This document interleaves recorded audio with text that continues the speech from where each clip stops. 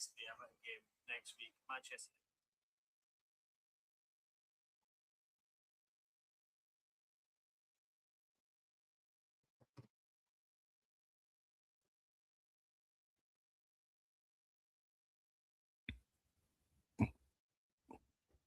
alábọ̀sí inú ẹrù wọn pẹ́ jìnnà sí wọn bí sánmọ̀ sílẹ̀ o ara ló ń ta wọn ṣe mọ́ o náà bá sunkún sójú bẹ̀rẹ̀ má ti fi gbé sọ kó fẹ́ yẹ ẹyẹ kó lọ ìgbé sọnù sígbó wọ́n dúró títí ọwọ́ wọn ò tó ìṣó máa ṣe ta ní kókó ṣòkòtò tí olókùn ó dá kìtìyàn ó dórí àwọn. Àwọn lọ́tẹ̀ o. Ó dórí àwọn lọ́tẹ̀ o. Àbọ̀dórí àwọn lọ́tẹ̀ o. Ó dórí àwọn lọ́tẹ̀ o. Ọmọ iná náà mi arán síná. Orí mi dákun má ṣì mí lọ́nà o. Mo tẹríba fàdàgbà o. Àgbà ẹ foríjì ni. Ojoojúmọ́ ni mo ń pọ́n wọn lé. Mo ń ṣèyá sí àwọn àgbà o. Mi ò fojú tí rìn wọn láyé.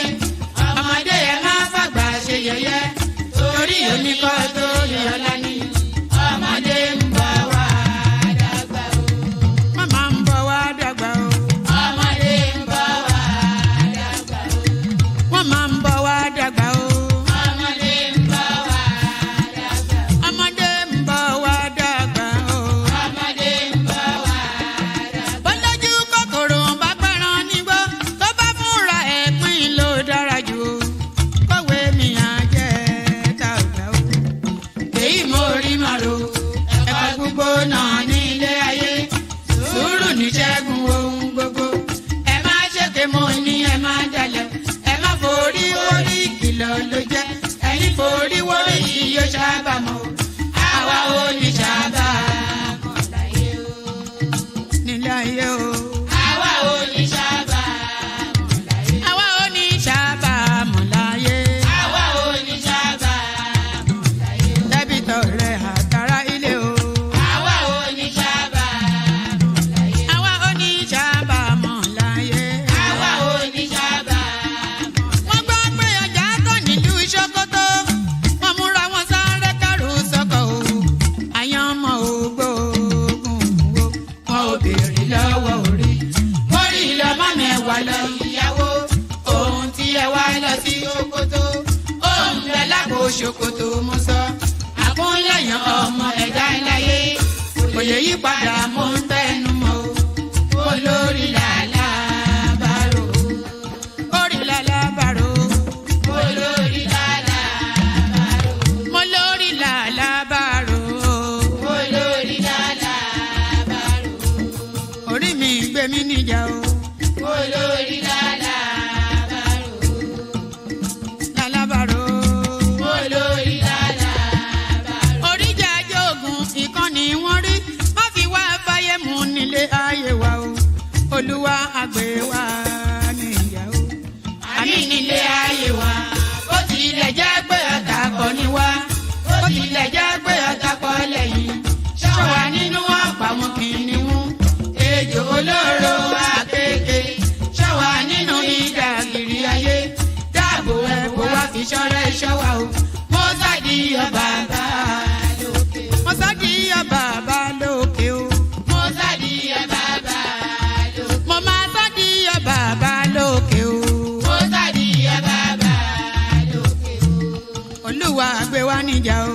Mo sádì ọba bá lókè o. Kó má fi wá sílẹ̀ o. Mo sádì ọba bá lókè o. Olúwa má fi wá sílẹ̀ o. Mo sádì ọba bá lókè o. Àwọn ọ̀tá tí wọ́n rè rajọ ìbànújẹ́ ti bá àwọn ọ̀tá nílé. Àwọn ọ̀tá tí wọ́n rè rajọ ìbànújẹ́ ti bá àwọn ọ̀tá nílé. Àwọn ọ̀tá tí wọ́n rè rajọ ìbànújẹ́ ti bá àwọn ọ̀tá nílé. Àwọn ọ̀tá tí wọ́n rè rajọ ìbànújẹ́ ti bá àwọn ọ̀tá nílé. Bí wọ́n ti ro ti wá sí nínú ilé bẹ́ẹ̀ ni kó jẹ́ tiwọn lọ́jọ́ gbogbo. Àwọn ọ̀tá tí wọ́n rè rajọ ìbànújẹ́ ti bá àwọn ọ̀tá nílé. Àwọn ọ̀tá tí wọ́n rè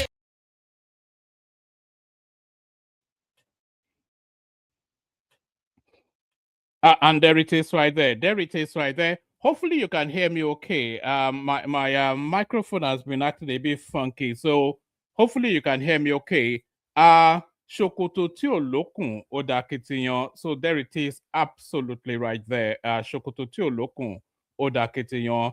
A trouser, a native trouser without a rope to tie it, there it becomes a difficult thing to handle. I think that's the nearest to an explanation you can get. But Shokoto, if you know, you know, eh? If you know, you know. Who sang that song? Was it those twin brothers from the east? What are they called again? The ones that are Okoye brothers, the ones that are always fighting. So yes, Shokoto tí ò lókùn ó dà kitiyan, all that. That's it right there. So pardon me, Shokoto tí ò lókùn ó dà kitiyan and all that. Good day to you, good to be in your company, and how are you? Good day to you, good to be in your company, and how are you? Hope you're having a wonderful day so far. Hope that day gets even more glorious for being here. I'm glad to have you here. So good to be in your company. The protocol remains the same. Click on the like button if you haven't done that already. Subscribe if you're not already subscribed.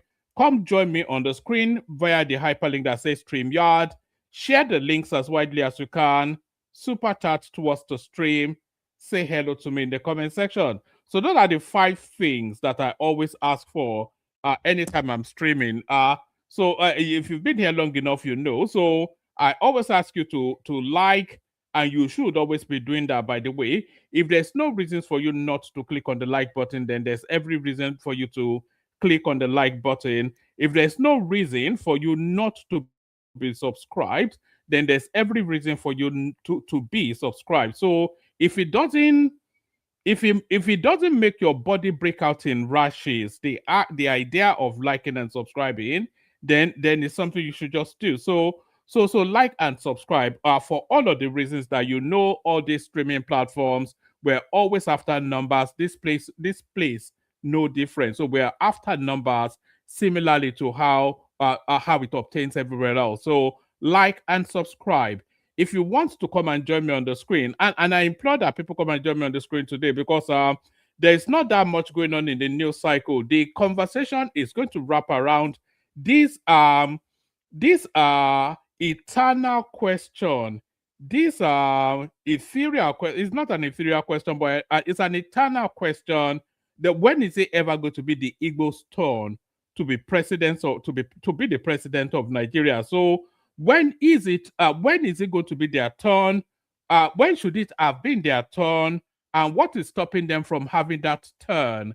So we'll start to have cover. We will not, almost certainly not cover the whole garment of it, obviously, but we will make incursions into that space. So the Igbo question is on the table, and what is stopping them? So a lot of people will harken back to the Biafran narrative, and they will hinge everything on that. But it's lazy thinking just to park the whole Igbo narrative around the Biafra war and say that is the reason for everything. No, there's a lot more nuance to it.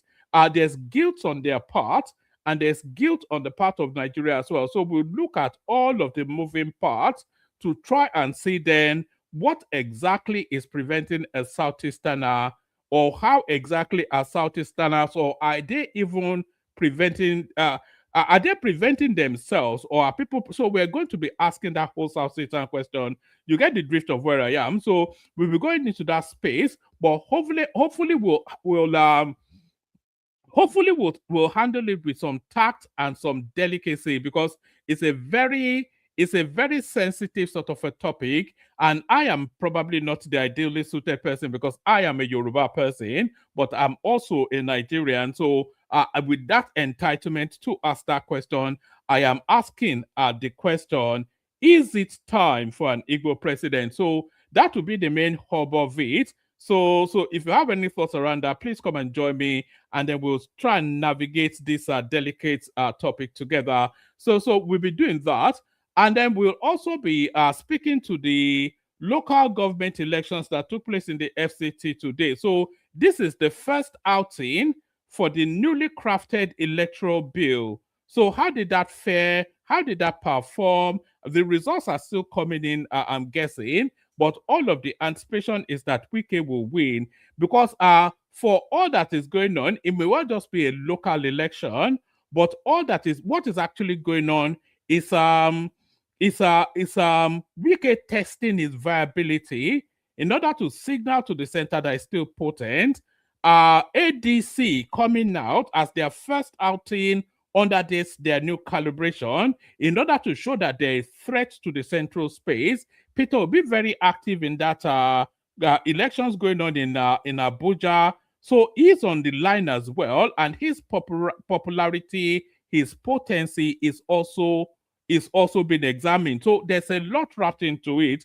A lot of the big players, they're in that space in order to show their potency. So who comes out on top? So on the one hand, you have Wike, and then on the other hand, you have Atiku Abubakar and Peter Obi, and there's a lot of shenanigans that went down in that election as well. So we'll be navigating through what went down in Abuja today, and we'll see where that lands out. The Ministry of Finance, they are telling us that they're going to they are doing a forensic audit of the NNPC. So now, how deep does that go, and how far back does that go? And does that then mean now that Abba Kyari will be joining Emefiele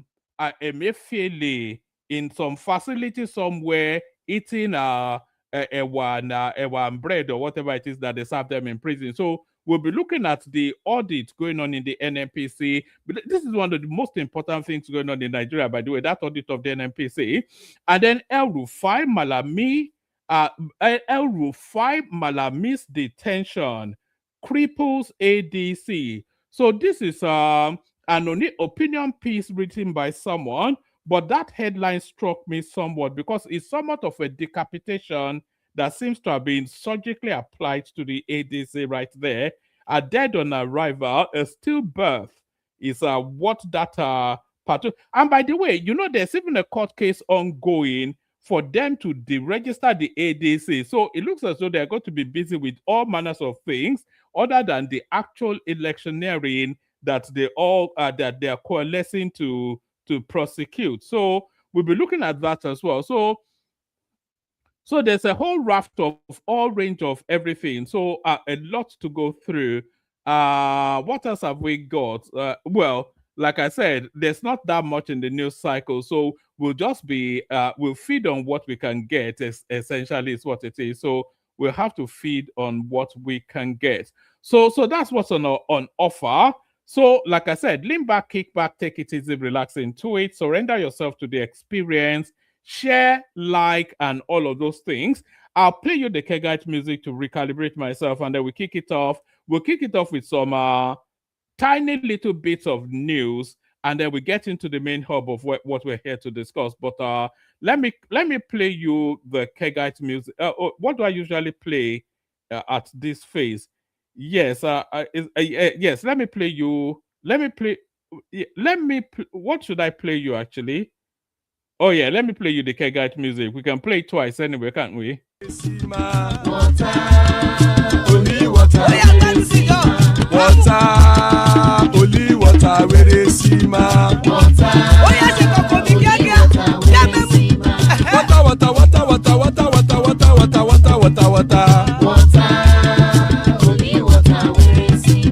Hapa o naido.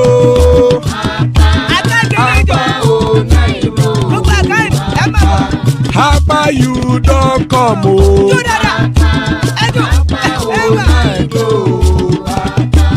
Hapa o naido.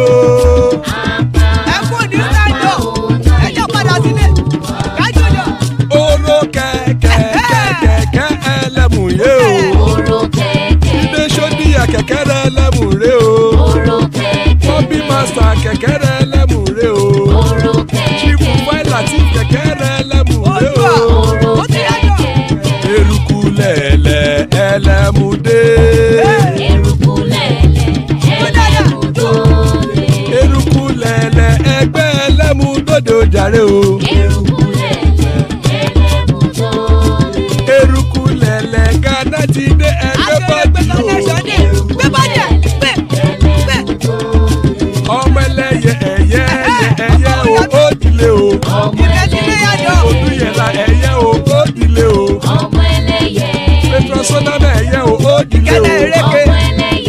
ṣódùnkẹ́ ẹ̀yẹ rẹ̀ ó sì lé o. ọmọ ẹlẹ́yẹ ẹyẹ ẹlẹ́kọ̀ ọ̀run mú ìní o. ìgbàlà tí lè èlé lò. ìgbàlà tí èlé. àkùkọ ọ̀run méjìkọ.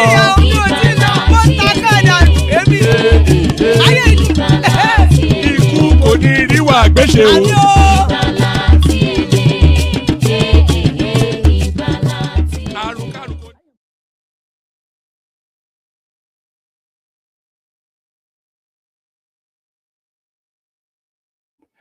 And there it is right there. There it is right there. So Ikuku Niru Agbeche, may death have nothing to do with us. So let's start it off, kick it off with this one. So I came across, I'm not even sure if I came across this or somebody sent me this, but I want you to listen to this. That is Mahdi Hassan. A lot of you should recognize him. And of course, all of you will recognize Obiese Kwesele, or as some people call her, IPOB Ezekwesili. So that is Obi Ezekwesili on Mahdi Hassan's program.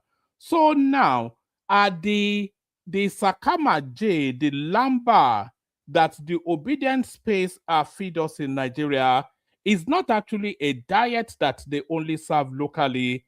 It's a diet that they serve internationally.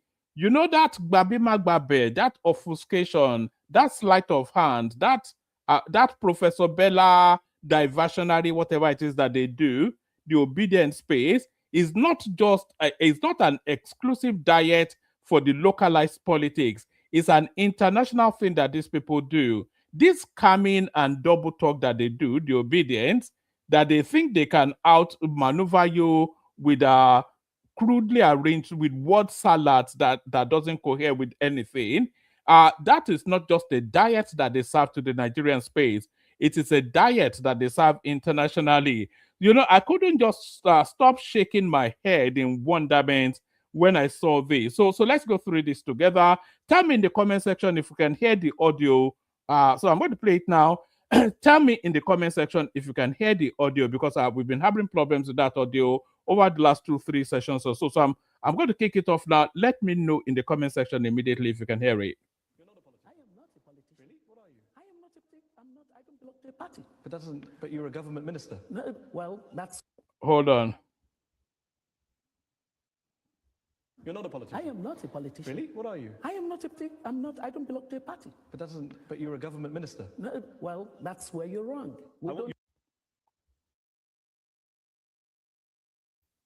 So, can you hear it? Can you hear it in the? Let me know in the comments. Is there anyone actually here? Can you hear the audio of that thing? Oh, all right. I'll boost it up a bit. Let me see.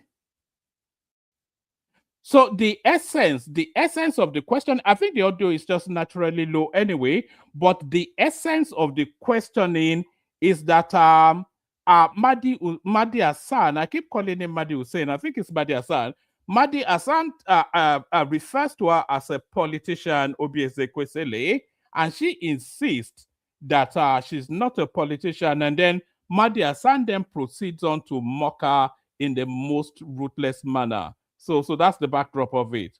You're not a politician. I am not a politician. Really? What are you? I am not a. I don't belong to a party. But you're a government minister. No, well, that's where you're wrong. You weren't a government minister. We don't practice Westminster type of government. We practice presidential system of government. Okay. I became a minister without having to carry party card and dance in the village. So your definition of a politician is someone who's part of a party.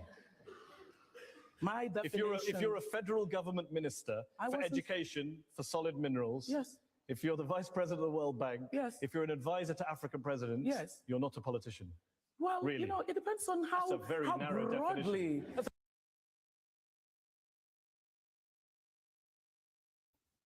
You can hear the audience even laughing at her. Yeah, there are a couple of Nigerians planted in that audience right there. Is this same scammy sort of language?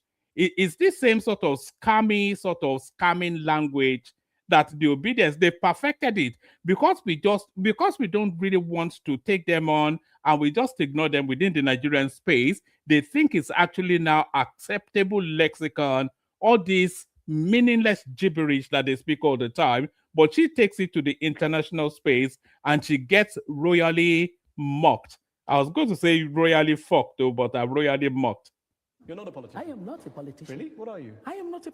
I'm not. I don't belong to a party. But that doesn't. But you're a government minister. No, well, that's where you're wrong. You weren't a government minister. We don't practice Westminster type of government. We practice presidential system of government. Okay. I became a minister without having to carry party card and dance in the village. So your definition of a politician is someone who's part of a party. My definition. If you're a federal government minister for education, for solid minerals. So the argument is Mahdi Hassan is saying that she is referencing her as a politician by virtue of the fact that she's a political actor within the Nigerian landscape, haven't held many senior positions in different administrations. So that broadly qualifies her as a politician. But a hard definition of a politician, this is the sort of thing that they do in Nigeria, all disobedient types. Her definition of a politician is that you have to be a registered card-carrying member of a party. So let me give you an example. You know Christopher Musa, the Minister of Defense. Do you know he's a politician? But 2 months ago, he was not a politician, he was a soldier. But the position he occupies now is a political position, not a military career progression. It's a political office. So by virtue of the fact that Christopher Musa is now a minister of defense rather than the chief of army staff, he automatically becomes a politician because he's a political actor, and that is the core essence of it.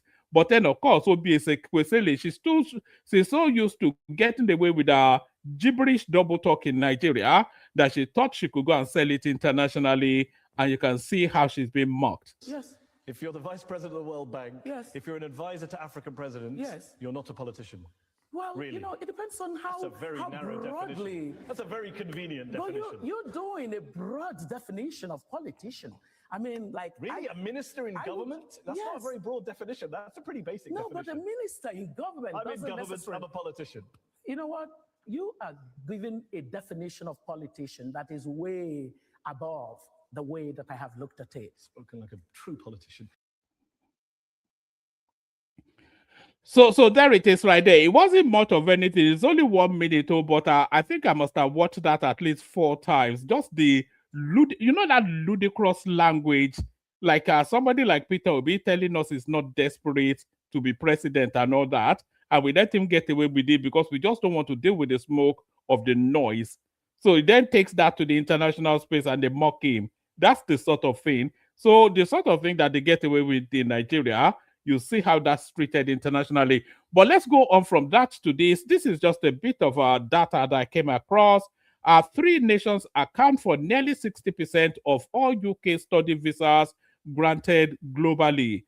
So, yes, Nigeria, you see, look at the volume of Nigerians applying, actually granted UK study visas, 189,000 Nigerians. It's the Chinese that are the most, nearly 1 million of them, in excess 600,000 Indians.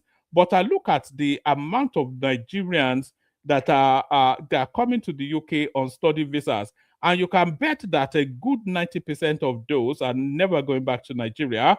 3 nations account for nearly 60% of all UK study visas granted globally. This is from Q1 2018 to Q3 2025. A lot of these people, they are already, they've forgotten even, their accents would have changed. They've never been back to Nigeria. They will tell you they are more British than the Queen. And there it is right there, 188. Let's round it off. 188,000 Nigerians on study visa escape from Nigeria to the UK. So that's that. Let me show you this. This one now, I think is just really for the optics of it. This is Dangote Refinery. Do you remember once upon a time we used to have some lunatic? let me stop that music immediately. That's a copyright music right there. That's also sounded like the BG. Oh no, we don't want the music, please. Just it's not like it's not like anybody super task this thing, so you don't have to copyright strike me as well. So do you remember once upon a time that some lunatic guy used to come on this platform? Do you remember once upon a time that some lunatic guy used to come on this platform and tell us that the Dangote refinery doesn't exist, that Dangote built nothing, that it's all a scam by the Fulanis? You remember when we used to entertain some crazed drunk? We've entertained so many characters on this platform. Maybe we would not be so indulgent going forward. This is the edifice that $20 billion gets you. And this is what some brain dead retard is telling you doesn't exist as an entity. So that's the Dangote refinery right there in all of its splendor and glory. So this actually is not in China. This is not Dubai. This is your country and mine, Nigeria. And because Dangote is now operating at full capacity now, it's now the world's largest refinery globally. So there it is right there. So we can take some pride in that. Whether Dangote is a crook or not is not the question. It's just so we take pride in that. Let's go on from that to let's go on from that to something entirely. DOG, are you still alive? Happy New Year to you. Let's go on from that to something entirely new. 80%, and this I really want you to pay attention to. Remember, because the facts is never any relationship with the narratives. Do you remember that this piece of information right here that I'm about to show you now? It bears some relationship to the Obiese Kwesele clip that I just played you there, because facts, it bears no relationship with the narrative that you hear from the obedient space.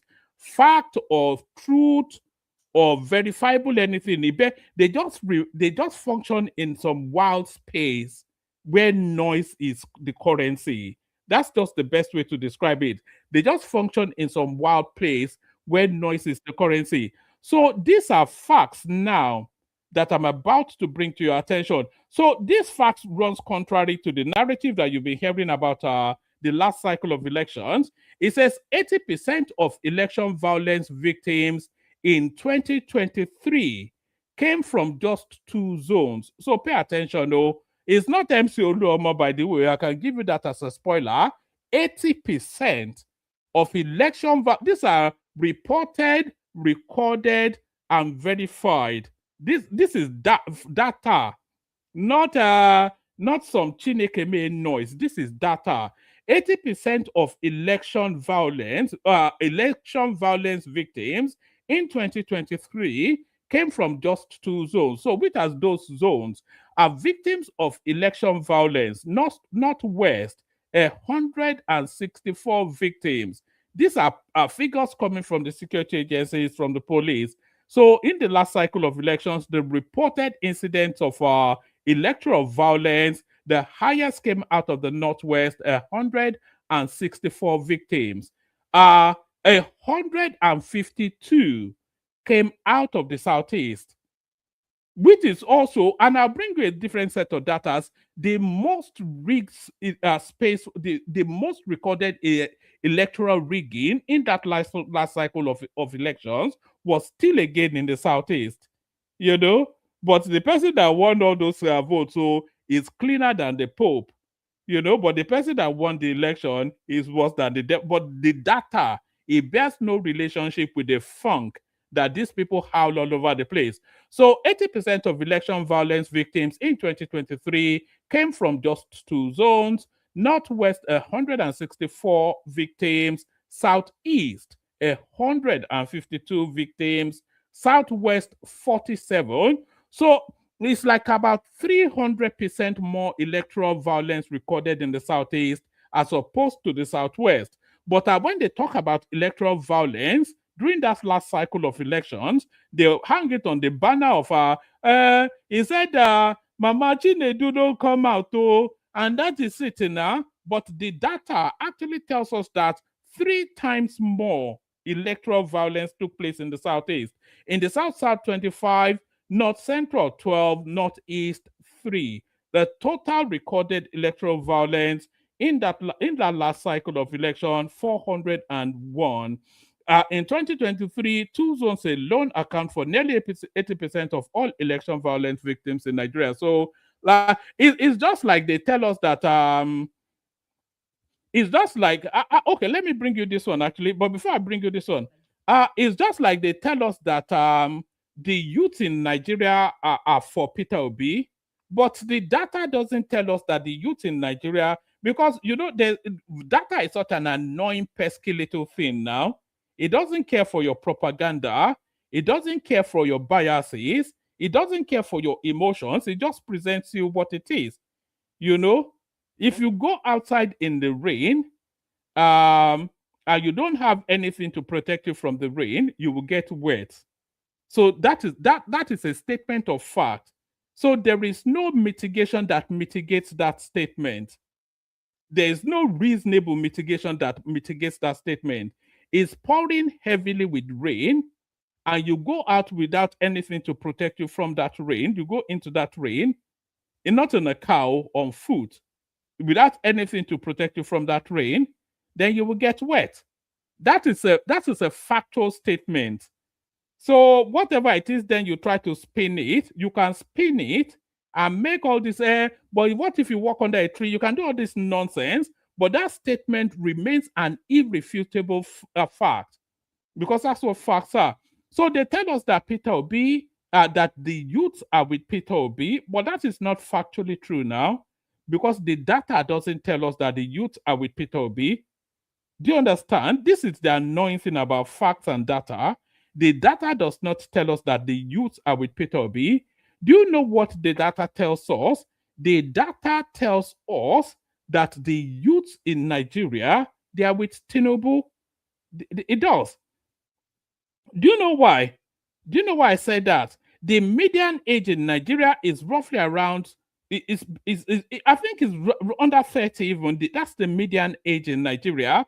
So if you lose that median age, just as a crude transfer into the election result, then Tinubu won more votes than anyone else. So that is to tell you that the youths are with him more than anyone else. But what makes Nigeria a young population is nothing to do with the south, southeast or south or southwest, or it's nothing to do with anything to do with the south, because the south is a very old population within the Nigerian paradigm. What the median age that reduces Nigeria to a very young country is entirely the population in the north, because they give birth early, they are very, very young. A lot of them, the abundance of 60-70% of the northern population, they are under 23. So that's the median age right there. And where did all of Tinubu's votes come from? Tinubu won the north now, numerically. So that is to tell you then that the youth population in Nigeria are actually with Tinubu. So when they are telling you that the youth are with Peter Obi, what they are actually telling you is that Peter Obi's followers are young people, which I can concede that. But they're young. He has a young followership, but the youths in the country are actually with Tinubu, because this is what the data tells us. Facts. Such an annoying thing. If you go out in the rain without protection, you will get wet. But I leave them there, the screaming and the squealing, they will do some more, because they're not taking any learnings, are they? They're still stuck in that cyclical loop of mindset. It's like a one-trick pony. Have you ever heard that phrase, one-trick pony?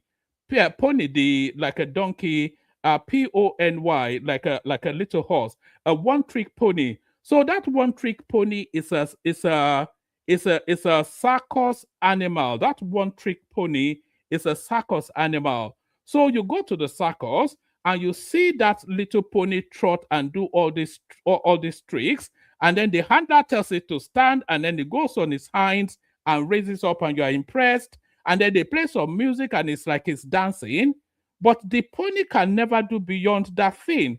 So 2 weeks later, you'll see the same act, and then come back next year, it's still the same act, the same pony. So that's obedient space. They're like a one-trick pony. They don't know beyond just the regurgitation of this contrived. Oh, I didn't even want to do obedience. Let me forget them. They're just an unnecessary. It's just an annoyance. But let this lady tell you exactly what is going on instead. So let's listen to this lady rather than you listen to me.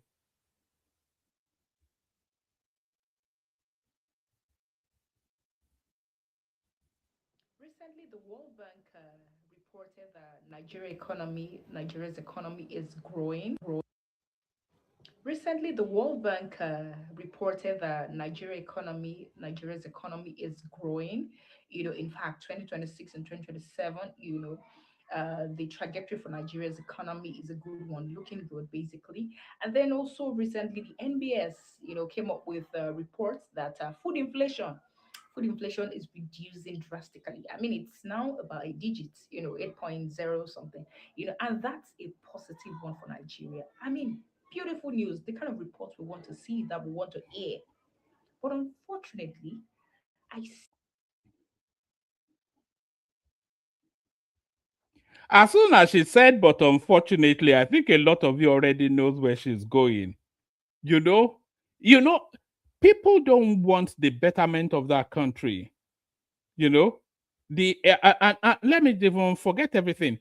The obedience, they don't want the betterment of that country, because if anything good happens in that country under this administration, if they are able to craft a narrative of good things happening under this administration, then it nullifies any argument that suggests that Obi should replace the not that Obi will replace him irrespective. Nothing will ever make Obi president, but they don't want any good or positive. That's why they try so hard. Any good positive thing about the country, they run round the whole of social media, trying to dampen it down, trying to poo-poo it, trying to undermine it, and trying to beat people down back into the little fake indignation space that they've created.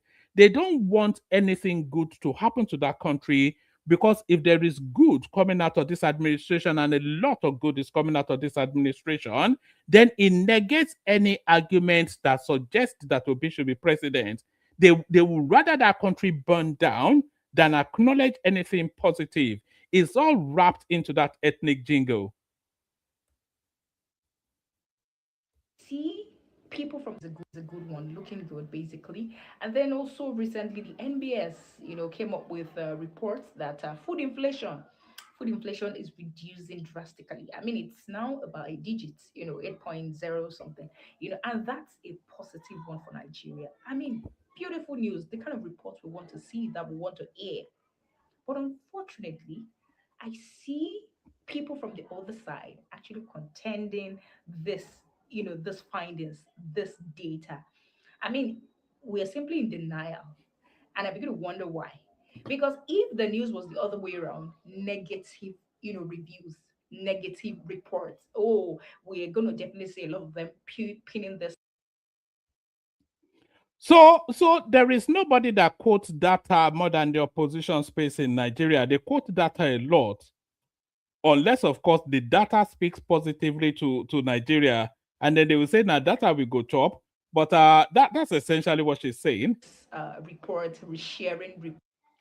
So when you go to the comment section of such reports, you begin to see things like, oh, well, what's data? It's like it's in paper. You begin to see things like it's just in paper. Everything is looking good for Nigeria in paper and all of that. But a few years back, when when rice and all of that was really expensive, and anytime we have reports that are positive economically and all of that, you'll be like, oh, these things are not trickling down. And there was this common slogan, any little thing here, now wait till we go chop be that. Now wait till we go chop. Shey now wait till we go chop. Rice is 120,000. Beans is now prices of food has drastically reduced. I mean, in December, how much did I even buy a bag of rice? 55,000 or something. All right, I wanted to pause it right there. So that lady is exactly right, because we were all here when all of these obedient southeastern sort of people, they come running into platform that the bag of rice is XYZ. Do you remember when Joel used to come here and threaten us that he will beat anybody that disagrees, that Naira is going to exchange for 5,000 Naira to the dollar, all of these things. So that was the drum beats that they were beating for so long, that rice was 120,000, 150,000 Naira per bag. Every single day, it never stopped. It was relentless. So now, within the space of less than 18 months, the economy, because we kept on saying about all of these positive reportings that the international space and the CBN had given us about the financial figures, and they are saying that they're not seeing it impact on the man on the streets, because of course the metric of the Nigerian economy is the price of food. That's how Nigerians measure the economy. How much can I buy a derica of gari? Is essentially the metric that defines if the economy is strong or not. So now, rice was 120 to 150,000 naira just barely 2 years ago. Fast forward to this December just gone, which is just 2 months ago, that same rice was now 55,000 naira. This lady says it. We've cited several examples of it. Everything falling drastically. The people that were hoarding these food items are to edge it for the future. They are losing a lot of money. They are selling it at discount. A lot of people are being ruined for speculating in price spikes and all that. So now, where are those same set of people now? They were doing the price of rice politics. So that has now been removed. But then they have no other trick to replace it. Because, of course, their only trick is the price of rice, the presidential jet, and the vice president's villa. So those were the things that they were regurgitating so often. But now that the price of food have fallen drastically, they have nowhere else to run to. And that's exactly what this lady is saying. But the TL is quiet. Nobody's even saying anything. And when NBS brought out its reports, a few days ago, what? Nigeria looks good only in paper. Abba, no, now let's not be haters. Let us acknowledge what is working. These are outcomes of reforms. Let us say the way it is. If it was the other way around, like news that are not nice, e.g., Lagos State is the dirtiest city in the world, third ranking city, and all that. We see people, they pin it, they reshare, and all of these things. Please, let's not be in denial. All right, let's not be in denial. If something is working, let us acknowledge it. That's what she was saying. So, still on that theme of policies now actually impacting, when they told us that they are rebuilding the Lagos International Airport, the usual suspects came here again and told us that it was a scam. The way they told us that the Lagos Calabar Superhighway was a scam. So this is the scam now. That is the remodeling international airport. Country is getting better and better every day. Hey, we're having check-in. I just came. Country is getting better and better every day. Hey, we're having self-check-in. I just came in with earpiece. Actually, surprise.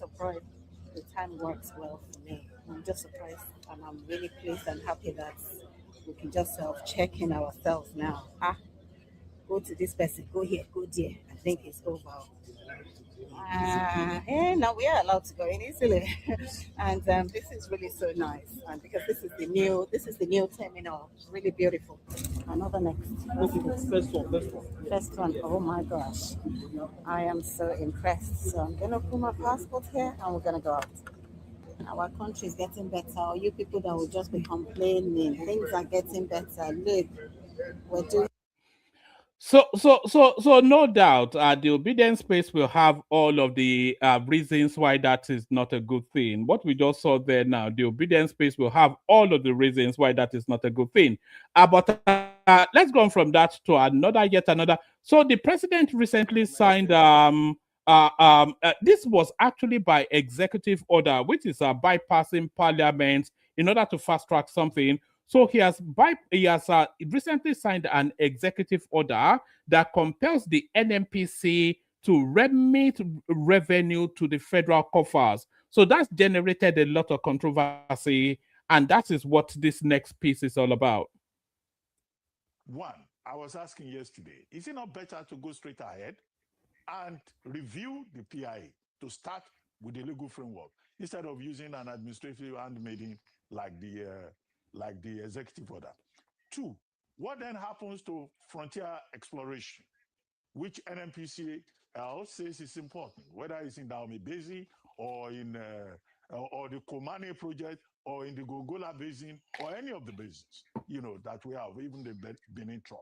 So what are the implications of this move? And do you think that the approach is in order? And what should the experts, the committee, implementation committee, what should they be looking at in specific terms? The one that you asked whether it is the right thing to be done at this point, my answer is yes, absolutely yes. The president has taken the right steps. The president, in deciding to issue Executive Order 9, is standing by the Constitution. Just before I will go forward to answer the rest of the question, let me just make a clarification so that it is clear to our viewers, especially for those who may not understand these technical terms. So when we say the federation, we're referring to the three tiers of government. That's federal government, state governments, and local governments. The federation is different from the federal government. So these two terms are not the same, and I'll be using them a lot during this engagement. So basically what has happened is that Section 162, subsection 1 of the Nigerian Constitution says all revenues, and the Constitution is very clear, it says all revenues accruing to the federation. So we're not saying federal government here. All revenues accruing to the federation shall be remitted to the federation account. That's what the Constitution says. And we all very well know that the Constitution is the superior law to any law. And so basically, what has happened is that the Petroleum Industry Act, which went through legislation, like you rightly said, for like 20 years, that was finally assented to law by President Buhari in 2021, actually contravened the provision of the Constitution of Nigeria. And it did so in the three instances that you have mentioned. Basically, what the PIA did was to kidnap federation revenues on their way to the federation account and put them in some buckets. And those buckets were out of the purview, out of the oversight of the three tiers of government. I mean, we could say that the federal government could look into what the NMPCL is doing, but the state government and the local governments were not ever able to look into what the NMPCL was doing with the 30% management fee of the production sharing contracts profit oil and the 30% frontier exploration fund. And there's another one, which is a 10% on the rents on petroleum prospecting licenses and petroleum mining licenses. Are you listening to those figures? Just rudimentarily putting them together. 30% plus 30% is 60%, plus an additional 10% is 70%. So NMPC, i.e. Military and the Fulani hegemony, they were pocketing 70% of the revenues of NMPC. You know, that's what they were doing. That's just a crude understanding of what's been explained. You know, so that's why the executive order was necessary. One, I was asking yesterday, is it not better to go straight ahead? And revenues accruing to the federation shall be remitted to the federation account. That's what the Constitution says. And we all very well know that the Constitution is the superior law to any law. And so basically, what has happened is that the Petroleum Industry Act, which went through legislation, like you rightly said, for like 20 years, that was finally assented to law by President Buhari in 2021, actually contravened the provision of the Constitution of Nigeria. And it did so in the three instances that you have mentioned.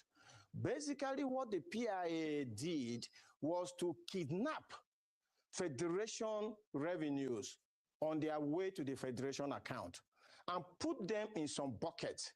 And those buckets were out of the purview, out of the oversight of the three tiers of government.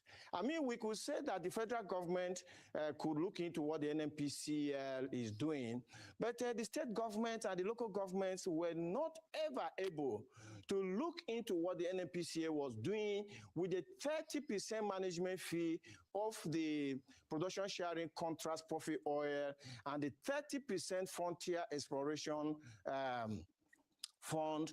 And there's Do you remember when they used to tell us they were spending billions and billions of dollars looking for oil in Gombe and Borno and all this silly nonsense? Billions of dollars, so not a drop of anything was found. Not even nobody saw any equipment being moved to those places. By the way, another one, which is a 10% on the rents on petroleum prospecting licenses and petroleum mining licenses. So there it is right there. So all of that builds up to this. So all of that builds up to this forensic audit of NMPC ongoing. So this is Wale Edun. I'll only give you about 3 paragraphs from this. The Minister of Finance and Coordinating Minister of the Economy, Wale Edun, on Friday disclosed that a forensic audit of the Nigerian National Petroleum Company Limited is ongoing as part of efforts to scrutinize all revenue deductions and boost remittances into the Federation account. It is an ongoing forensic audit of NNPC as mandated by the Federation Account Allocation Committee meeting.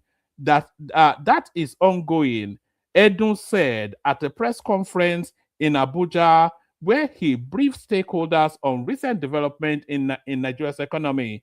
The minister explained that the audit is running alongside implementation of a new presidential executive order directing that certain oil and gas revenues be paid directly into the Federation account. So this serves 2 purposes, actually, what Tinubu did now. This audit now is going to block off the monies that is going to go to the ADC because all of those monies will be panicked now and trying to negotiate with the government, and it's also going to block off their access to NNPC funds.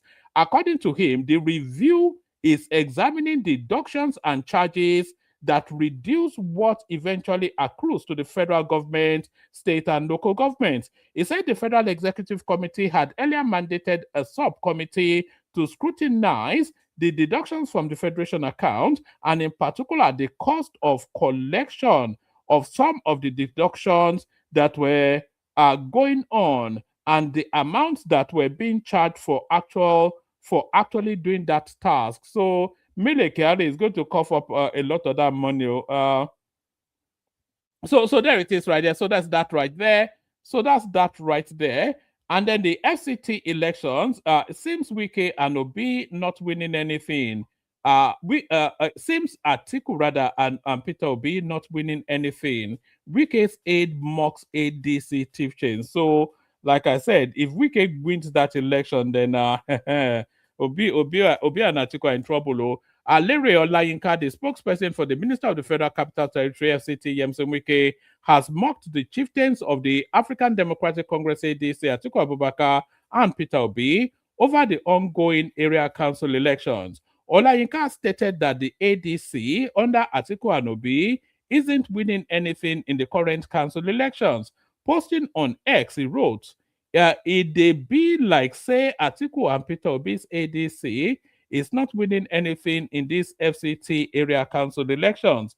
This comes as the All Progressive Congress APC candidate and incumbent chairman of the Abuja Municipal Council area, Christopher Maikalangu. I wonder where that sounds like a middle belt name, isn't it? Secured victory in his polling booth. Results showed that Maikalangu won 229 votes, defeating his closest rival, Dr. Moses Paul of the ADC, who received 15 votes. There was this clip circulating actually. Do I have it? You know, a lot of rigging actually took place in that election. But if you were thinking, right, yeah, a lot of rigging actually took place in that election. But if you were thinking that rigging came from the APC, have another think. You know, have another thing. Think again. I'm just going to show you because some people were caught trying to rig that election. All right, let me show you a bit of vote buying. So this is the obedient, not the obedient space. So you know you are so used to it being the obedient, you default to the obedient. This is the ADC space. Trying to buy votes. And then I've got one that was caught. All right. Let me show you. Let me show you this. Let me show you this. So this is the ADC. It says Abuja elections vote buying happening live in Lugbe at PU 009. ADC party agents caught buying votes. So ADC you know ADC party agents. So not the APC but the ADC. So this is it right there.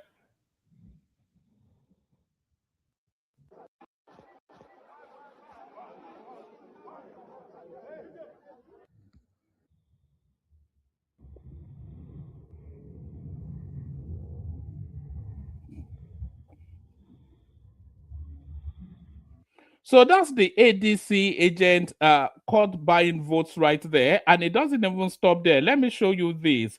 Not only were they buying votes, the ADC, they were coming to clean. Not only were they buying votes, that these people that were coming to clean up Nigerian politics, they were also using fake voter cards. Police arrest ADC party agent with more than 20 voter cards at polling unit 001 Kabusa Primary School. So here it is right there. For all of their rigging, I suspect they still lost. So if anybody has the latest results right there, this is so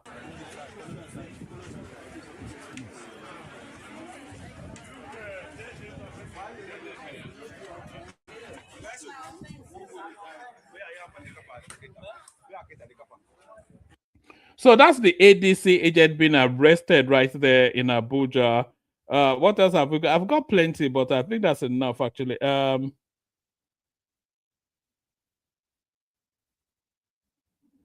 All right. Do I have anything else for you? I have plenty actually. Let me see. All right. Oh, okay. All right. Let me.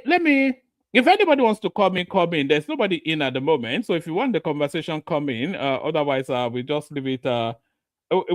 Yes, I'll take it to 1 hour and then I'll just bail out if nobody comes in. Let me play you the Kegite music. If you want the conversation, you have to come in. Only water, only water, where they see ma. Water.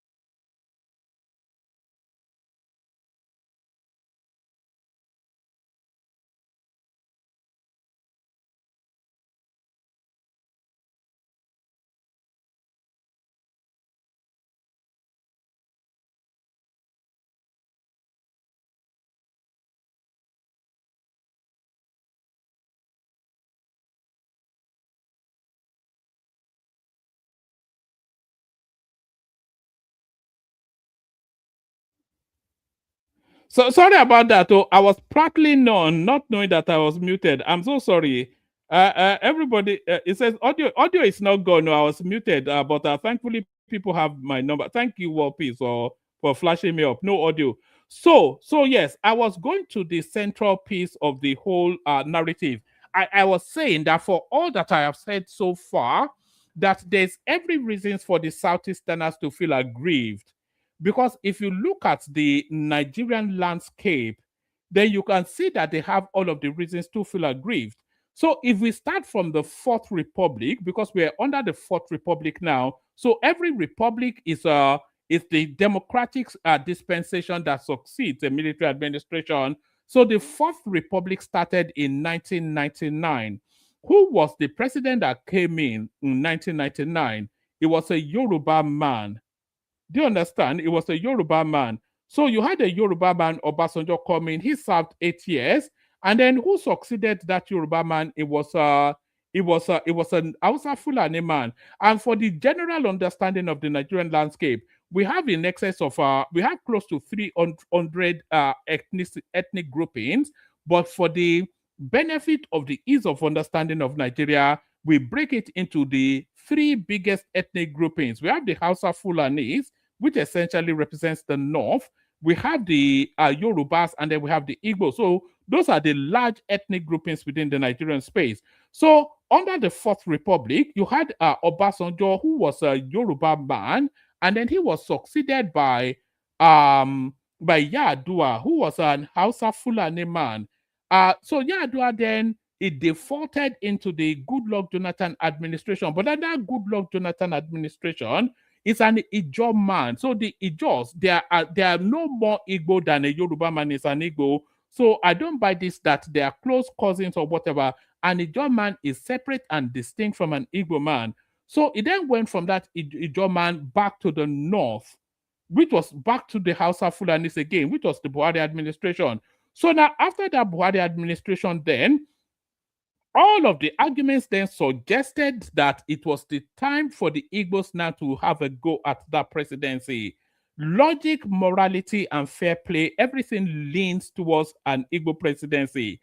So this slot that Tinubu occupies now, this position that Tinubu occupies now, you could well say that it was actually meant to go to the Igbos, because that is what balance suggests.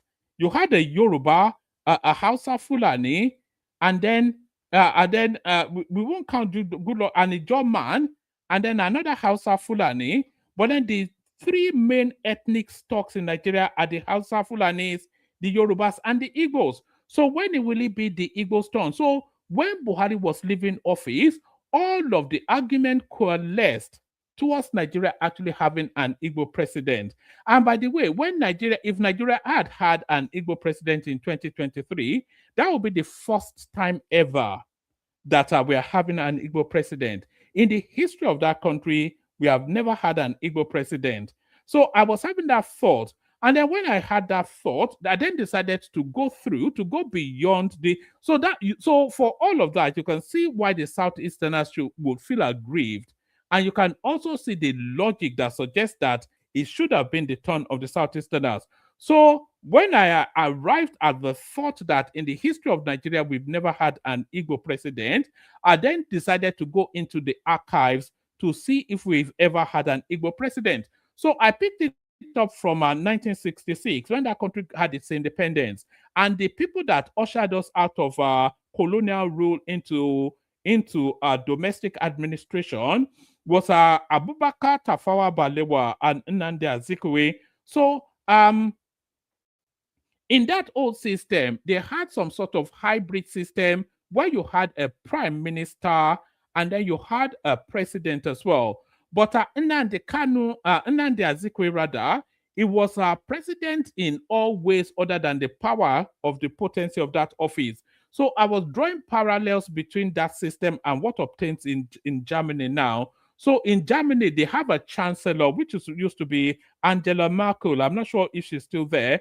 But then they also have a president in Germany. Not everybody knows they have a president. So Germany has a chancellor and a president.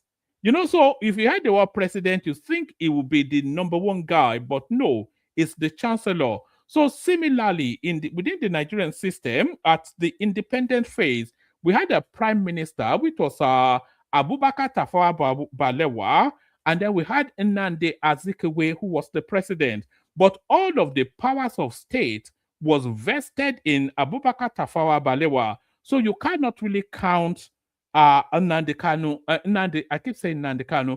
You cannot really count Nnamdi Azikiwe as a president because it doesn't really apply. So we leave that there. So we've not yet had a Southeastern president. So now who succeeded that duo of Tafawa Balewa, Nnamdi Azikiwe? It was General Aguiyi Ironsi. So Aguiyi Ironsi, he was a coup plotter, but that guy did not. He was a Southeasterner, by the way. He was an Igbo man from Abia State, but he never really governed that country for 6 months, I don't think. So I cannot really count Aguiyi Ironsi as a president any more than I can count Ernest Shonekan as a president. So still, we've not had a president of Southeastern extraction. So from Abubakar Tafawa Balewa and Nnamdi Azikiwe, no, let's cancel out Nnamdi Azikiwe because he never held any power. He only had a ceremonial position. So from Abubakar Tafawa Balewa, we go on to Yakubu Gowon. So Yakubu Gowon is a Middle Beltan. He's not even a Hausa Fulani man, but it's not a Yoruba or an Igbo man instead. He's from Plateau State. It's from a tribe called Angas. So from Yakubu Gowon, we go to Murtala Mohammed, who was a Fulani man. So he governed for about a year thereabout. From Murtala Mohammed, we go on to Olusegun Obasanjo, who then military administrator or head of state, as they call themselves, 1976 to 1979. So that was the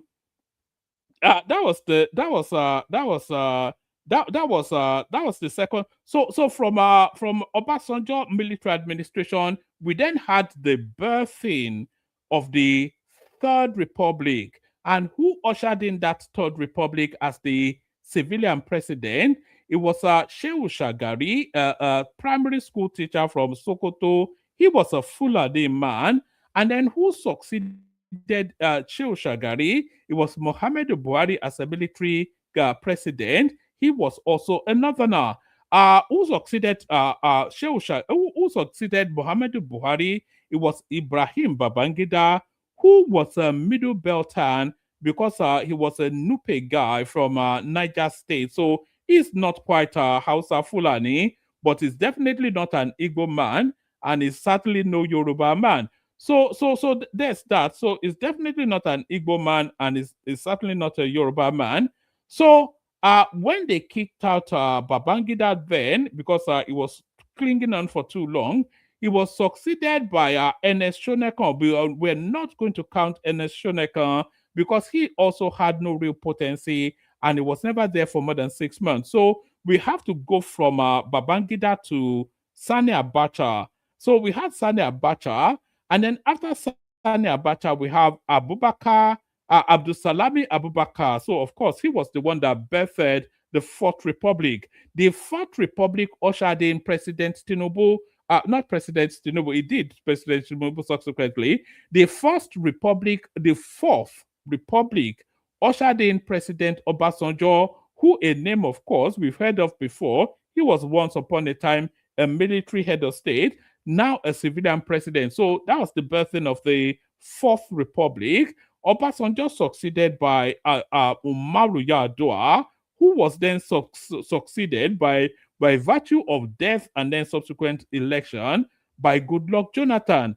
Goodluck Jonathan then succeeded by Muhammadu Buhari. So now, having counted all that, we've not yet identified a moment in time in the near 80 years history of that country when an Igbo man was ever really fully in charge to stamp their own presence on that country. And bear in mind, we already discussed, the Igbos are probably the second, but certainly one of the top 3 largest ethnic groups within the country. So Buhari succeeds Goodluck Jonathan.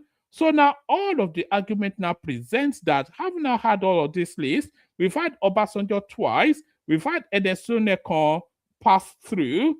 So all the arguments now presents that let's give an Igbo man a chance, but up pops Tinubu to snatch that away from them. So all of the argument presents that the country should have actually had an Igbo president. So, and this is just a short caption of the list. It says, this is Hausa Fulanis. Balewa Murtala Mohammed Shagari, Buhari Yadua. So there it is right there. And then under the Yorubas, we've had Obasanjo Shonekan Tinubu. But then under the Igbos, they want to present us Nnamdi Azikiwe, who was never fully a president. So we cannot really accept that. And Aguiyi Rossi, he wasn't there for 6 months. So there's all of the arguments that the Southeasterners have never really been the president of Nigeria. Even the South have had the presidency for a good 5-6 years, and they're of no numbers within the Nigerian paradigm. Even the Middle Beltans, they've had a good complement. Gowon, Babangida, and Abdul Salami. So there's that right there. And then what else were we looking at? We're looking at the so this is the population size of Nigeria. The Hausa Fulanis are 30 to 35% of the population. The Yorubas are 15 to 18% of the population, and the Igbos are 13 to 15% of the population. So if you look at that, then all of the arguments is that we should actually have an Igbo president. We should have had an Igbo president succeed Buhari when he left office. So all the argument leans towards an Igbo president. So you can see all of the reasons then why they should feel aggrieved. So those are my thoughts. No, I've already sent the link anyway. So I've already sent the link. So if anybody wants to come in. Should I play one more music? See if anybody comes in. So that's the link right there. I'll play a short music. If anybody wants to come in, and then we'll take it from there. Let me see. Let me play you just something that lasts for about. Let me play you something that lasts for about a minute.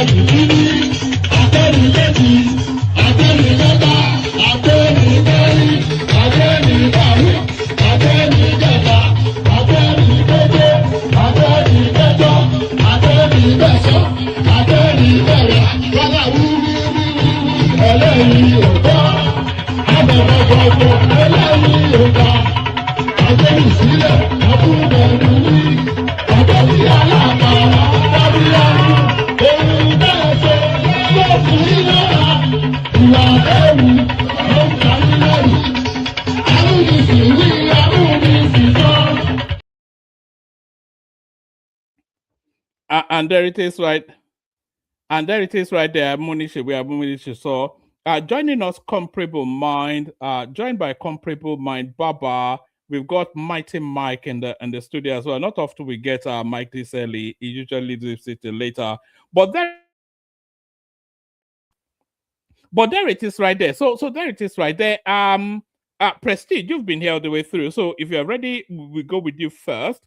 Not a lot in the news. So it opens the window then for us to have this, hopefully a civilized debate around this thorny topic of when the Igbos will ever get the chance to govern Nigeria. So do you subscribe to my argument that that country has never really, by any description, had an Igbo president? Prestige. Look at this guy. You there, Prestige? All right, we go with Baba then. I'm sure Baba disagrees. So Baba, good to have you. Yes, thank you, woman. Unless there's anything can you hear me? Yes. All right, Baba. Prestige has been there since I started. So maybe, so Prestige, yes. Did you hear anything or... my argument is that we've not yet had an Igbo president of any description. I was saying Azikwe had no real power. So you cannot count him as a president. And Aguiyi Ironsi was never there for more than 6 months. So you cannot really count that either. If you look at the 80 years of Nigeria, the Igbos being one of the largest ethnic groups within that country, it is sacrilegious.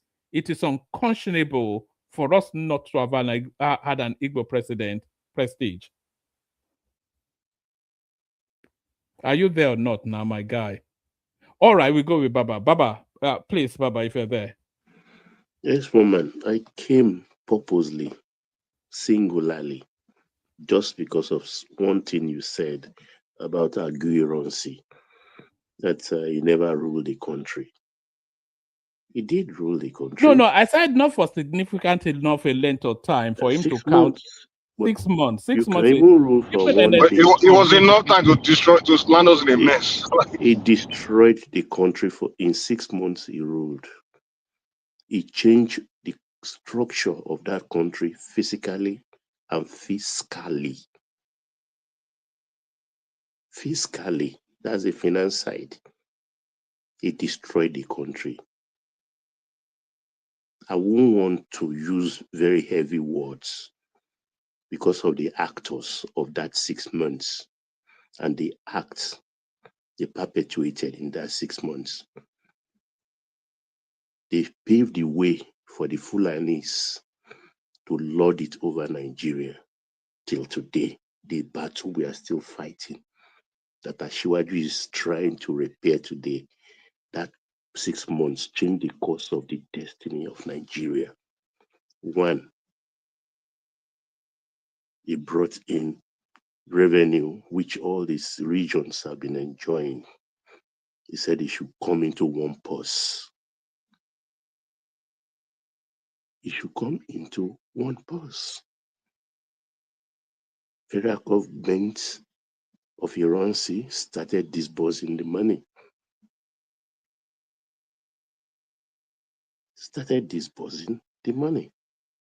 He took over everything. If I'm from South, I swear I'll never forgive that guy, man. Because all their oil wealth is being shared by the whole country, like just by the action of Ironsi. That's where our problem started. And when Gowon took over from him, to be able to break them, you understand? Because he still cling on to the region and put this today's South under the Southeast. Still, Gowon came and divided the country into 12. Misaligning a lot of natives into different baskets that are not aligning. That's where the whole thing turned upside down for us. But Baba, how long are we going to hold them hostage to that narrative? They owned up to that misdeed? They've not owned up to that misdeed. Wait. Even 29th July, when he was cut down, 29th July, an innocent man died with him in Ibadan. Adekunle Fajui said he told Danjuma and his co-raiders that you can't kill this man in Yoruba territory. You will put Yorubas in trouble. They insisted, and he said, well, if you have to take him, take me also. He was a colonel, well-educated Ekiti man. Adekunle was killed with Ironsi. I've not had any acknowledgement for that heroic deed. Sadly, never had any acknowledgement. Till today, when you say during the 83 election, Zik already aligned with the North, NPN, which is like a national party anyway. Awolowo was desperate. Awolowo wrote to Chief Nnamdi Azikiwe said, look, my friend, you work with these people. What has it benefited your people? Come, let UPN and MPP, your party, join together. Let's form an accord. Let's fight these people. You can have the presidency. You can have the presidency. I was ready to sacrifice. He wrote it in a letter. Though when the letter leaked, I was embarrassed. I thought it was Dr. Odia Ofemo, an Edo educationist, a top-notch writer who was the private secretary of Chief Awolowo. They thought he leaked it. It was sad. They almost destroyed the man. But it was later discovered that it was Chief Ajuluchuku. Chief Ajuluchuku, who was an operative of the European party that actually leaked it later. But sadly, I didn't hear that Chief Awolowo apologized to Odia Ofemo. Even though I was young then, I was sad.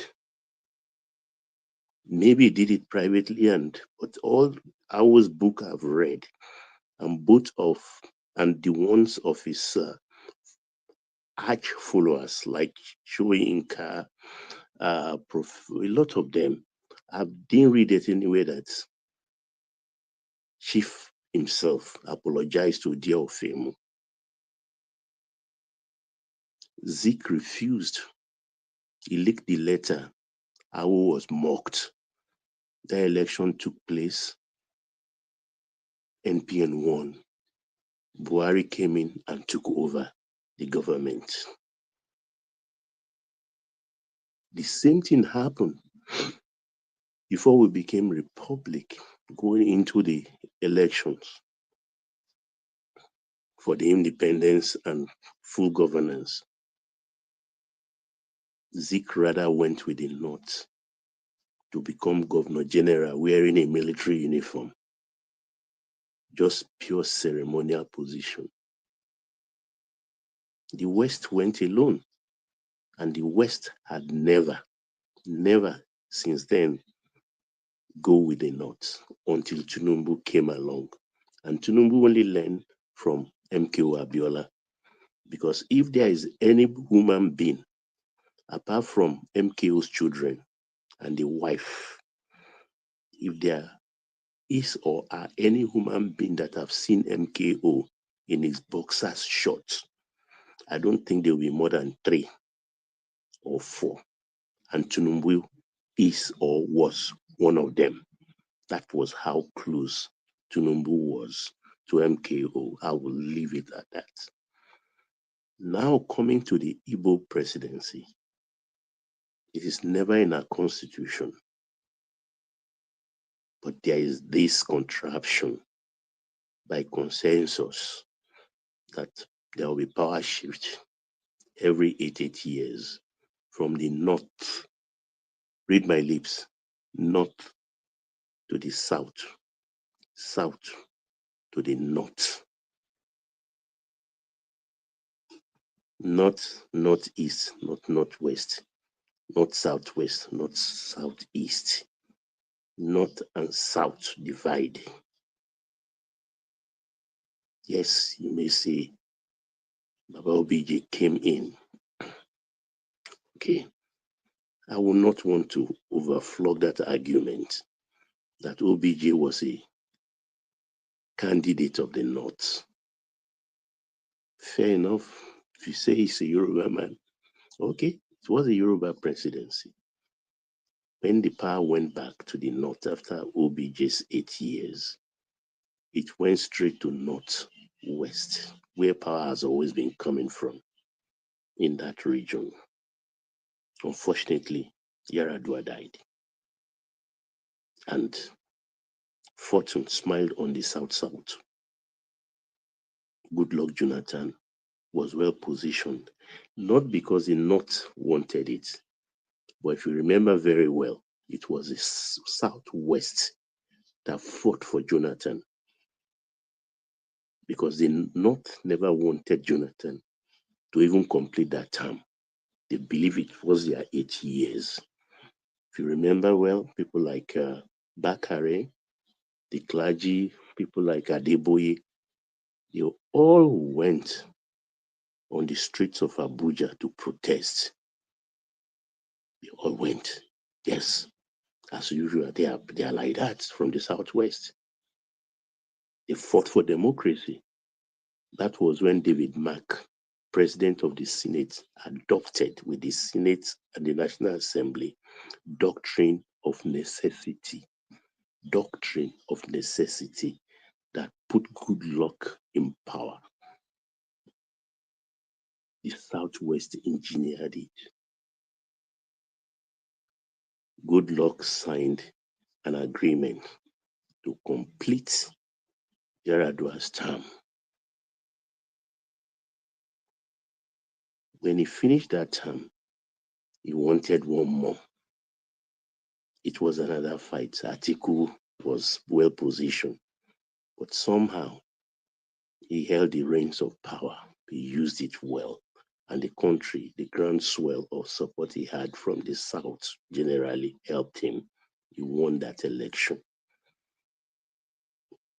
Then he wanted another one that would have made him the longest serving civilian president in our country. And that's where people kick and say, no, you are not even doing well in terms of the economy. You can't do that. Tinubu cleverly seized on that and went for a man that has contested with an 12 million vote, between 9 and 12 million vote, there about 3 times before, and who has been now frustrated and didn't want again to try. Tinubu moved in. Classical way, Abiola has been doing that and convinced him that, okay, with the Southwest, you can win. You have 12 million votes in your kitty. Let's join hands together. And prior then, since Tinubu left government in 2007, he has been going around the North, spending big money, 50 million there, 100 million there. When he was spending all this money, where are all these people today that are claiming they want to price granules? Where were they? They were nowhere to be found. They were nowhere to be found. It's like going to a barn and meet a dead elephant. You pull the longest knife, the sharpest, to cut. You don't want to even know who killed that elephant. Because when the military were riding roughshod over the Southwest during the Abacha reign, where were they? They were in Aso Rock. The Westerners, Southwesterners, were being assassinated on the streets of Nigeria in broad daylight. Their wives inclusive, their children inclusive. They showed their chests. Many ran away into exile to fight. Like Kudirat, the way she was assassinated, Kudirat Now, Abiola. those are the people now that are in power, and you don't want them to enjoy 8 years. It's not going to happen. It's not going to work. If the Southeast must have you negotiate, power is not served on a platter. Nowhere in the world. Nowhere in the world. You ask for it, demand it, you fight for it. You don't do it by deceit or by stealth. Nigeria must work. That's what I'm interested. I'm not desperate to be a president. Foul. A man must stand. If you want to chop amala, say I want amala. Don't say, oh no, give me the jollof. Or it's amala you want, say you want amala. You don't want to be president. But every day you're foaming in the mouth, spewing lies. You turn yourself into a lie machine. Like a scooter.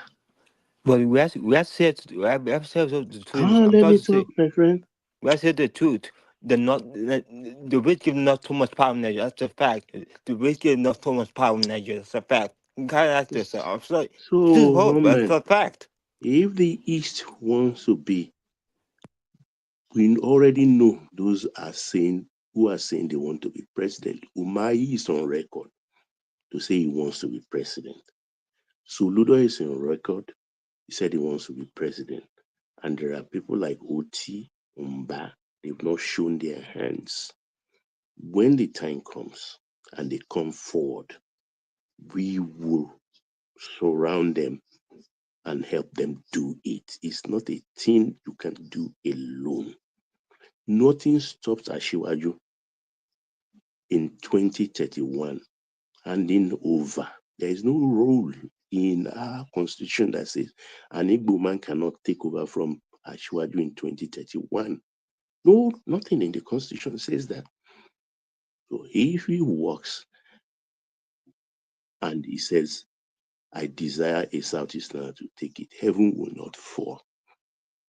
Heaven will not fall in 2031. Baba, is this thing true? This thing I'm always hearing. I heard it from Pastor Tude Bakare too. He said when Izungu was killing Abubakar, what's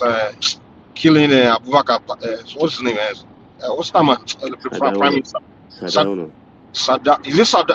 I think it was. If you want to talk about the cause, it's not true. Yeah, he said when he was pouring alcohol on his turban, and then Sadana now lay a curse on the Igbos that they will never be president of Nigeria. Say that curse is what's working on them, something.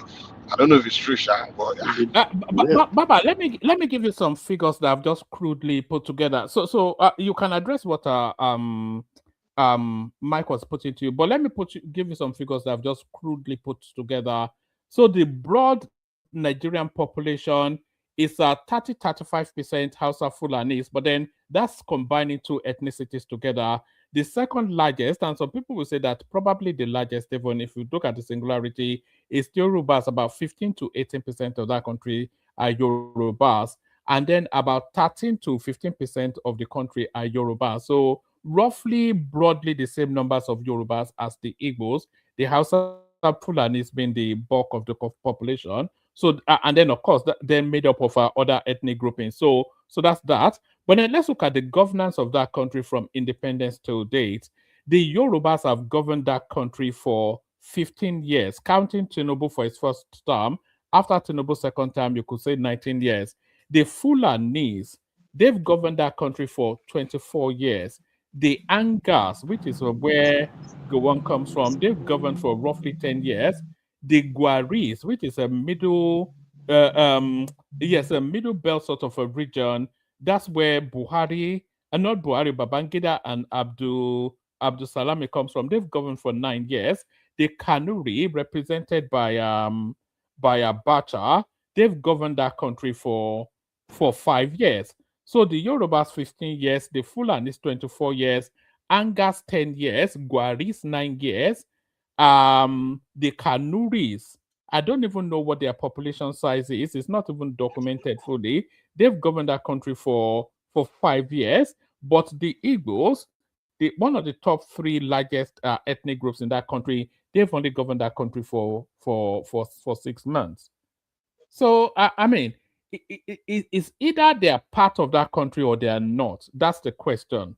So are they? What about the Hausas, one man? The Hausas, they've never governed. The Hausas come under the cusp of the Fulanis now. No, you can't say the Fulani rule mean Hausas rule. We can't say that. Yeah, but the Hausas have never rule equals rule.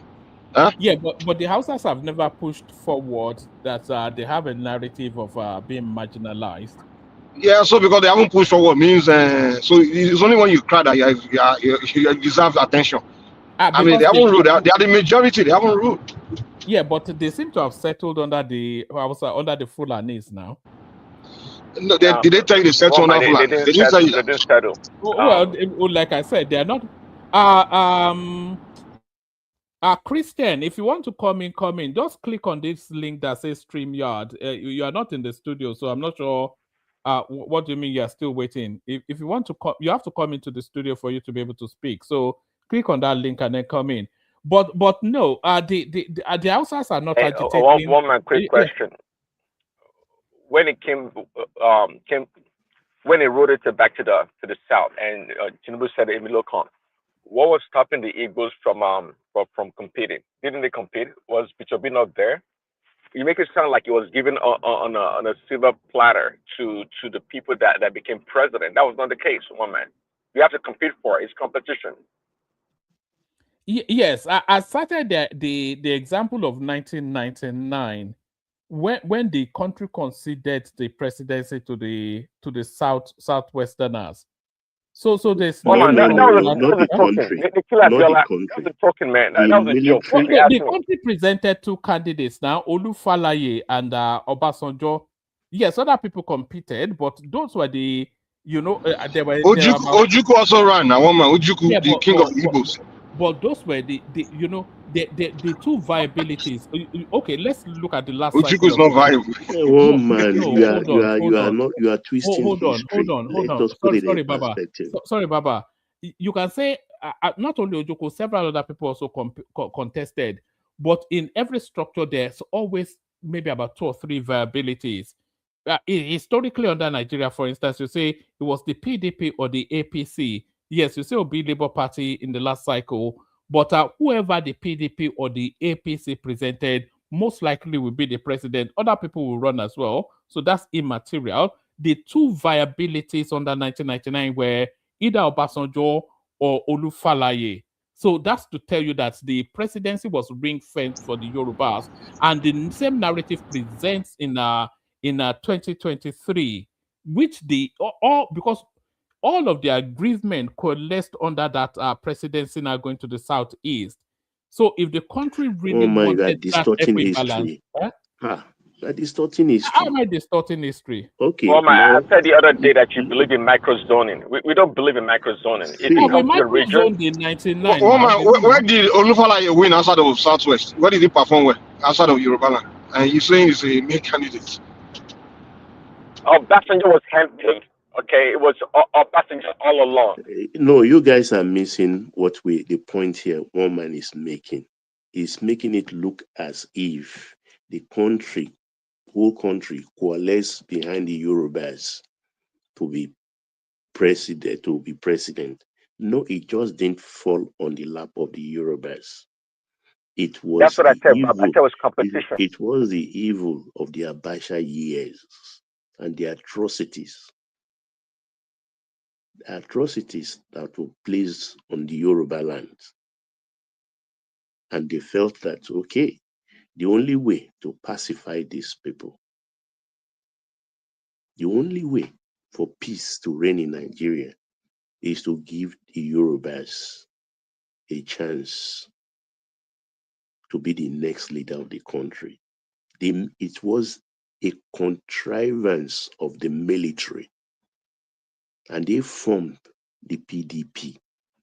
Did you see any general outside of PDP in another party? It was a military handwork, and they picked their own, a man they can control, to carry that ticket.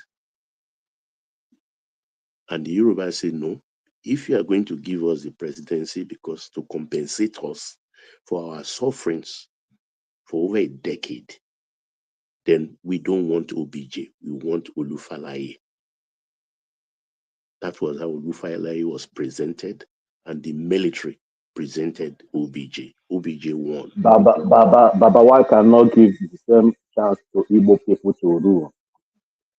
Huh? You say you are an old man. You say you are old man. Can you say the truth? I hold past your father now. So me and your papa not be mates. So if you do it, you take this is why I can never be Igbo president. This kind of how many times how can we Igbo president for you to learn? I want us to have this in a delicate manner, if you don't mind. I don't want it to turn into street fighting. But Baba, I can share some of the sentiments of if I was an Igbo man, I would feel aggrieved. You know, and Baba, I suspect that if you were an Igbo man, you will feel aggrieved. You know, because there are reasons for them to feel aggrieved. You look. They said they are educated. I won't contest that. You go by what you are served, the hand you are served. We have a constitution which everybody is not following. We only follow convention of North and South power shift. If it's the turn of the South, like the word of Ojukwu, he coined that word, or I read it first from his write-up or his speech. You stretch your hand across the Niger to the other big ethnic group, which is the Southwest. You negotiate. You go to the leaders of the other side and said, I want to be president. This is our turn. It is our turn. And they may say, no, it's not. They have to come and double. They have to double for Yoruba people. You convince them. And if they have to throw down their own gauntlets, they will tell you, okay, we can back you, but can you do this for us, do this for us, do this for us, do this for us? This is what we want.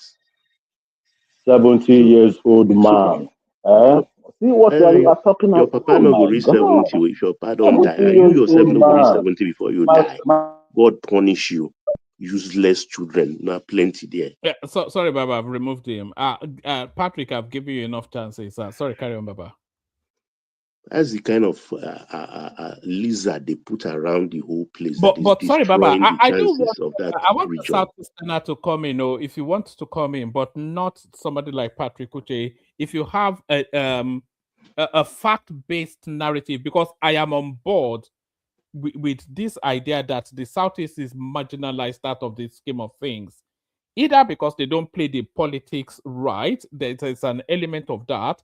But also there's an element, is undeniable, that there's a grand conspiracy to keep them out of governance. If that is either as a matter of mistrust, as a matter of selfishness, as a matter of whatever, it is irrefutable that there's a grand conspiracy to keep the Southeasterners out of our government. I think we all know that. Oh man, now you're sounding like Shore. I don't. Okay, I think other people are really raring to go. Let me just drop in the meantime and let them go. All right, who wants to come into that space? But can I come in? Well, we called you first, Prestige. I don't know what you were doing. Did you call me? Can I come in? No, you can come in, Prestige. Like I said, we called you first. But yes. But the figures are. The fact. Yeah. Go on, make that point. No, just go ahead. Personally, I think. Yeah, I think what's been working against the Southeast is the things that wishing for others. It's like something that's kind of like working against them. I think that's what it is, because particularly the Southwest. I'm hearing myself back. I don't know, man. Because if you look, I'm hearing myself back. Is that cool? No, we can hear you. Okay, I can hear an echo. Oh, okay. I'm hearing myself back, but it's okay. So if you look at just like Baba was saying, starting from what's his name? Awolowo time, even the way and the secret conspired to put Awolowo in prison, and then during the Abiola election too, the way they were conspiring against Abiola, and not even the election, people like Otonzeri, all those people. The way they've been going at the Southwest, I think that thing is just working against them. Southwest, we are not ordinary kind of people, man.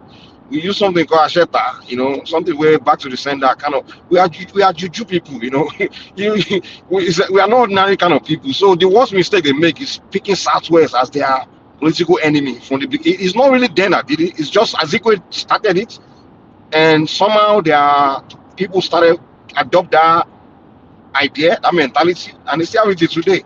And that was where they had it wrong, adopting the Southwest as their sworn political enemy. That until they dump that, I don't ever see Igbo person becoming president of Nigeria until they figure a way to get over that, to dump that mentality. I don't see it happening. Yoruba people, we are not that kind of people. But go ahead, woman. Yeah.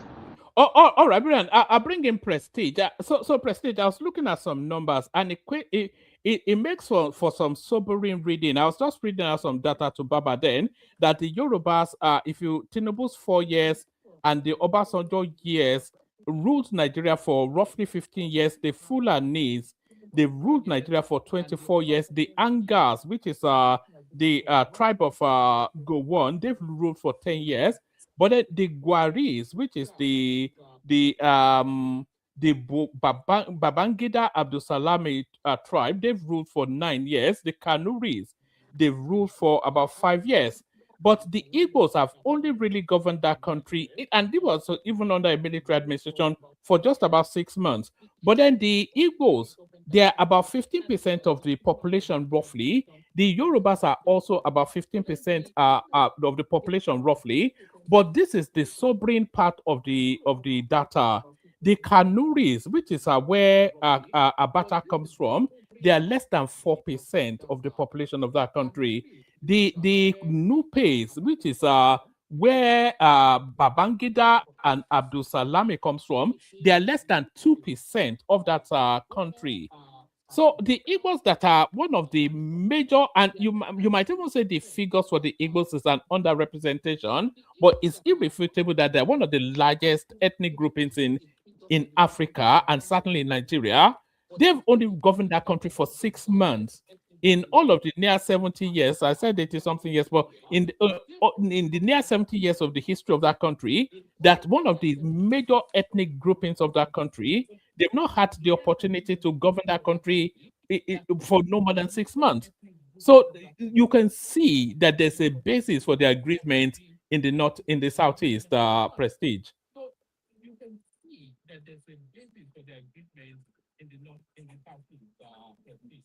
Is it there or not? Okay. Greeting everybody. Yeah. Can you hear me? Yeah, we can now. Carry on. Okay. I don't think. I mean, this sounds very mundane to me. Talking about what really transpired. How is that going to help us moving forward? But before I begin, I'm gonna make a comment. I think what we do, like I told you, I call this platform a state regime platform, Nigerian state regime platform. So one might don't deny that it is what it is. But having said that, I think what you do here most of the time, people like Baba. What about your hold on. People like Baba, you come here and hold on, guy, just regurgitate about about your venom. Okay, yeah, just hold on. What about your platform your own platform? What do you call them there? Have you ever gone there? They are watering hole. They don't do that at Dr. Damage. I don't know what you're talking about. Oh my God! Hey. No, I mean there's people that do. Wait a minute. That's not the man. That's not what Dr. Damage. You come there one man. Hold on, one man. Let's have a conversation. Let's have a conversation. When have you ever called them out on their violent? I mean, one man. You come there and you see people like Show. I mean, you come here all the time to insult people. When have you ever gone there to your space to call them out? You come to Dr. Damage. I call people there ding dong. When have you ever gone there to? When have you ever call them egoic and all that kind of things? When have you ever gone there to call them? Everybody knows how violently ethnic that place is. When have you ever put them up on that? And it's not violent here. It's not violent ethnic jingoism here. You go to the two spaces. When have you ever called them out? Name one instance that you've ever called them out. You always come over there and call them Iboitic, even at all. Every Nigerian is represented here. You call them ding dong. Of this nonsense. You come here every day, you insult people. You go to your space, you insult us still. What is all this nonsense now? I didn't come here to insult you, but I just said this is a Nigerian state regime platform. That's my opinion. You always start off on that track. We open the platform up for you to express your opinion in free will, and every single instance you come here to insult the space. You can't do that. It's an established platform, This platform here, we've had some of the biggest names in Nigeria here So you can't diminish this place. You can't ridicule it. It's What beyond your this capacity. is my opinion. What is I Yeah, said yeah. it's a Then state keep it. regime No, platform. What is wrong with that? every single day you come. There's no instance that you come here, and I think it may be a strategy on. Maybe you guys agreed it or not, but I've been noticing it now, and I'm seeing it with Tunaija as well. So if it's a strategy, it's doomed to failure. We will always be here, and we will always hold our views. So if you have views on what we're talking about, express it. If you don't, leave. Don't do this nonsense again. Enough. You Give us didn't support. hold on. You didn't make me come here. I come here by my own willingness to Well, come then here. don't come here to just insult the space. The platform is bigger than you or your opinion. It's an But let established. me ask you something, one man. This platform is an established voice in the One Nigerian man. paradigm. Don't you come on Dr. This Damage and call platform right everybody there here, ding dong and this call them platform right emoji? here Even is at an all. That established. place is well represented. Well represented. It's an established voice in the Nigerian paradigm. I have access to people that you will never be able to access ever. So don't worry about your peppy little nonsense and don't do it again. If you have any thoughts on the conversation, express it. Otherwise, we move on. Man of prestige, if you have superior argument, they are giving you space to present it. If you feel like what you are saying here is fallacy, then present your counter argument. They are giving you freedom to do that, but you can't do that. The only thing you can do is No, just Petit is more worried about other people's opinion. typical ding dong, and you wonder why they call you ding dong. That's ding dong mentality now. Mike, you don't even know the meaning of ding dong. You are But you are a getting ding that dong, phrase man. from one man. You They don't give even you know what freedom it is. to speak here. You can we get freedom to speak in your So Dr. Damage? let's go on, one man. They will cut you off. They will I don't choke have you time like for people like Mike.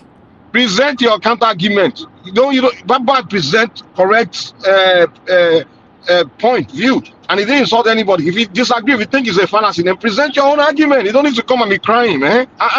The only one they I'm have to not pander crying. to I you. just say people like You Baba, just want people all to come they and do be is pandering to regurgitate your tribe and everything be about the venom, petting you. that is saying about the Igbo. That's all I said. They didn't insult Igbos. They present fact. It's true. What we say about your people, if it's a lie, then tell us, convince us, prove Okay, that's your opinion. otherwise. That's your opinion, but that's not my Exactly. opinion. Prove what we are saying is a lie. I'm We going to tell you the defend my truth. my tribe men. We are not attacking your tribe. We are just telling you the truth about things that happen. It's a fact. You can't. What make your I'm not opinion the prestige. truth? It's If just you your stole from opinion. the bank, So if one you man, rob if a you bank want me to yesterday, talk, I can go ahead and talk. if you rob a bank yesterday, and it's a fact you rob a bank, and we come in to say, man of prestige, rob a bank. Why are you angry? Are we lying? Then if we are lying, then prove to us that you didn't rob a bank. It's a fact. We're telling you the truth. You don't need to be crying, man. Prestige, what we were talking about before you started off with your usual something, I was actually suggesting that there's a legitimate argument to suggest that the Southeast is being schemed out in the grander scheme of things, and all the data point us in that direction. The country has been a going entity for nearly 70 years, and the real window that the Southeast has ever held any real power was for no less than a period of 6 months. And they are one of the largest, top 3 largest ethnic groupings within that country. And I was saying that this is unconscionable, and then there might well be a suggestion that there's a grand conspiracy to keep the Southeasterners out. So we were looking to open up that conversation before you came in and started doing can I come in? And started calling us names. So if you have any thoughts on that, then give it to us. Yeah, let's go. I've made my opinion on that, and nobody will stop me from making my opinion. But let's go to the present topic. So about the situation in Nigeria, an Igbo man has never ruled that country, in my own opinion. The Agi Rose came by accident. That was through coup. I don't, it wasn't legally, legitimately, elected. It's just like most of the coup, which is coup d'etat, authoritative, taking over power by force, So I don't consider that. The one for Zik is more of a ceremonial president. He was never a president. I think it was from 1963 to 1966, from my understanding. So you can pretty much say that Igbo man has never ruled that country, in my own opinion. This is the way I see it. I mean, there can be many angles to look at it. I mean, everybody has the opinion, why they have not ruled. I will start maybe the civil war and aftermath and the marginalization is probably one of the problem.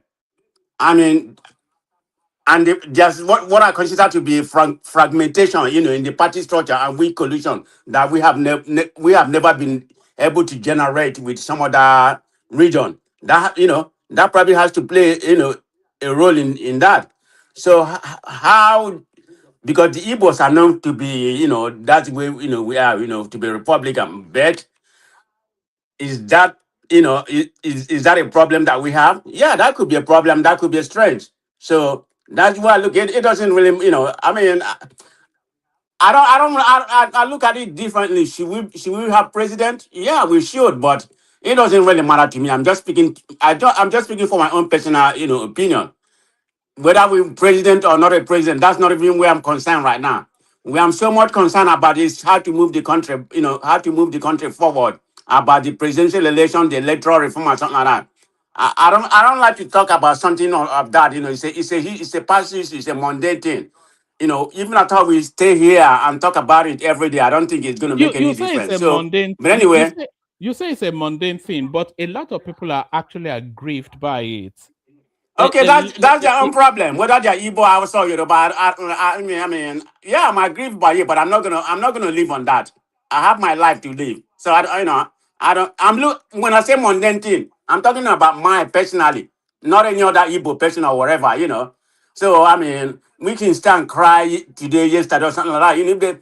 Maybe the politicians need to find a way to work with other regions. That's the plus, but is it this Cold War that is there that Igbo will never rule the country? I mean, a lot of you here said it, and a lot of people in Nigeria believe it. Maybe because of something happened in the Civil War, everybody still hold them accountable that, they are saboteur, they are bold. If they come to rule, they're going to want to take over the whole country or something like that. We know what happened, pre-Civil War. You know, the Igbo, has, even I thought the Yorubas at that particular time, now we have leveled up. At that particular time, the Yorubas are the most educated people. But I think the Igbos occupy the position. And I can understand why the Igbo occupy most of the position in Nigeria at that particular time, because we had an alliance with the North. And the North at that particular time, we are not as educated as they are right now. They are coming up a little bit, but at that particular time, they were not educated at all. So they gave the Igbos most of the position. So that's why the Igbos occupy most of the position, that we have, pre that time. But since that time, after the war, I don't know if it is a payback. I'm not in their mind. So I let me don't ask you know a what question, happened, but man of prestige. You just say you had most of the position at that time. So why were you still not satisfied? Still went to the three one position you man, not about less. Still look, don't still interrupt them. me. I don't have time for that. Can you answer that question? I don't have time to. I'm not going to answer you that. I don't have time with you. But anyway, so that guy made me lose my chain of thought. But anyway, like I was saying, it doesn't really mean it doesn't really mean anything to me whether they win or they don't win. But I want the country to move forward, about what's actually happened. But you made But you some back Peter commentary Obi earlier. now. You Huh? back Peter Obi now. Yeah, Obi is my man. Well, Obi is my man because what's actually happened right now, Obi is the only sincere candidate. But Obi you is the also only sincere, clean candidate. I'm yes not saying he's a but saint, but yeah, he's the nearest thing to be the cleanest candidate out there. The rest are corrupt. all You right. know, Well, yes. People I may mean, people disagree, like Tinubu, but which a dodgy, which has a extremely dodgy background. But that's yes. not the point Obi we that are right stole now. 250 Hold million. on, Mike. Hold on, Mike. Okay, do you all know that if Obi had any single skeleton, they would have arrested him because what they are doing right now is political selection. Leave all But that. let me go to the topic and I don't misdirect me. No, I wasn't misdirecting you, but we've known you for long enough, Prestige. When you first came into the space, you told us then that you never paid any attention to Nigerian politics, really. Wait a minute, hold on one man. Yes. How long has that been? That's 3 years ago. Don't you suppose to learn? No. Hold on. I'm going somewhere. You told us that you never paid any attention to Nigerian politics because your focus was on the American political space. And you told us also at that time that you did not know anything about these politicians, especially Peter Obi. And you also told us you were adopting him for reasons that that you have to support your own. That's what you said. So Yes. I'm not quite sure how you have now evolved into You don't know his history. You don't know his background. When you adopted him now, you adopted him for reasons of tribe. You told us here 3 years ago. Okay, you want me to go? You want me to continue? No, you can continue, but you cannot Okay. say Yeah, you yeah. don't care about all this. Everything you said, You 100% want I him to agree. be Yeah. president because he's Igbo. So you can't say you don't care about the ethnicity when clearly that's the deciding factor on you choosing a candidate. And I am even in support that an Igbo person should be president for reasons that the data is so alarming that we've never had an Igbo president. Okay. To begin with, yeah, I have I support him to a certain extent. That he's an Igbo person. He's an Igbo person. But I'm not going to support all Igbo man. I'm not going to support Hope Uzodinma. I'm not going to support Uzo Carlo. I'm not going to support even Rocho Korocha. Because of their corrupt background. I'm supporting Obi after reviewing his antecedent. I was able to review. I read. I study. And I know who Obi has become. So that's why I'm supporting Obi. Obi is the closest thing to being, if there's anything like Sendia, which I don't think Obi is, but he's the closest thing in that Nigerian politics. Obi is the God. one. So that's why I'm supporting him. And I won't, I'm not gonna apologize to anybody. Obi is my man any day, anytime. Whether he's actually gonna come and do better, that I don't know. But just because of his character, because part of being a president is not just what you have achieved previously or what you can do. Character matter a lot in being that's the way I look at being a president. Yeah, character matter a lot. I'm not saying you have to be a god. Nobody's a saint. Because if Obi has any skeleton, in any skeleton in him right now, Obi would have been arrested. That's exactly what's happening in Nigeria right now.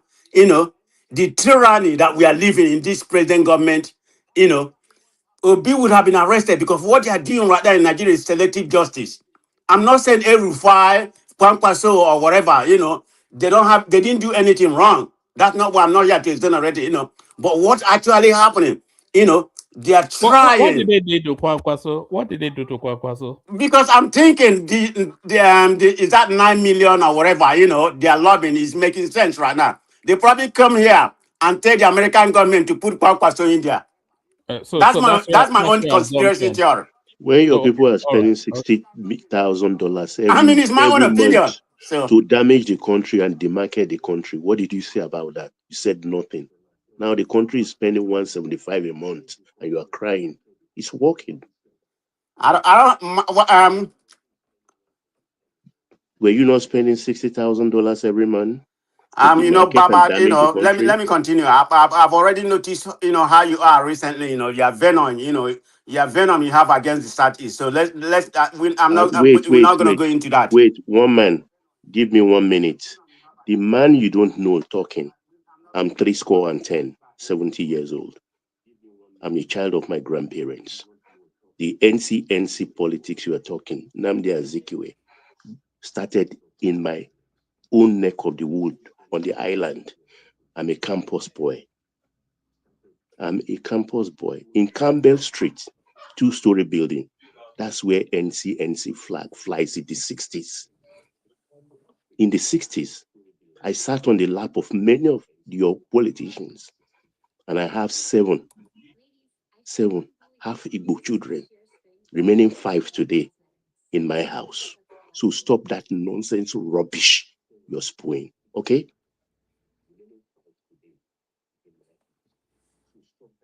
And besides that, I hold 2 chieftaincy titles in the autonomous communities Can I go in the ahead? southeast, in Imo. Who is more Nigerian than me? You One be. man is still there. I'm still here. I have a question for you. I'm not done now. Yeah, let Prestige before land. okay, Prestige as I the have a real question is for is you. the real thing. It's made me shout, and I didn't even want to shout today. But Mhm. Prestige, back to you. So we were talking about Igbo presidents or something like that. Like I was saying, it is what it is. If Igbo get the president, let them get it. So I'm not going to spend a lot of my energy whether Igbo get the president or not because that's my less concern. My less concern is what I can achieve for myself, and some other thing, or what we can do in Imo. How we are working in Imo to make him a regional hub right now. So that's my main concern. We have given a hope our 8 bulletin point, and he's doing okay. Even I thought he wasn't duly elected, but that's the past. So I'm not going to come here and be dwelling on that how he came in, but he's doing okay. In his second time, he's doing great job in Imo. So that's a given. That's all I care. So we are working hard over there to make everything possible to Imo to be what they're supposed to be, because we have some good resources and some other thing. But having said that, you made a comment that I have to dispute. You said something about the election violence in 2022. I think your statement is misleading. I don't know where you got the data. Okay, so let's come and put the data fact, because Southeast did not have the highest election violence during that time. If I'm wrong, if that's not what you say, and I have my own data, empirical data to disprove you. The Northwest has 19.88%. The South Side has 11.56%. The Southeast has 8.83%.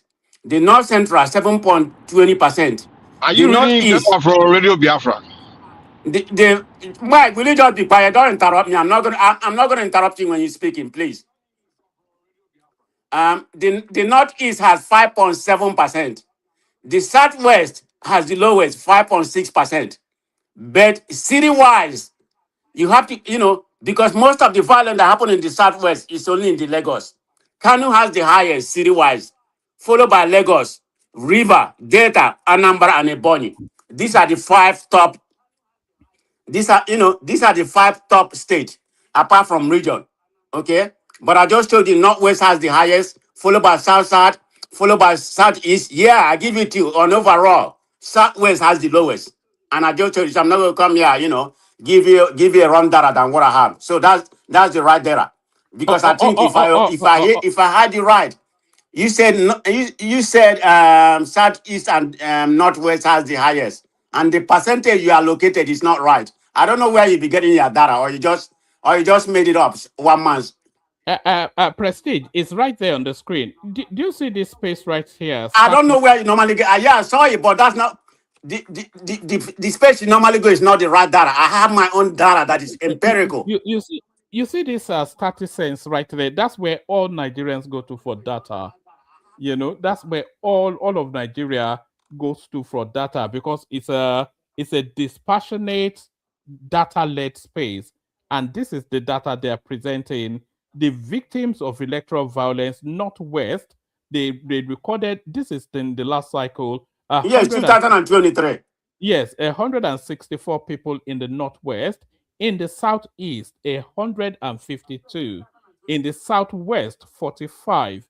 In the South, 25. North Central, 12. And Northeast. Wait a minute. Are you specifically talking about death or violent? Because when you want to talk about it, hold on, one man. Yeah. When you want to talk about election violence, you have to include all the indices. Where are you getting your data from? So this is where I'm getting. Forget about where I'm getting my data. I get my data, empirical data. It's not from where I pay for mine. It's not an open something. I pay for my where I get my data from. Yes. Where is it? The place doesn't have a name. From IPOB website. Mike, you know what? Mike, you need to be quiet and stop interrupting my conversation, please. I'm not going to intrude when you are talking.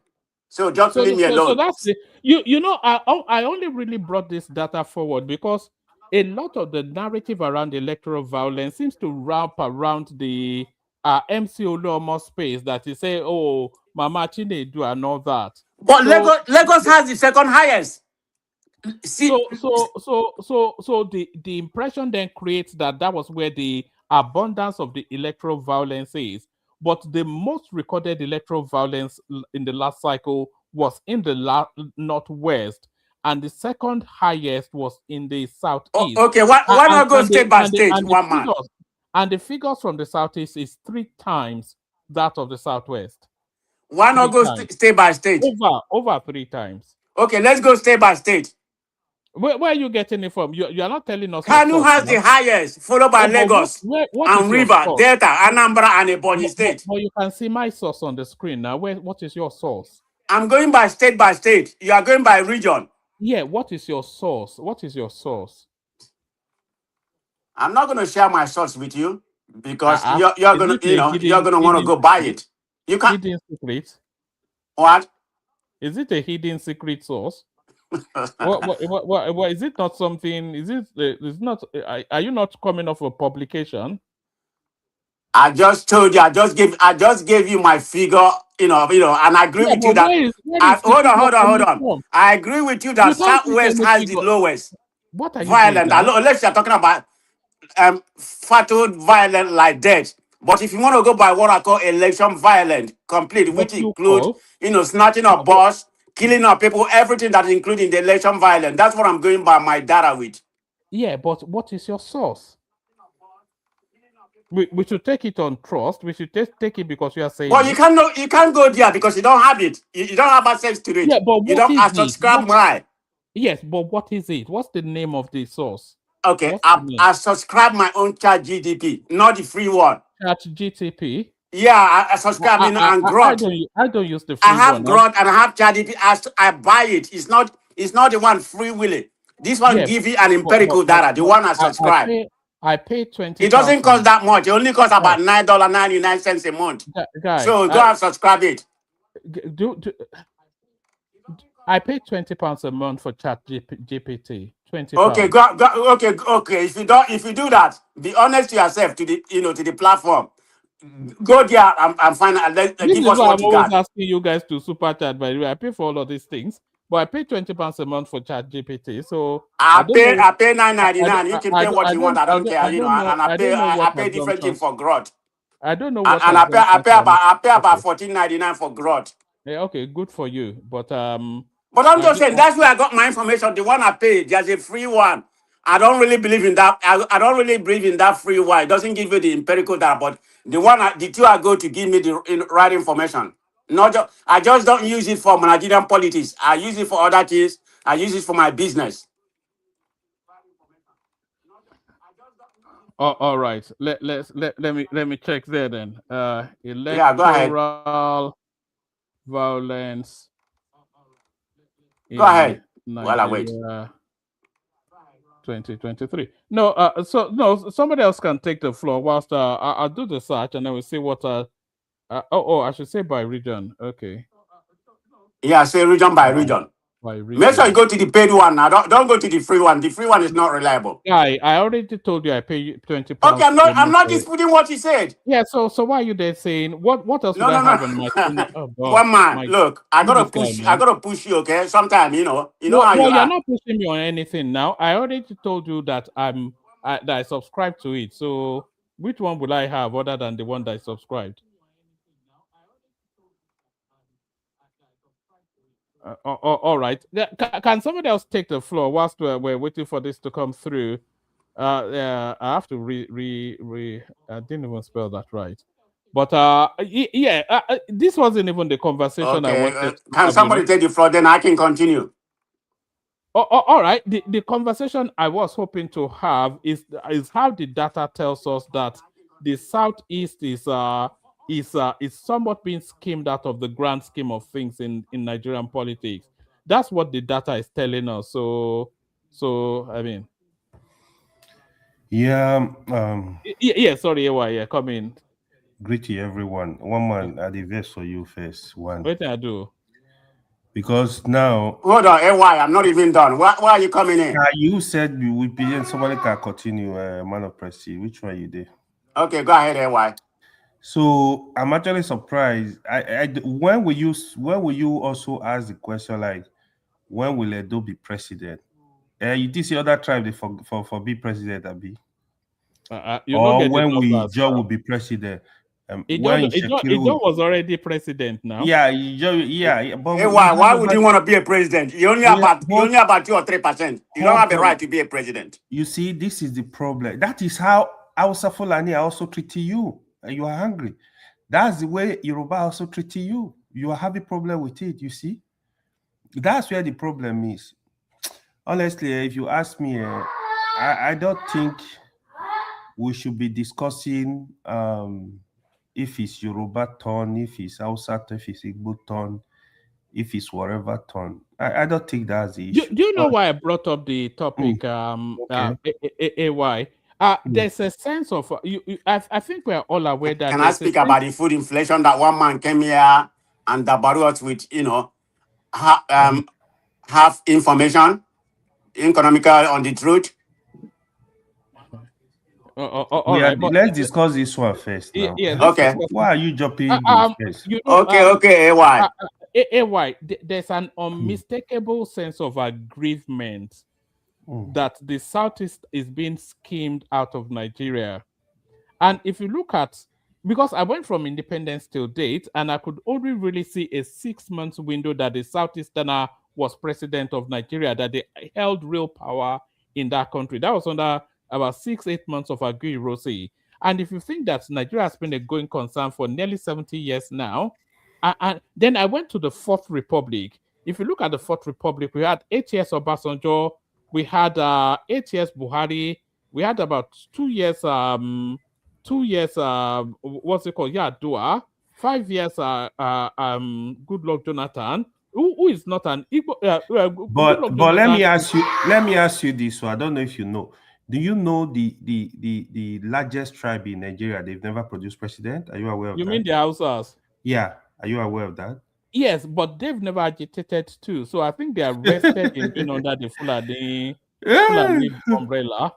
Well, that is what you would think. Actually, they are talking, just that they don't talk the way we talk in the South. They are actually talking, they are agitating. But it's just like their kind of agitation is very underground. There is a lot of discussion going on, to be honest, The way I think the people need to move away from this. My tribe is the turn of my tribe. The way I see, anybody can be president in Nigeria, but what me I'm avoiding really, I don't want. I keep saying this. I don't want an Hausa president. I don't want a Yoruba president. I don't want an Igbo president. I don't want a Joe president. I want a Nigeria president. What I mean by that statement, if your intention is to come, you are Yoruba, you want to be president of Yoruba, when you are supposed to be president of a country, I will never support you. I have problem with that. If you are an Igbo man, or you are canvassing for, you want to be an Igbo president, not a Nigeria president, no, except you create an Igbo nation or create a Yoruba nation. Nigeria is too complicated, it's too complex for anybody to come. All you want to do, you want to focus on your tribe only and leave other 300 plus tribes. This stuff are dangerous, but the other thing I'm going to say, I heard Baba say something earlier about Agui Rossi. The truth is, the project of Nigeria, we are not telling ourselves the truth, especially with the 3 major tribes. They are fighting for power. It's power struggle. If you go check from 1960 to date, at some point, the majority of the Southeasterners that are crying today, they were in charge. So a lot of people don't know this. They were in charge. It's just politics going on, to be honest. That is why you see the big division in the South, because the Yoruba man does not trust an Igbo man, and Igbo man does not trust a Yoruba man. Because once any one of them lose guard, then they're gonna form the other group will form alliance with the North and keep ruling the country. This is actually what is going on. Currently, the Yoruba have that alliance, but there was a point where the Igbo had that alliance with the North.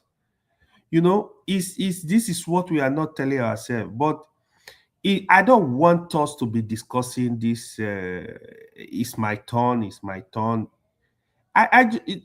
Why can't you just? Yeah, I'm not saying you are not Yoruba or you are not Igbo, you are not wherever. But Nigeria is too big. I really want to see a president that will look at the whole region. I say, listen, I have to do what is right for everybody. I have to look at what will benefit the country, because the truth is, as we still say all this stuff today, if you build a 5-star airport in Igbo in Anambra today, it's not only Igbo that will use it actually. That's what we fail. If the road you are building in Lagos, it's not only Yoruba that are using it. The truth, if you build a rail line to Kano, it's not only Hausa and Fulani that are using it. I really want us to think along the real nationality where you will see every part of the country as your constituency. But I AY, think in that way. AY, the truth is, it's all very nice. So, and I think it's all warm and fuzzy, and I think reasonable people will align with that thought. But the fact is, we are not there yet, and we are not even anywhere near there. We are not there yet. But I will give you this. I will give you this expo. The moment you come out in Nigeria and it signal that you are fighting for your tribe, you want to be president of Nigeria, you will never be. Take it to the bank. Nobody has survived with that. Yoruba tried it in 1999 now with Obasanjo and Olufalaye. Olufalaye, Yoruba wanted Olufalaye, not Obasanjo. Nigeria wanted Obasanjo. That was the politics. So if you are coming with that idea of, even during Abiola, some people wanted Tofa.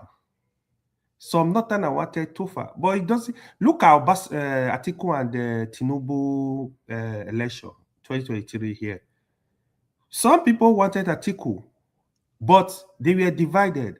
So the moment you have it, that you will not be able to survive in Nigeria, except you don't understand Nigeria politics. Buhari failed. Nigeria just saying it. Buhari failed 3 times. He thought he won the election. I was telling people, I said, no, you did not win, because it was a section of the country that were voting for you. That was what happened to Peter Obi. It was a section of the country that voted for Peter Obi. This is the truth. But people will not let you say this in an environment that dominated by the obedience.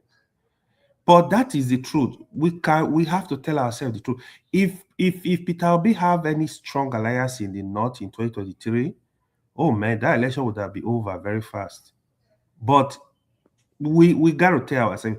I strongly believe an Igbo man will be president at the right time, but that president will be chosen by Nigeria. Even if Igbo people refuse to say we are not voting for this person, he's gonna be the president. Watch out and see, and it's gonna happen. So this idea of my tribe, no go work. But AY, that's all very, and I take what you're saying, because if you look at still the Olufalaye Obasanjo, what's that? If you look at the Olufalaye Obasanjo sort of elections, it's very much very similar to Obi Tinubu. You know, Olufalaye was a Yoruba nationalist. So it wasn't even that it was Yoruba that worked against him. It was too extreme Yoruba. It was a Yoruba fundamentalist, a Yoruba nationalist, and a Yoruba extremist. And that was in this, everybody knew his politics. So that worked against him. And also the military wanted Obasanjo anyway, but really that worked against him. And similarly to Peter Obi, it's too ethnic. So I take that thing that you're saying, that you have to be like somebody like Umahi, for instance. You don't, when you see Umahi, the first thing you think about is not that he's an Igbo man. You think about his performance, you think about all of that before you then think about his ethnicity, even if you think about that at all. But Peter Obi, when you think about Peter Obi, the first thing you think about is his ethnicity. Not his record, not the first thing that strikes you about Peter Obi is the ethnicity. So it's too ethnic. Similarly, Olufalaye. One man. Can I say something? I don't believe what you are saying right now. Because if Umahi or Soludo come in, you're not going to vote for him. Well, that is to tell you that you don't understand what AY is saying. One man, can I come in? Yeah, you can come in, but please don't abuse anybody. Please give me some 5 minutes. Because I am only village boy in this platform. I want to tell you something. Because I thank you for this morning. You bring this topic. his goods or sometimes he say truth, to the power. And for Tinubu, this is 2022-2023 election. Let me tell you, if you say you love Umai is a come out for primary election 2022 with Hirocha Sokrocha. And that opportunity is for Southeast. But Tinubu know everything. You have more money than these people. He used that opportunity, grab that power, and go that primary election, beat them. They didn't fight. I'm surprised today when I see Umai and see Roger Sokrocha and all those people are talking now. They didn't fight and with that primary election. But now they talk. Where see they see people, they begin to talk. But they didn't fight. Opportunity have 2022. He didn't fight that opportunity. You focus what you are gaining after Tinubu win. Then you attacking a man who come with small party. It's not APC, not PDP. Go to small party and fight his right. He's still attacking the same man today because he come and fight his rights and challenge your president. That is the fault the man have for you today. It's finished. Let us say the truth. You see that 2022 election is supposed to go to Southeast. If he say he loves Southeast, why not give him that man you mentioned his name now, David Mai and Rocha Sokrocha, all of them that are that primary election, because you have money more than them. The stolen money you stole in many years, he use and conquer North. Conquer that primary All right, election. Patrick, I'm not sure if I agree with you with the stolen money or not, but I do agree that the 2023 elections, they should have ring-fenced it for the Southeast so that the APC, PDP should have presented Southeastern candidates. And that was even what was meant to happen. If anybody actually cheated, it was Atiku Abubakar, because that power arrangement thing is more a PDP thing than anything else. And it should have zoned to the Southeast under the PDP arrangement. But then I also feel that nationally they should have ring fenced so that all the major parties present a Southeastern candidate, and then Nigerians can then decide that who is too Peter Obi will still have lost anyway because he's too ethnic. But they are giving us at least the opportunity to vote in a Southeastern candidate president. No, one man. I'm here. Somebody say Southeast will never will never be president of this country. That person, let me tell you. I think they were lashing out against the excesses of the obedience. Now, your space is too violent. I'm not obedient. I say I'm a village boy. Okay, I'm here in village. I know how politics is doing. You see, let us tell ourselves truth. You see that 2022 election. If you Tinubu, because somebody said Tinubu made somebody president, na lie. Tinubu didn't make Buhari president. Buhari go through primary election.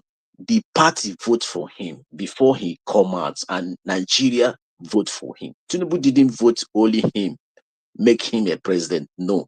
Nigeria party democracy. When I see somebody talking, somebody went to school talking like that thing diverts me. Let us tell ourselves true. Tinubu didn't make him a president. Nigeria make him a president because Nigeria want change from Goodluck Ebere, Jonathan.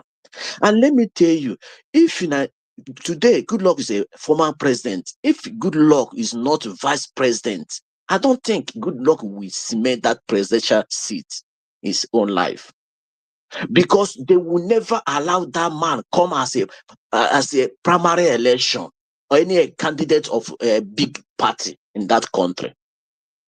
Let us tell ourselves truth. And this Tinubu you are clamoring today, you are supporting today, you say you have a strategy. Tinubu don't have anything. If that primary election failed for him, if he actually lose that primary election, Tinubu will never become a president today. If actually lose that primary election and goes to small party and SDP, Tinubu can never win that election. Let us tell ourselves the truth. If you have a opportunity to PDP and APC, it will have 100% become a president of this country. But I'll salute P2B. I'll support P2B today. And this man will call P2B. That man came and used this small party and challenged this corrupt politician and but it win didn't that win election. now. Forget Huh? it. It didn't win the elections. He win that election. Guy, just forget that nonsense. He didn't win any election. Okay, I mean, he don't win that election. But Forget he it. win 12 nonsense. states. Hold on. He did exceptionally well. But if we are going to have an intelligent conversation, forget all of the nonsense that he won an election now. Okay. Hold on. In all of the build up to the election, there was no data that suggested they will win now. Who will vote for him? The election is not Lagos and the Southeast. Okay, let me ask you a question. Why would people in Gombe vote for Mobi or Yobe or Adamawa or Sokoto? Win. Win. I want to ask you a question now. Don't be doing it. Just okay. Let me ask you a question. One man. Yeah. How many states Tinubu win? How many states Atiku win? How many states? Let us start from there. Somebody didn't win that election. Let us start. How many states they win? I'm not. Look, guy. Let's leave the election. Hold on. It's not that I don't want to take it on. It's that we have done this thing you want to do now. We have done it at least 1,000 times on this platform. So there's no point anymore. Tinubu is the president. You have another election coming next year. But Wama, let me say one thing. Sorry, let me just say this and then I'll shut up. You coming. This is the thing that is guaranteeing Tinubu's return. There's been a lot of dynamism that has taken place between the last election and the elections that's coming. This guy has governed. He has a record to campaign on. There's been political realignments. Tinubu is in power now. He wasn't in opposition. They have 30 governors now. They had 20 then. All of these changes, and you guys are still doing, let's count the states that, you guys are not, you are not taking on board the new dynamism that is happening now. You are still wanting to do what happened in Rivers State. Look, it's barely 12 months away, the next election. We're in February now. It's February next year. So let's count the state. How many states you forget now? How have you evolved from the loss you took last year to the next opportunity that is coming? Nobody sees any evolution now. It's just the same ding dong. But let me correct some what thing you said. Need to correct that. You see, the way politicians think. When I hear some bloody civilian online, sometimes I laugh. You said PDP and APC would have given ticket to somebody in the Southeast. First of all, politicians don't think like that. Second of all, Southeast never like APC. So there was no way APC would throw ticket to the Southeast. Southeast has been a PDP struggle. If there is any party that would have actually compensated Southeast for supporting them since 1999 was PDP. But PDP, they failed in their usual way. Probably if PDP has given ticket to Peter Obi, maybe the story could have been different. But they did not. Because party, don't forget, they are also very calculative. They are looking at, okay, where can we throw the... It's not the way we think. We think with emotion. It's my turn. It's supposed to give it to me. Nobody is going to call you and say, hey, come and take ticket, except you have one strong godfather. Tinubu could have called somebody and said, I want you to contest for this post. I want to support you with whatever. Tinubu getting ticket of APC, Tinubu has actually worked for that party, he has paid his dues with due respect, no matter what we think. Go get. No matter what we think about Tinubu, he actually paid his dues. This is what people do. He was patient, he was calculative, he knew it was his turn.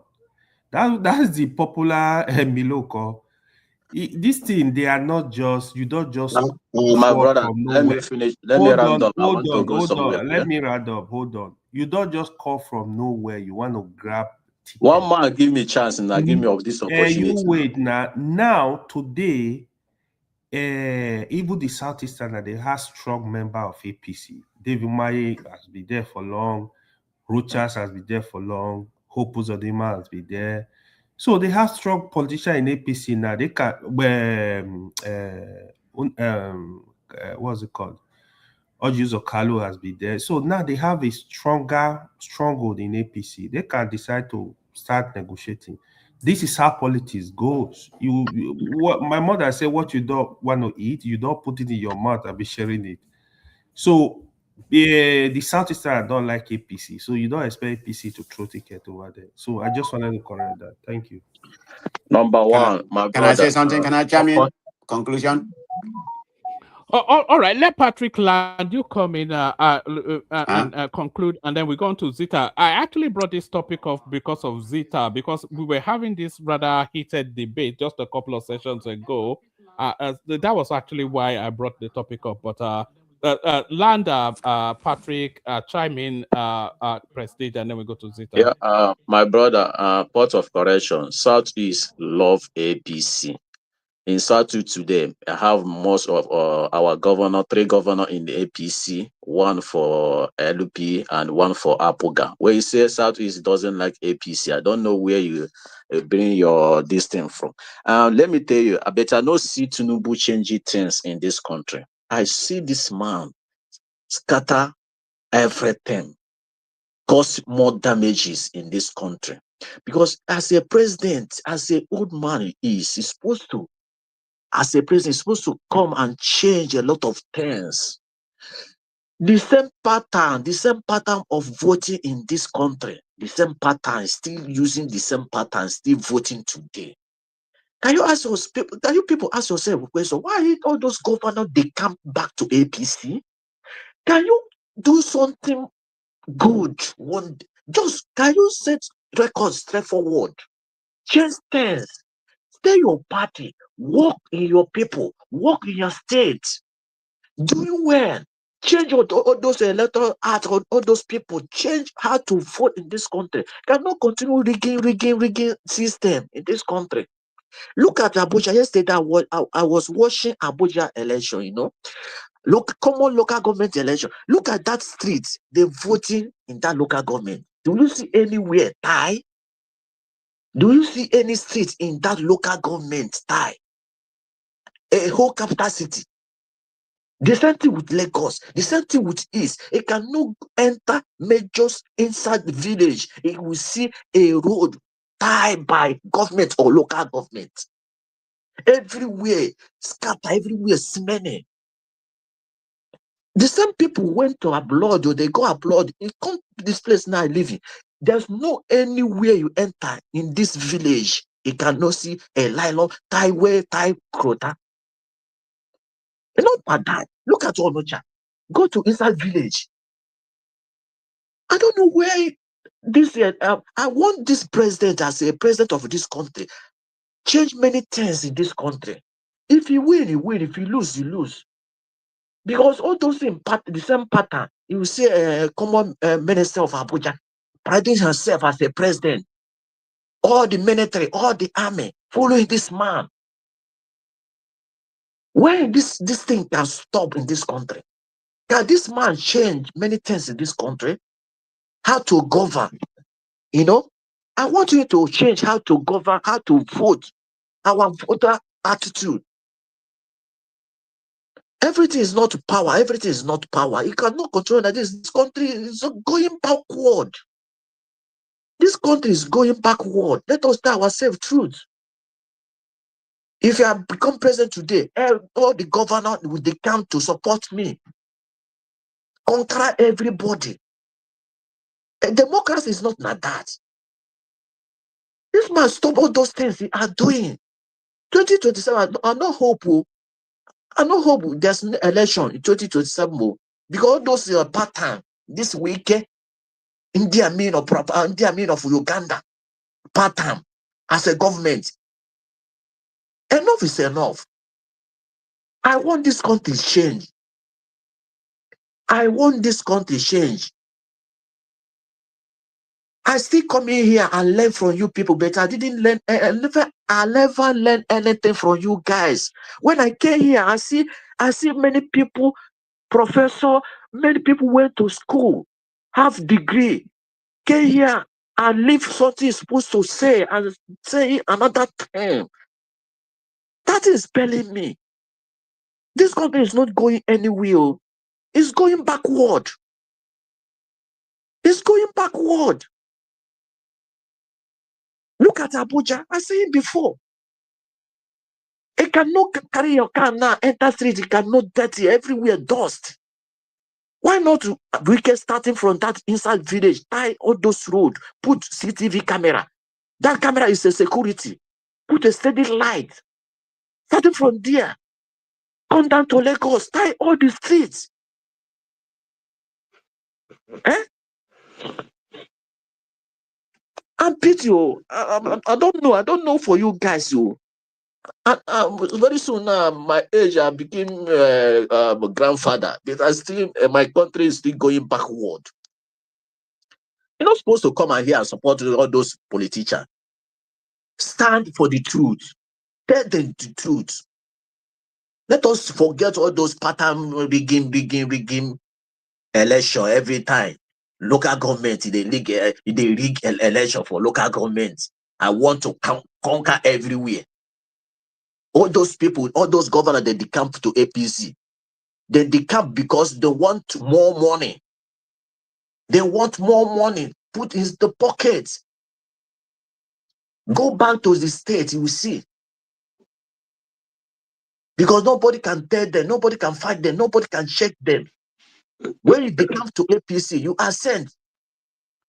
Tinubu was supposed to allow all those things, allow all those things, all those rubbish. Tell them, stay your party, stay where you are. Let me check you. And tomorrow now, Tinubu will come down, another president will come out. They're still using this same pattern. The country will stay. I don't see this country going anywhere. I don't see this country going anywhere.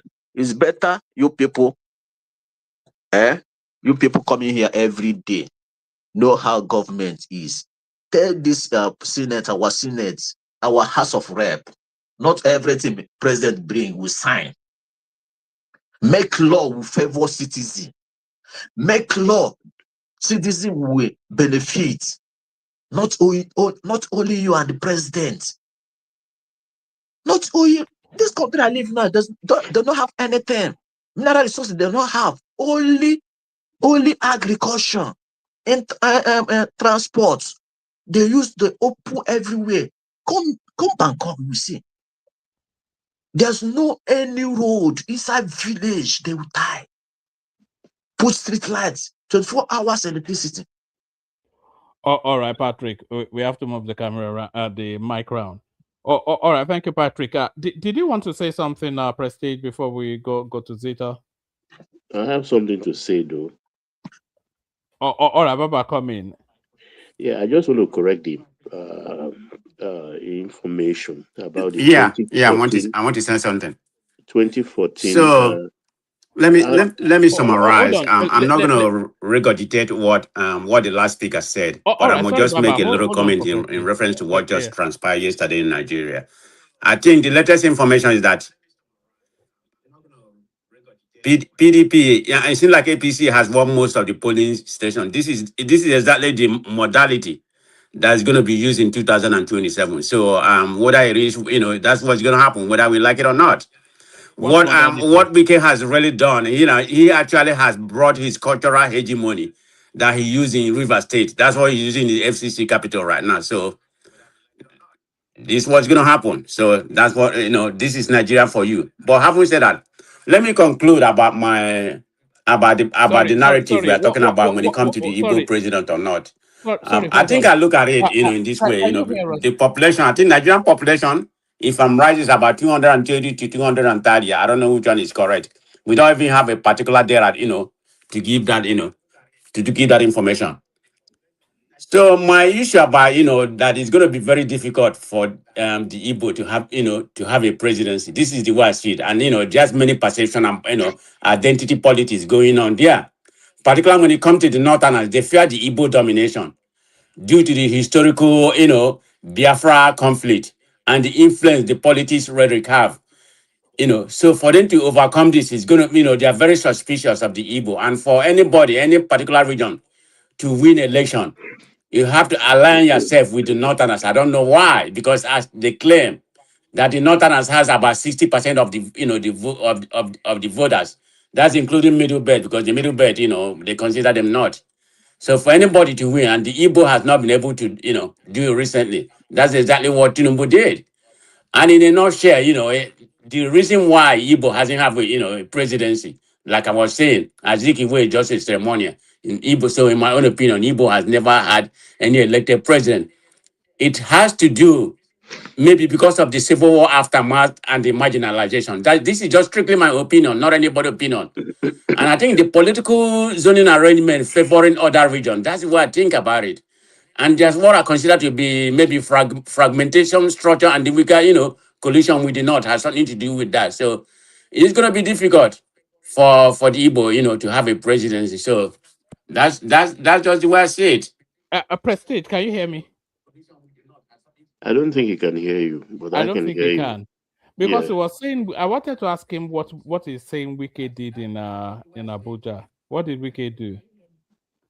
Yes, I can hear you.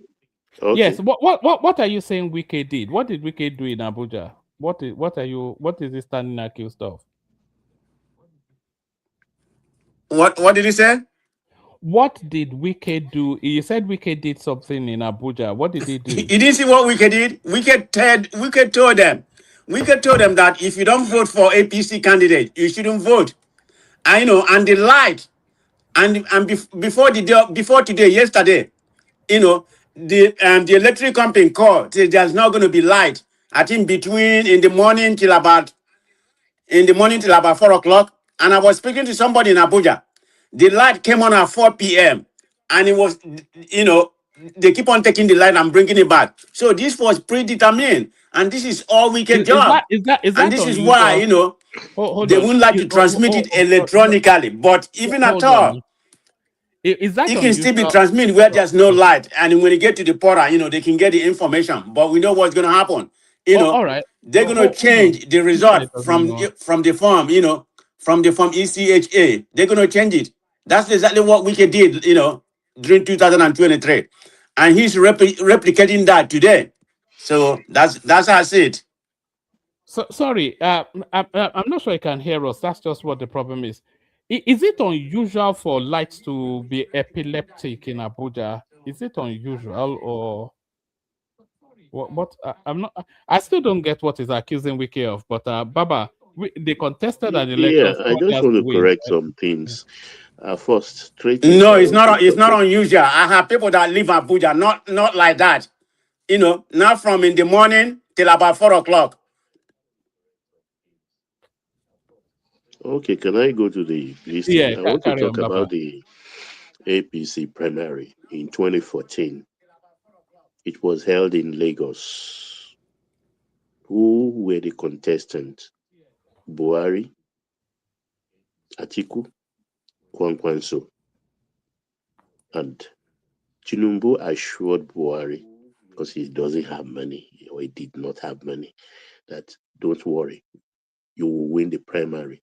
Buhari didn't believe it. He went like a cheap sheep to slaughter in Lagos in that primary. But that is where his respect for Tinubu grew so large, because against such heavyweights, surprisingly, he beat Atiku and he beat Kwankwanso.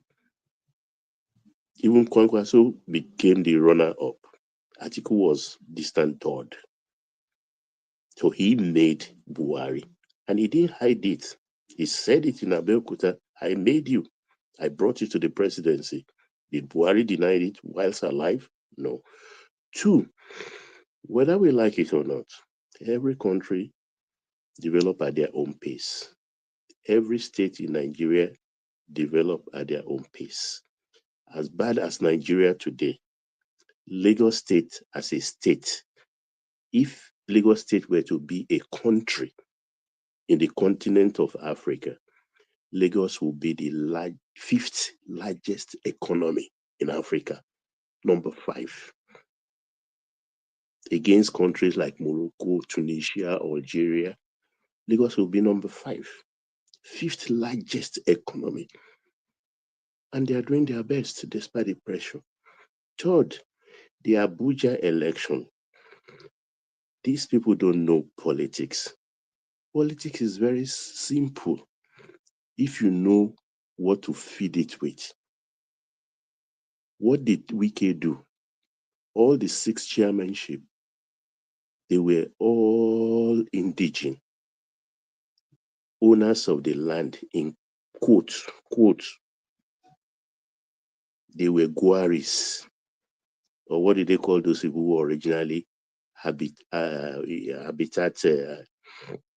Abuja? Those were the people. And what they told them is that, will you allow your land to be taken by foreigners, people who were outside from the state? Almost all the 6 chairmanship municipalities that won, they're all Abujans. It was simple tactics. They can say whatever they say, and it's an indication of what 2027 will look like. The people who are in opposition should put the bait between their teeth and work very hard. We don't know where they are going, whether their ship is moving forward or is going astern or adrift in the high seas of politics. They do not even know. February is coming to an end. By March, it will be 10 months away to election. By September, the door will shut for candidates to be registered. And so that is even less than 6 months away, because they have to go to primaries. And that is where I'm going to revel and laugh on this platform. I want to see a DC primary. Thank you, one man.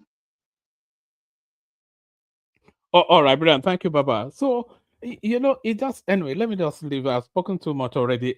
Let's hear from Zita. Zita, you actually inspired this topic. Oh, it was because of that argument, that debate I was having with you just 2-3 sessions ago. And I went to the archives, and in the history of Nigeria, we're going on 70 years. I could only identify 6 months that the Southeasterners held real power in that country. And then I delved even deeper. The Yorubas have had 15 years of governance. The Fulanis 24 years. Even forget the Kanuris, even the Nupes, who are less than 2% of that country, they've governed it for 9 years. So the Southeasterners, who are perhaps even the second largest, certainly the top 3 largest within the country, they've only had 6 months. And if I was a Southeasterner, I would feel aggrieved. I will feel as though I'm being conspired against. So there is the narrative. And if you look at the Fourth Republic as well, we are under the Fourth Republic now. You had Obasanjo, you had Yadua, you had Goodluck Jonathan, who is an Ijaw man. There's no, Goodluck Jonathan is no more Yoruba than a man from Oyo. He's a full Ijaw man. And then after him, you had Buhari again, another northerner again, and then that went back to another southwesterner. So at that trajectory, when the southwesterner leaves, they are going to go back to the north. So can you not see that in this experimentation called Nigeria, one of the top 3 largest ethnic groupings being precluded from power? Can you not see that is reasons for aggrievement? And do you not also concede that there's a grand conspiracy within that Nigeria at the elite space to deliberately exempt these people from power? Okay. One man, you finish your history. I've been listening in and out of the topic. But before I start, for those running history and those talking about hate and love and party and all whatnot, I want to say this. Are you their woman? Hello? We're all listening. We're here. Okay. Because sometimes I don't know what is wrong with here. There's heavy snowfall here, so I don't know. They used to say that your past might affect your past affects your future. For somebody like me, I don't really believe in it. Yeah. I believe so much in the present because the present can actually reshape your past and brighten your future. Because your present today will be your past tomorrow. You see, I listen to so many people talking about what happened during the Nigerian Biafra war, what an Igbo man did, blah, blah, blah. Igbo man don't like APC, Igbo man be voting for PDP, blah, blah, blah. I want to say something. One man, can an Igbo man be a president of Nigeria? Yes. Why not? He can. Can Nigerians vote an Igbo man massively? Why not? Of course they can. An Igbo man is not being a president today. It's not generally accepted for those thinking that, well, because of how they are, because of what Nigerian Biafran war, blah, blah, blah, they don't like PDP, voted for people, they don't like this. That's not what is stopping an Igbo man from being a president. Today, yesterday, and tomorrow. The problem the Igbos are having is the problem of availability. If they make themselves available, they will be the president of Nigeria. Somebody might ask, what the heck is this woman talking about? What does she mean that they've not made themselves available? I will clarify that. Availability. I saw the three men you put their picture on screen. It's actually funny that you decide to pick those three men for Igbos. I wish you luck. You see, availability is, it comes like naturally. Then you put a little tweet to it to showcase it. Availability is making yourself a Nigerian, not a Biafran. For now, this set of people you are showing, they have not made themselves a Nigerian. I will come to that. They've not. None of them have made themselves a Nigerian. What is making yourself a Nigerian? Two things. Make yourself a Nigerian in the Nigerian sense of it. And then make yourself a Nigerian by your actions. You see, one man, I will tell you something. You see the case of Nnamdi Kanu. Most Igbos you are looking at today, thinking they will be president of Nigeria tomorrow, they have actually buried their career to be a president of Nigeria because of that incident. I used to tell people, hello, are you still there? I used to tell people, hello. Go on, carry on. We are listening. We're all listening. I used to tell people that you will not know how people know you until you come to the public. You see, all these Igbo politicians here and there, Nigerians are watching. They're watching, more especially the area that come to vote.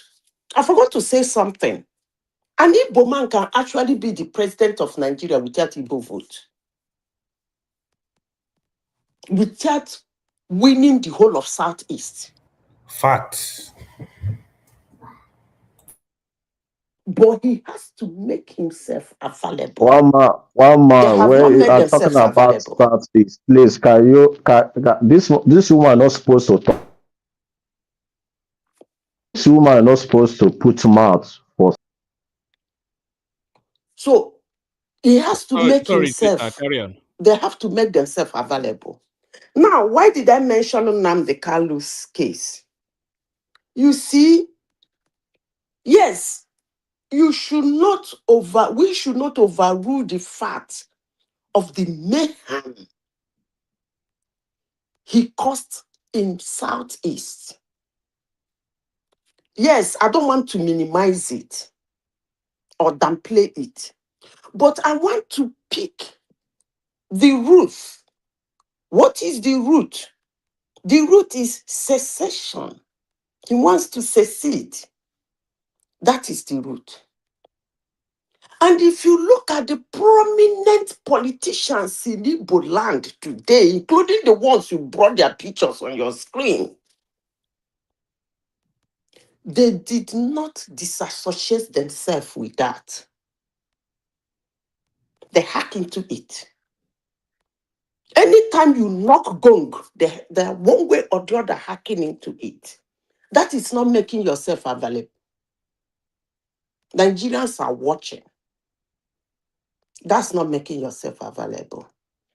And you see, the problem Nigeria is having is that if somebody tell you it's impossible for Nigeria to disintegrate, that's a lie. It's possible they can disintegrate. But the way Nigeria is being structured is actually impossible for them to disintegrate, because if one is being given a kind of a go-ahead, it will become in pieces, because everybody will not want to be under anybody. That's why it's impossible. So for somebody or some people or the government or the people or politicians who want to protect that and continue to make it impossible, I can assure you that on that basis, no Igbo man has made himself available, not the present day politicians. Maybe, as I am speaking today, if the younger ones that are coming up can listen carefully to the voice of reason, maybe they will understand what I'm talking about. You actually have to make yourself available. That's how it works. Forget about politics, who is going to vote for you, it comes naturally. Zita, you talked about the three people I have on the screen. So to Yes. the left of your screen, there's Dave Umahi. Has he made Yes. himself available? No. I'm coming to the second availability. I have said the first availability. The first availability is the one I presented of a situation that is dicey and is scary, and they have used it to slaughter themselves. Zita. Look, woman, when somebody is asking for something to the extent of suicide, then it's scary, because actually what the Igbos did is suicidal. So for these people not to stand firm against it, I will come to that later. But let me go to the second one that you said is Dave Umahi has not made himself available. Dave Umahi has not romanticized Nigeria. So on that note, he has not made himself available. He has not romanticized. You know what I mean? Romanticizing Nigeria. I do. Hold on one second, Azita. In terms of credentials, David Umahi is actually a stronger candidate than Tinubu was before he became president. Dave Umahi, he has a strong track record as a state governor, which Tinubu also had a strong track record as a state governor. But Dave Umahi also has a very, very strong track record. He carried his track record from Ebonyi State into the national space and even expanded it in terms of excellence and delivery of quality at a national stage. So he has both state and national track records that people can weigh in terms of his capacity. But Tinubu only came in off the back of having governed the state. So you can't say David Mahi doesn't. It's as available as it can be within the constraints of his of what constrains him. Tinubu comes from the wealthier state. He has the resources to go after. So I don't think you can say David Mahi is not he can't do much more to make himself available.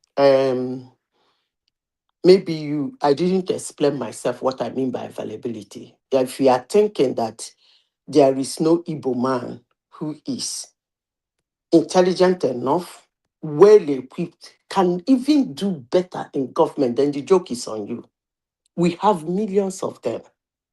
Smart guys. Well, that's exactly what I just said. I just gave No, you an hold on example. now. I gave I'm you an coming. example of one now. I'm I just coming gave you now. you're So the one saying it now. I'm not the one saying it. No, wait now. That's why I said you picked on Devu Mahi and you were reading his credentials. And I'm just trying to tell you that that's not the basis. I'm saying what I'm saying. I'm trying to tell you that there are even people more qualified than Devu Mahi when it comes to that. Smart, intelligent, that can even do marvelous job in the presidency. Let me go back to the problem. The root of the problem. The root of the problem is availability. Therefore, Mahi have the Christian jazz. He has kept mum on the mayhem happening in the Southeast. That is one. Secondly, he has not romanticized Nigeria. There is what they call romanticizing Nigeria. That is what Tinubu sneaked out to go and do. And that was what got him the presidency. He sneaked out to go and do it. It's not all about who you like, who you love, who you hate, and what about not. It is not. If you look at the campaign, let me go back to somebody who is romanticizing a place and making himself available. Sometimes that availability doesn't mean you'll be accepted. But within time, you might be accepted. If you look at when Tinubu was campaigning, there are places he went to. It's as if those people were mocking him. Some Nigerians even mocked him for going there. But one thing was sure, he was making himself available. Before he contested, during the time he contested, before he started contesting, I don't even know somebody who has made himself available like Tinubu because he left office far long ago. And he keep making himself available till he got to the time he wants to show face, to grab and run away.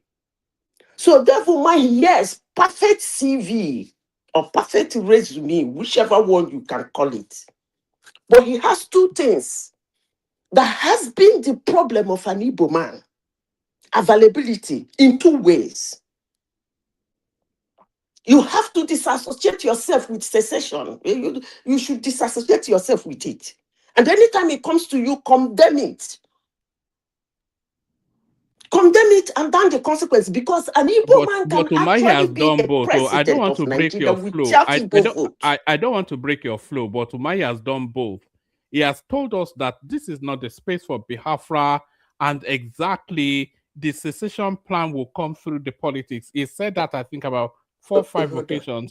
So he has condemned the Biafran narrative, which condemns Nnamdi Kanu, and he has promoted the Nigerian national narrative, which is David Umahi. He can't do much more. Oh, hold on. Yeah. Woman, can I come in? Yeah, carry on. It's being available. When something is available, it continues being available until it's occupied. When it is occupied, it's no longer available. Let me say this. Do you know that if you put Joe Igbokwe, I call the name to some people, it might not make sense. You put Joe Igbokwe and put Devu Mahi. Don't be surprised that Joe Igbokwe might get more vote than Devu Mahi. Shockingly, right? It might shock you. But that's just the simple It truth. doesn't shock me. It's not true. So Okay. they who Okay, knows that Joe means Igwe outside of Lagos? They only know him in Lagos now. I don't even know why outside of let me shut up my mouth. But let me continue with what I'm saying. You see, all these statistics and all this saying and all for the past and all the things, it's not what is stopping an Igbo man. If an Igbo man can make his present, which is today, make himself available for the present today, the future might be very bright. Don't keep mum, keep hammering it. Can you imagine somebody like Soludo getting up to go to Aso Rock just to ask Tinubu to release Nnamdi Kanu? That's a dead career. Trust me. I'm not wasting words. He killed his political career that day. Because Nnamdi Kanu not only asking for that, he went overboard. So let me apologize to you, Zita, but I think you may be misreading the landscape a little bit. You see somebody like Charles Soludo. Charles Soludo already has national acceptance. No, But he doesn't. it does. The country acknowledges him. He has a CV at the national space. He has a nationally recognized And he killed it. personality. No, hold on. He has a nationally recognized personality. So to all intents and purposes, Soludo is the Nigerian southeasterner that you are describing. One But man, come out from can that you, side. Come out, come out. no, just stop your nonsense. Get out. So he has national acceptance, but he doesn't have regional acceptance. So when Umahi goes to Aso Rock to advocate Nnamdi Kanu, he doesn't care if Nnamdi Kanu is released or not.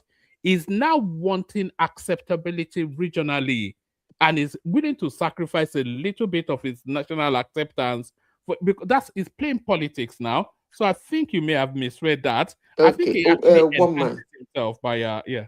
One man. You see, I am somebody who monitors something very carefully. Hate me, like me. I don't really do care anyway. You see, in the 2023 election, about of all what will be the him and El Rufai collecting microphone from a speaker during the Hausa whatever in Opiweka, blah blah blah, upon all those things. When they went to make a deal with the North, because as they say, North they have how many states, and then not only that they have those states, they actually do have what I would call that politically inclined. They come out to vote. It's not that other regions, if they register and come out to vote, they won't be beating us like that. But the important thing is that they come out to vote. So presidencies go to make deals with them. You can bring out the YouTube if you can still find it in the YouTube and then ask, what did they ask to Peter B? Upon everything, that was exactly what was concerned to them. He tried to dodge it, tried to go like this, tried to go. They're not taking it. So I can categorically tell you, whatever Soludo has gathered over the years in terms of affluence, in terms of romanticizing Nigeria, I never knew he did that anyway, but if you say so, for the mere fact that he went to solicit for that guy is dead on arrival. What mean? It will come out the day he wants to contest for presidency. You will say Zita said it, but that's okay.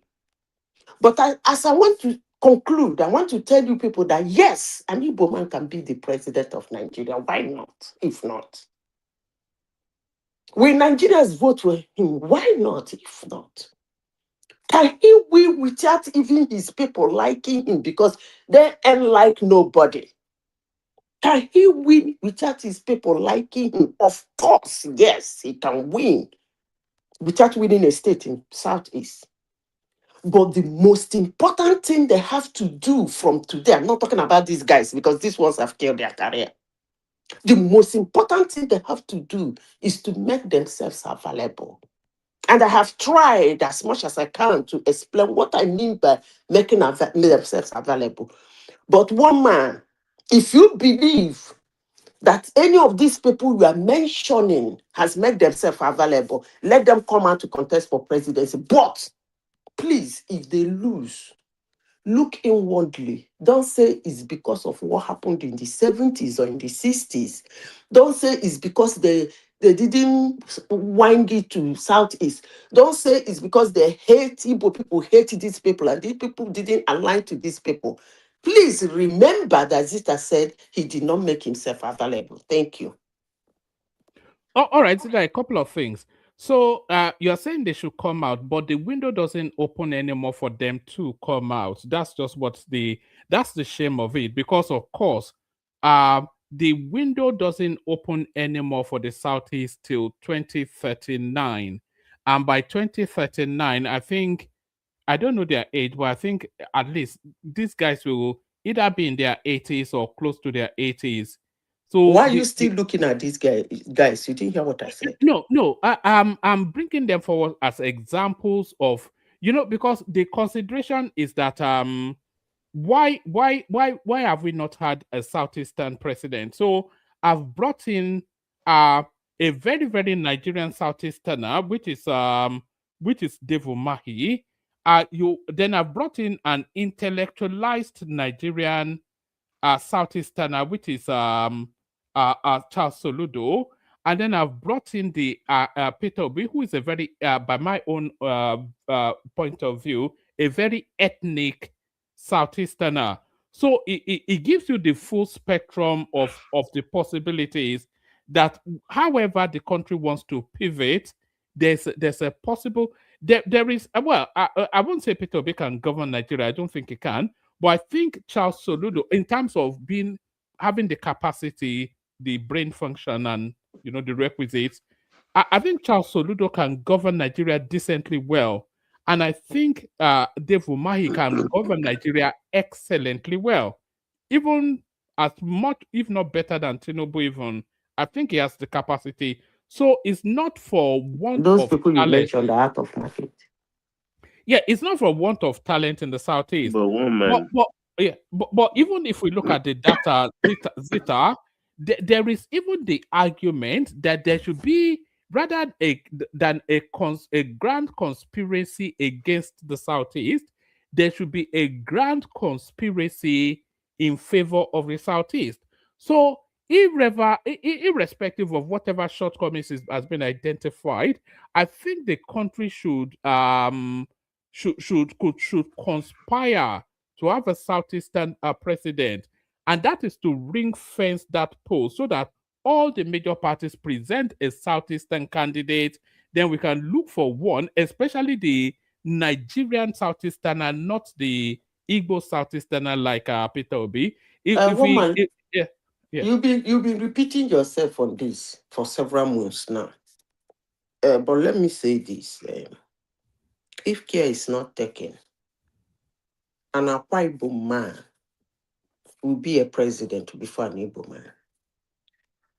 If you continue saying these things you are saying, and people continue believing you with all this, the conspiracy, cut here, conspiracy.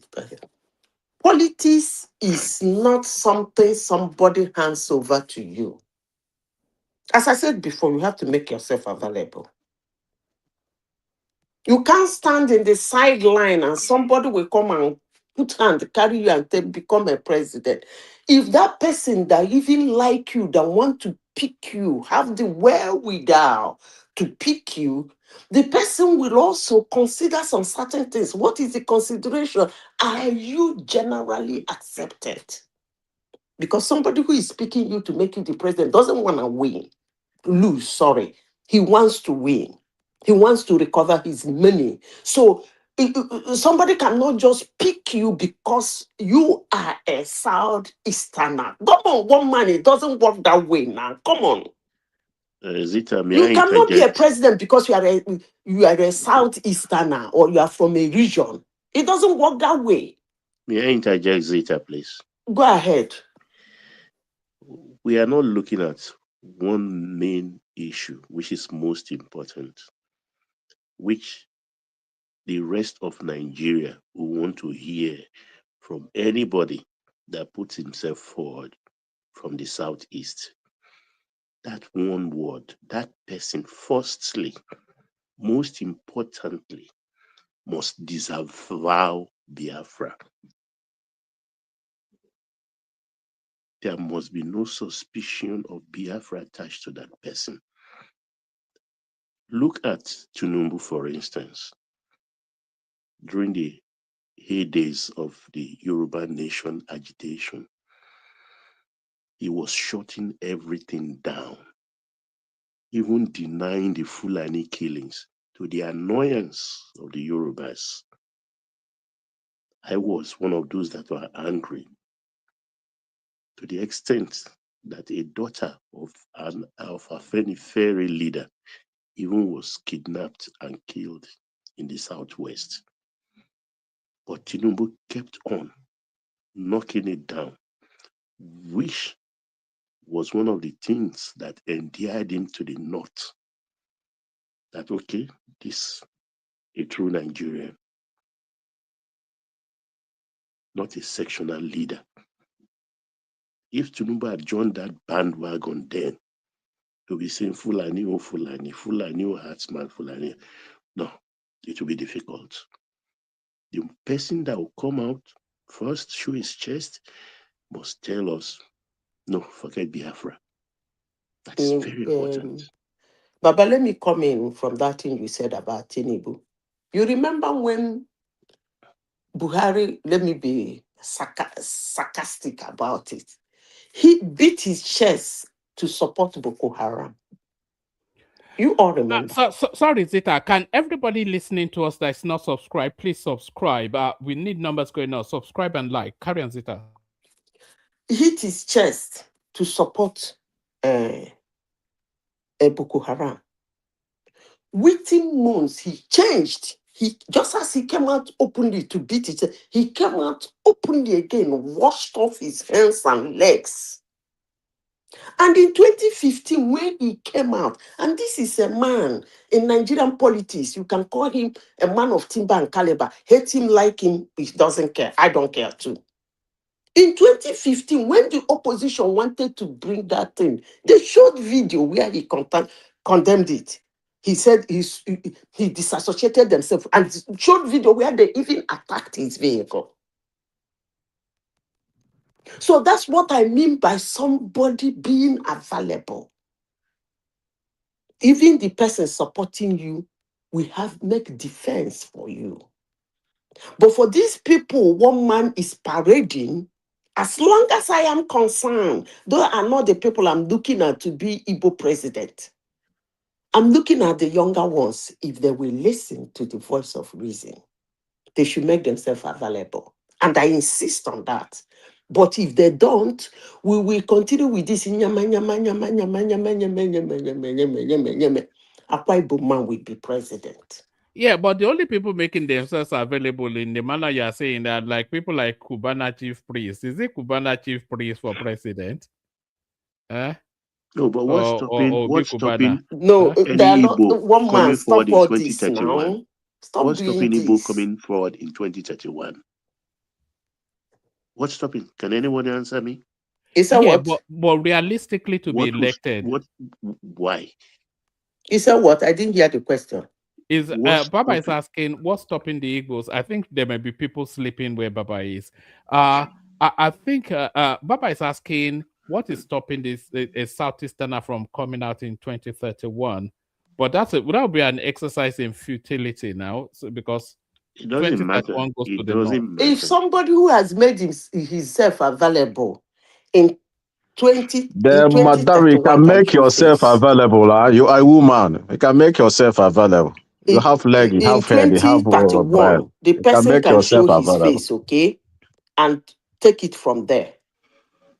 There's nothing wrong in them contesting, but this kangaroo you are showing on your screen, and you think they can, But those ones have those killed are their the career. talents Madam, make available. yourself available, They have please. killed their career. Patrick, you have to just stop that. You can contribute to the conversation, but leave. Yeah, I want my sister make himself. My friend, will you All shut right. up now? Okay, don't worry. One of these days you'll get it right, Patrick. But what I'm saying, Zita, is that those are that's the cream of the talent available in the southeast now. And I be say they no get job now. They no Yeah, go get the job. because outside of these people on the screen now, then what have you got left? You got Hopuzo Dima, who I You don't are think still calling the is set. Why are you always yeah, calling this set? that's what I'm saying. That's the available talent in the southeast. In fact, it's even more talent than the southwest, though, because if you look at the southwest, there's no talent coming through either. But those are the available talents available in the southeast now. Those three especially. You see, Osibade, Fashola. between me and you, Osibade was not somebody Nigerians knew. But because he made himself available, he was picked and Buhari accepted him.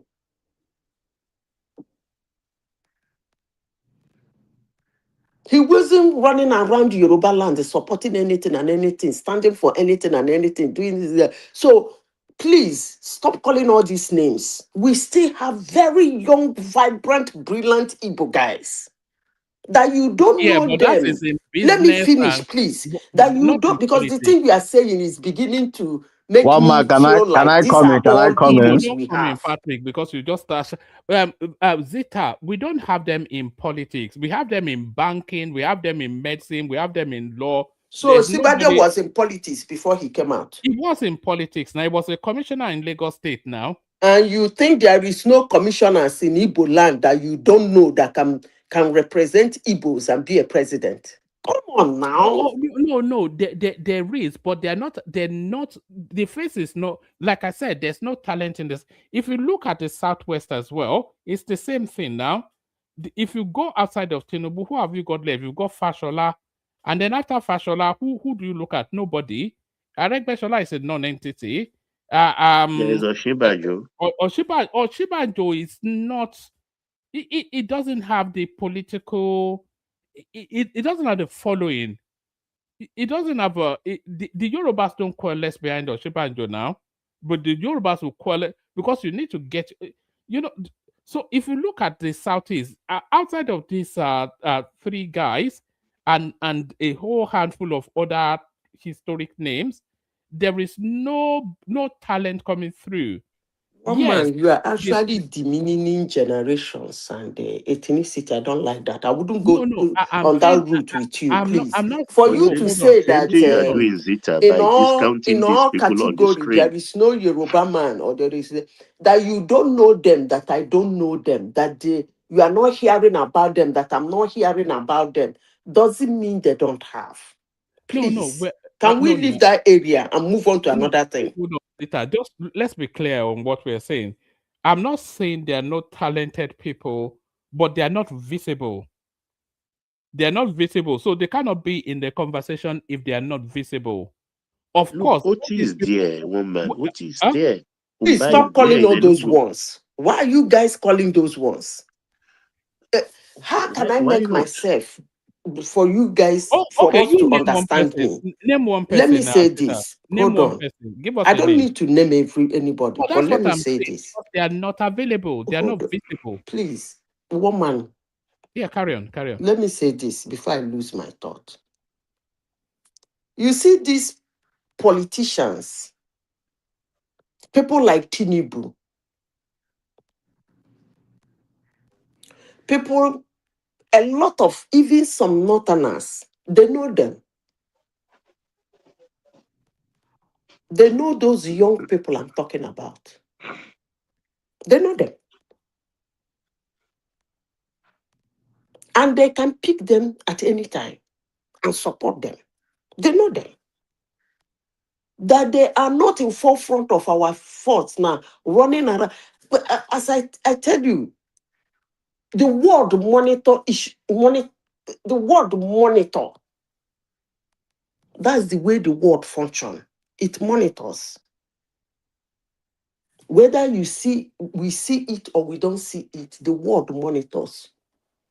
I can tell you now categorically that if you go and tap Tinubu now and say, can you tell me any 35-year-old Yoruba boy that you think, if he continues the way he's behaving or the way he's going, can be the president of Nigeria come 2039? He will tell you. Trust me. That will be a kind of potential. And that's what I'm saying now. Hold on, everybody. Am I seeing double? AB, after how many years you join us at last? And Choma is not even here.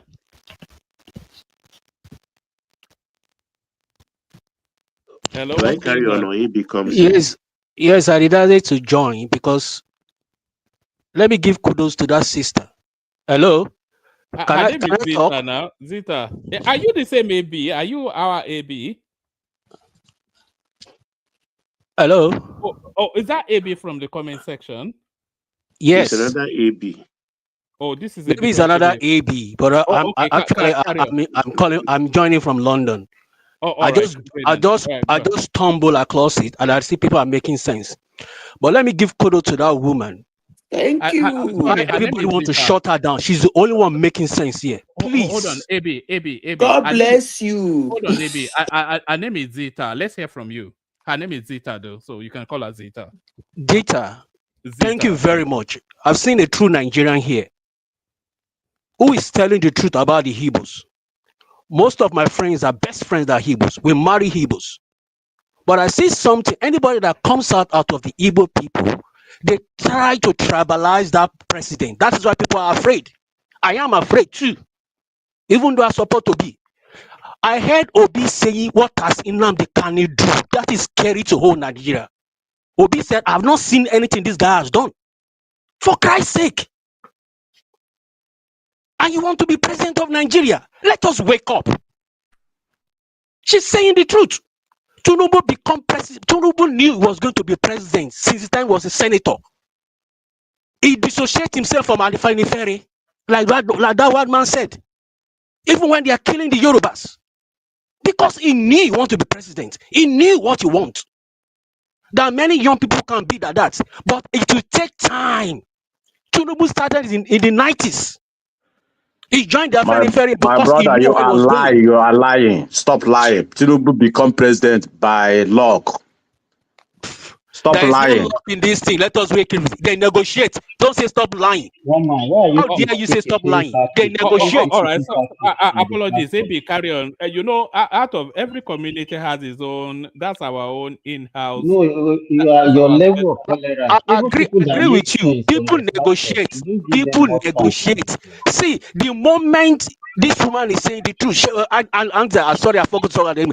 The moment, come out, dissociate yourself from every other person. They will vote for you.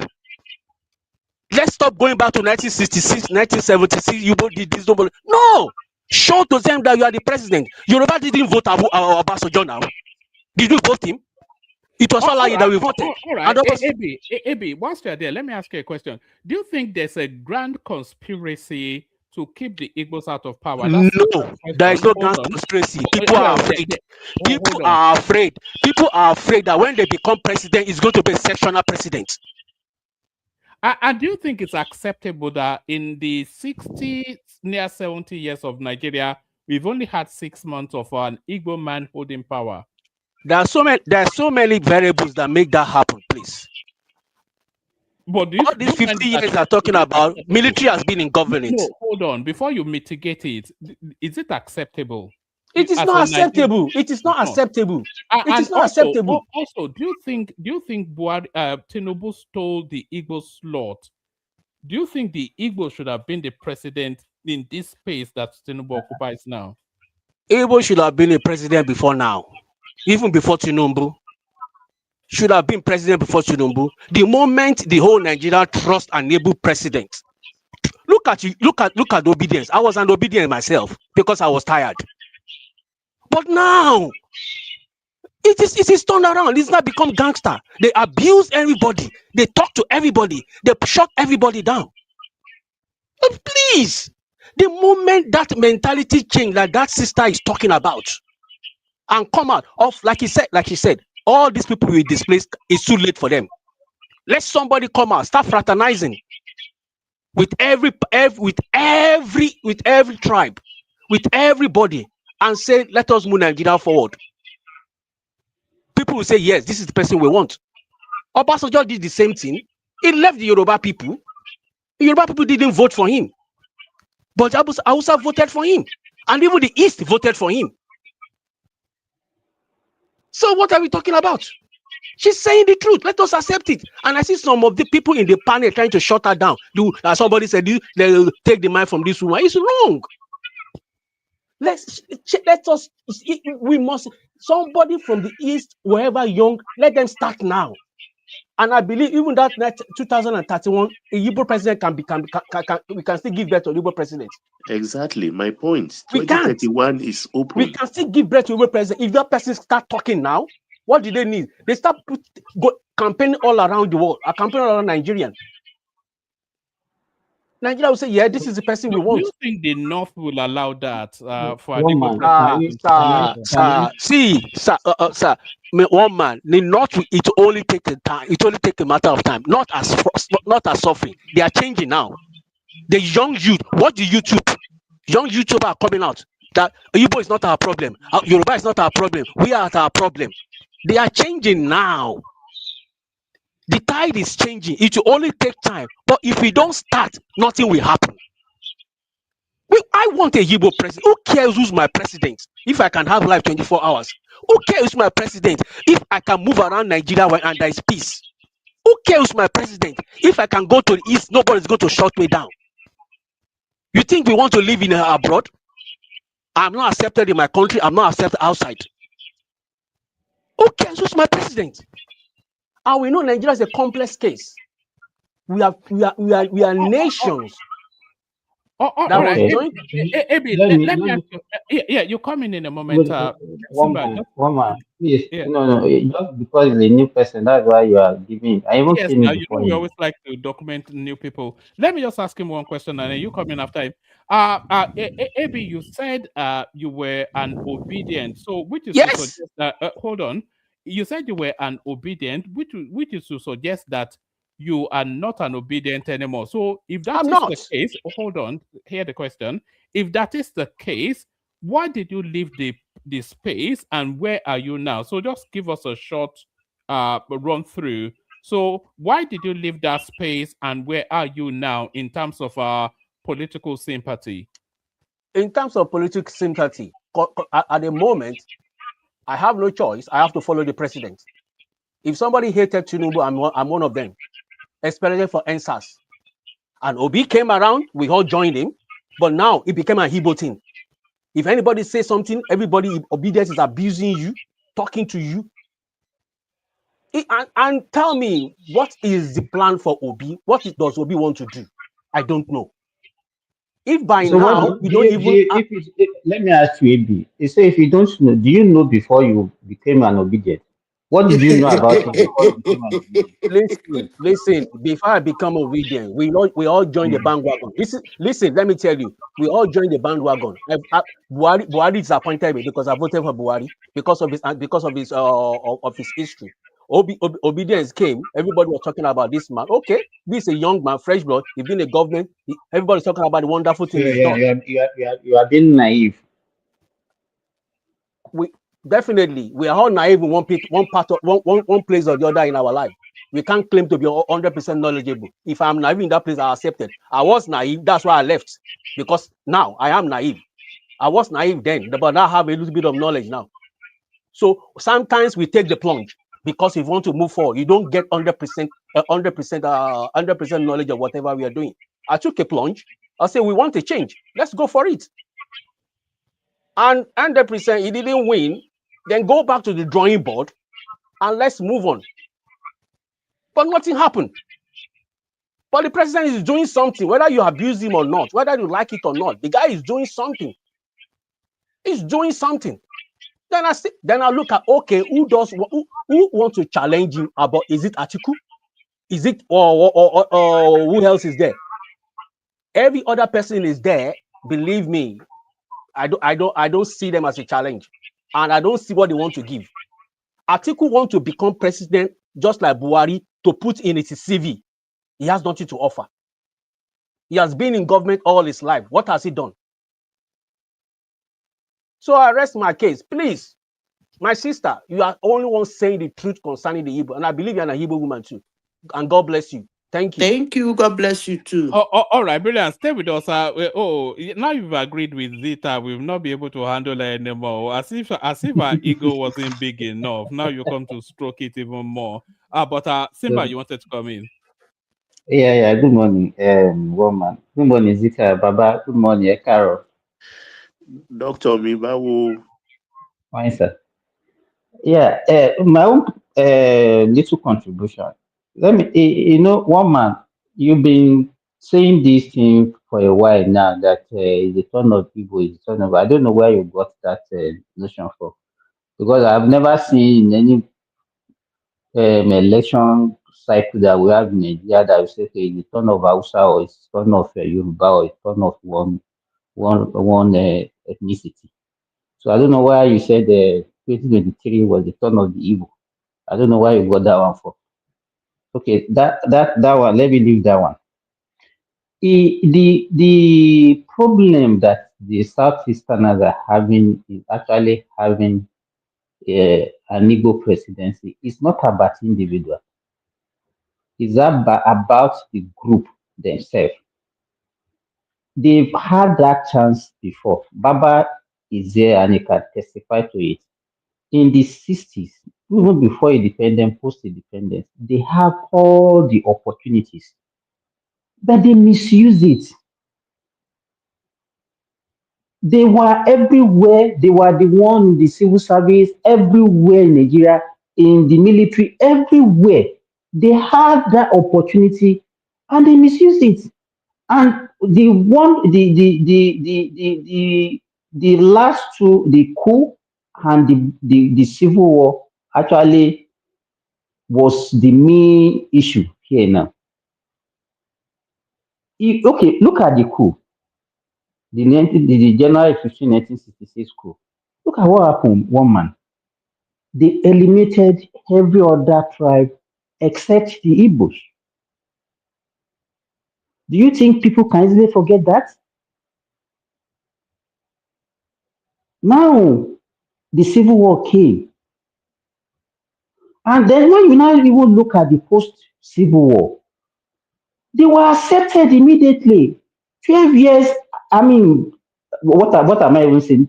Less than 10 years after the civil war, they became a vice president in the same country that they said they were not wanted.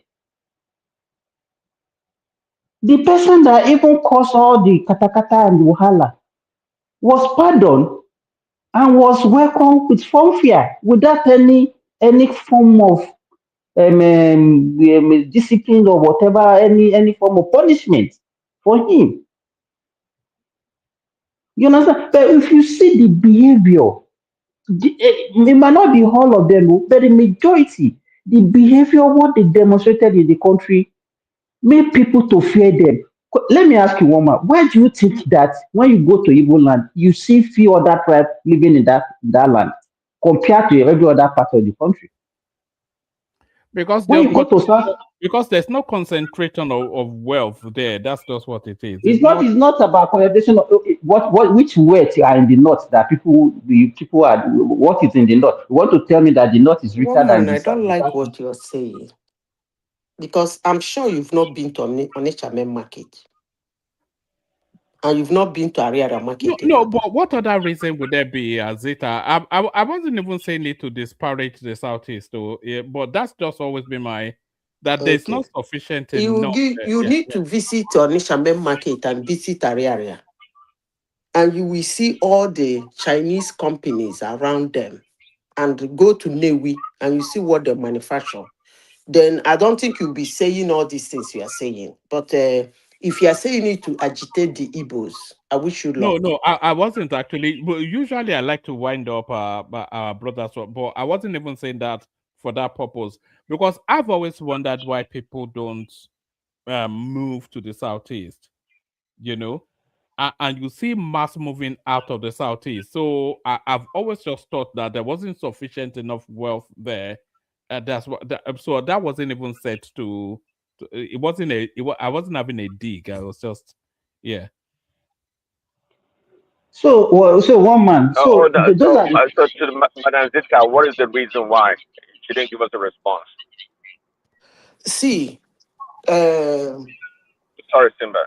Yeah. First of all, can you hear me? We Hello? can hear you. Yeah, can you hear you? Okay. So, in as much as so many people will go with the reason Simba gave, I will try to go give you a reason as an Igbo girl. Okay? In Igbo land, land is sacred. Land is actually sacred. If, according to our culture, is I don't know how to put it. If I may want to use the word deity, I don't know if I'm allowed to use that kind of word for a land in Igbo land. It's actually ridiculous for you to be cutting your land and be selling it away. It's a generational property. So on that basis, it's actually difficult to sell it to a fellow Igbo man in the real sense of it, let alone selling it to an outsider.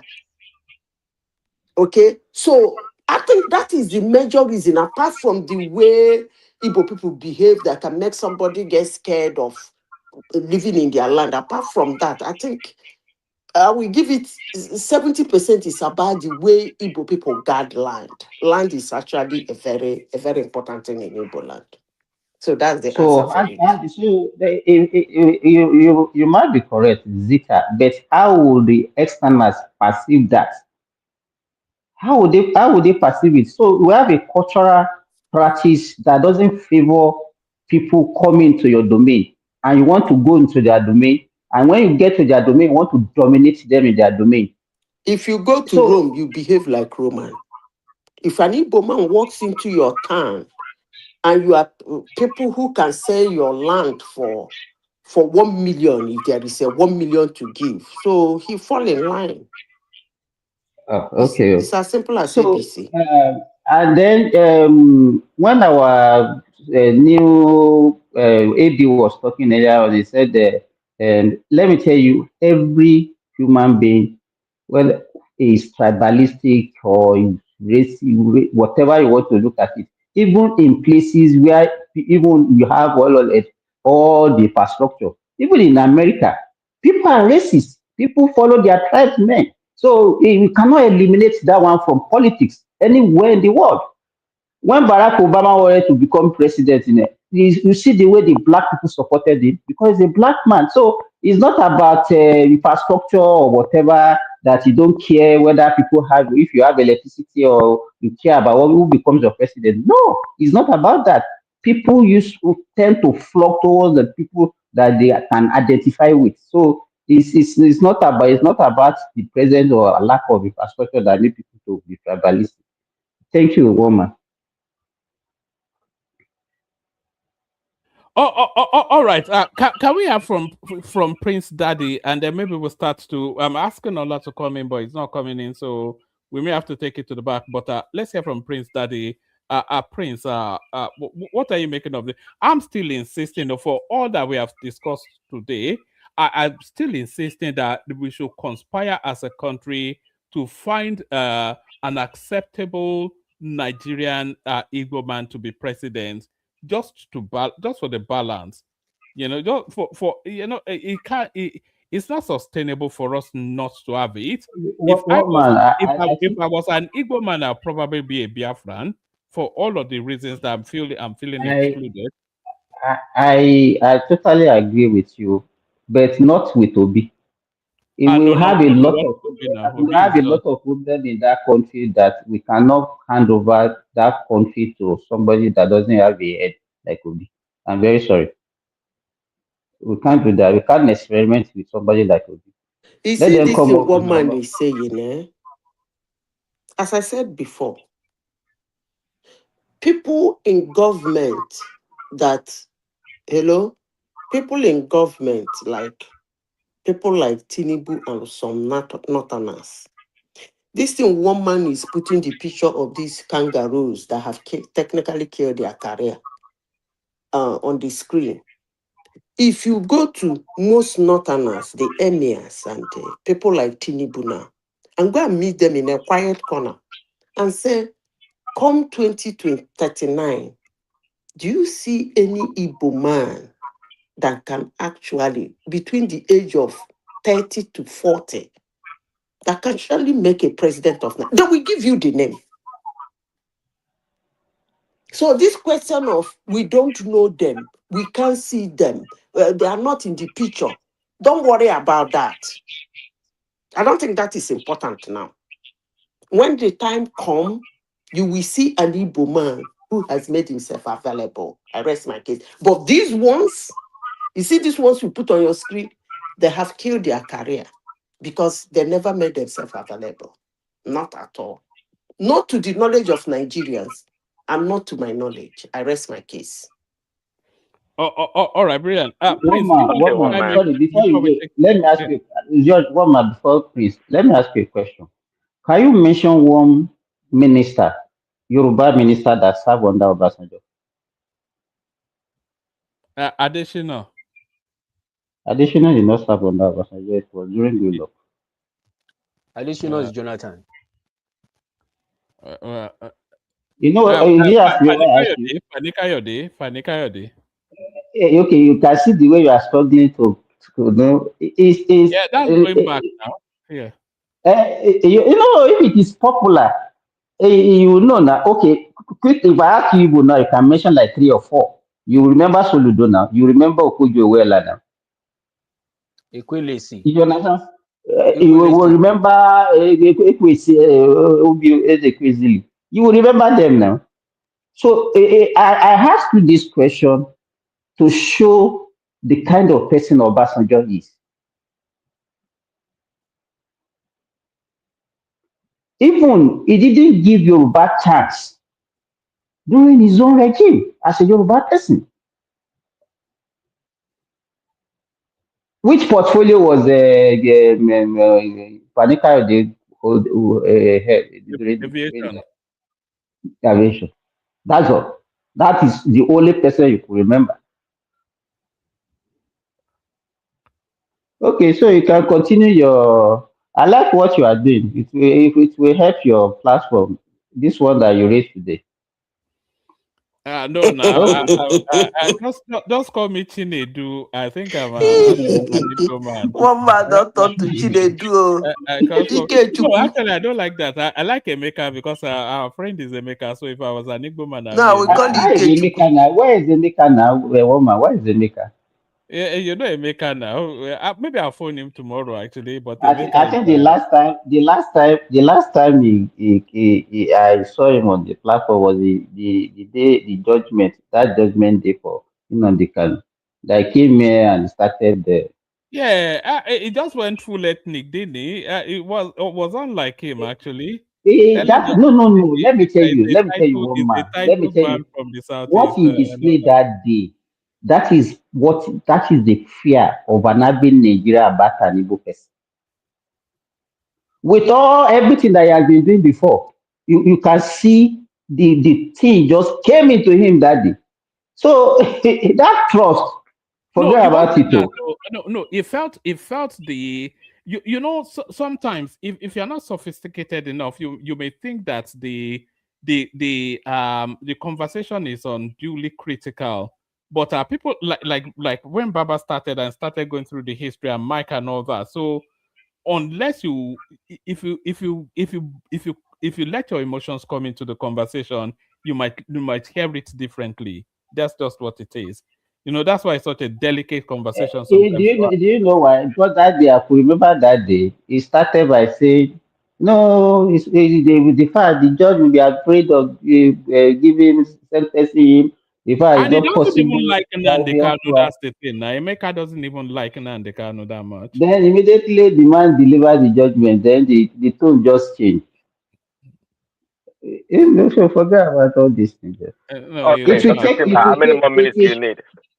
I got a couple more No, minutes to talk here. go ahead, Prince Adi. Okay. Hello, one man. Hello, everyone. Hello, Prince. Yeah. To your main topic for the day. So yeah, I was asking earlier. You want us to microzone? Am I reverberating or what? I can hear myself. I think. Um. Uh, let me see. Nobody else is. You are the only one unmuted. So just carry on. We can hear you. Are lucid enough. You are clear enough. So carry on. Okay. Yeah. So I was asking if you wanted Nigeria to microzone the presidency to the southeast. Because the ratiocination for your argument, really, I don't get it. I don't, because you make it sound like every tribe that has become president, they were you know they were given the opportunity on a silver platter, and that was not the case. People have made the argument that the reason why Obasanjo came about was as a result of what the horrible thing they did to Abiola. So it was kind of a token gesture to the Yoruba people, because we Yoruba cowards. They did us wrong. Okay, they did big time. See what the Northerners did when Aguirre supplied their own people. They don't play around. That's why I like the Northerners. They don't play around. They would do you in, and they do what they have to do. So Obasanjo on. I mean, if you say it was not, Nigeria wanted Obasanjo, I doubt it, because people were talking about the other guy. Um, um, that ran with against Obasanjo in the Southwest. So the issue of the presidency is like to me it sounds like you. I know you're not, but it sounds like you're talking down on the Igbos, because you make it sound like they don't have the skills, nor are they capable of becoming president if they wanted to. Of course, they have all the wherewithal as any other major tribe in that country. I mean, we know what the capacity and the capability.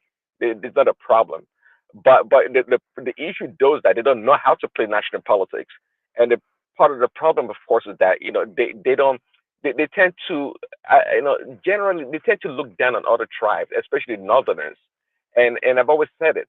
We can claim in the South that we have more PhDs and all those damn degrees in the South, fine, but when it comes to a sense of leadership or uh, uh, um, a power, I think the North or the Northerners, they understand that more than we do in the South. Absolutely do. It's quite clear. They have more people that have ruled Nigeria from that part of the country. That's what it shows. So we can keep our PhDs, but up there, they're pretty smart. They're smart people.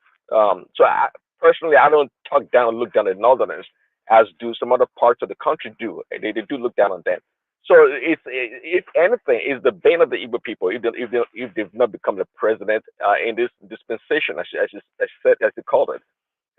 They don't want to play. They don't really have a. You mentioned David Mai, quite frankly, yeah, he's known on a national level, but one man, being known or have a name on a national level doesn't really um, translate to local politics.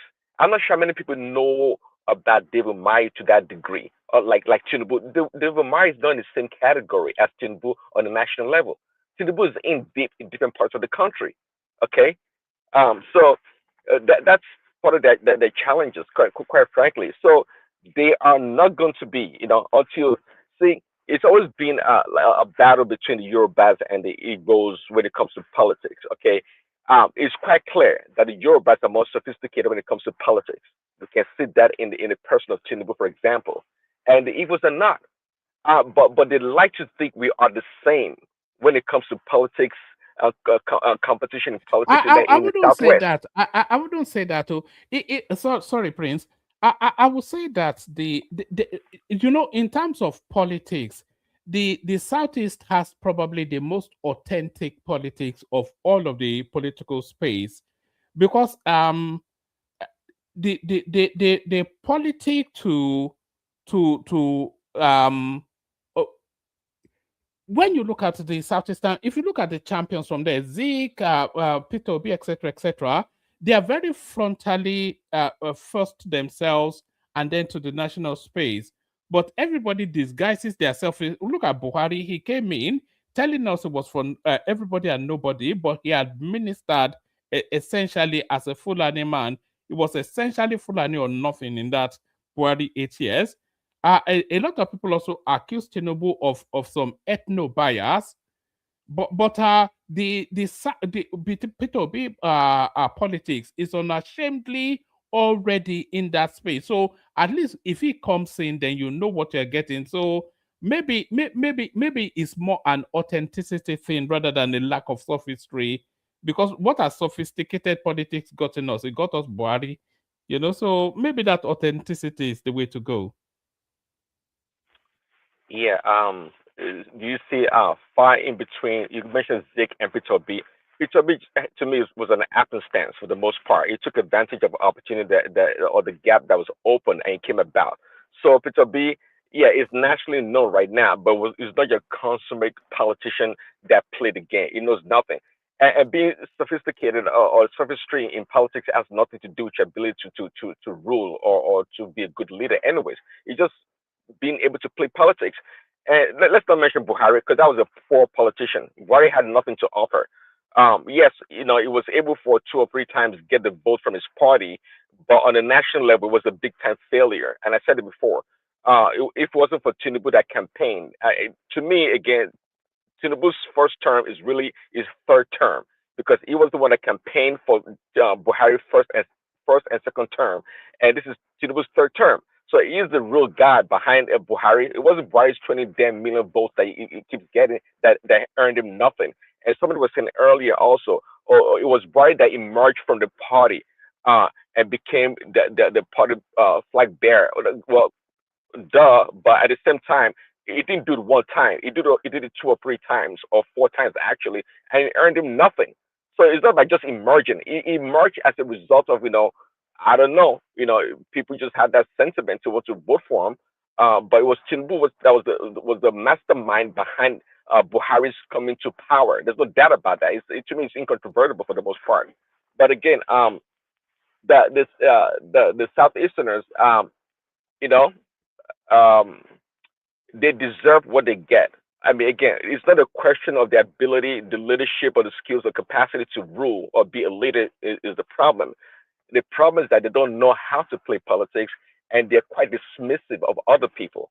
They are. They just are. And instead, rather for them to partner with the Yorubas, okay, and can I have some sort of negotiation? They won't do that. They've always played the game in the more ethnocentric way or more party line. The other day, our brother friend Joel of Nashville was trying to bamboozle us, telling us that the Igbos play. I'm not sure how he described it, but if you look at the Igbos pattern of voting or playing politics in Nigeria, they they vote strictly on party line.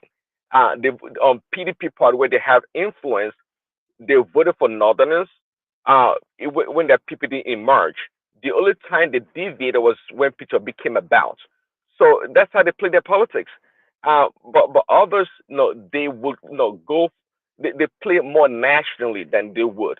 But the Igbos don't do that. They were loyal to PDP to the end, and it earned them nothing. They more like they were Atiku followers, you know, because Atiku controlled the PDP party for how many years, how many election cycles. That's what they did, and they supported him.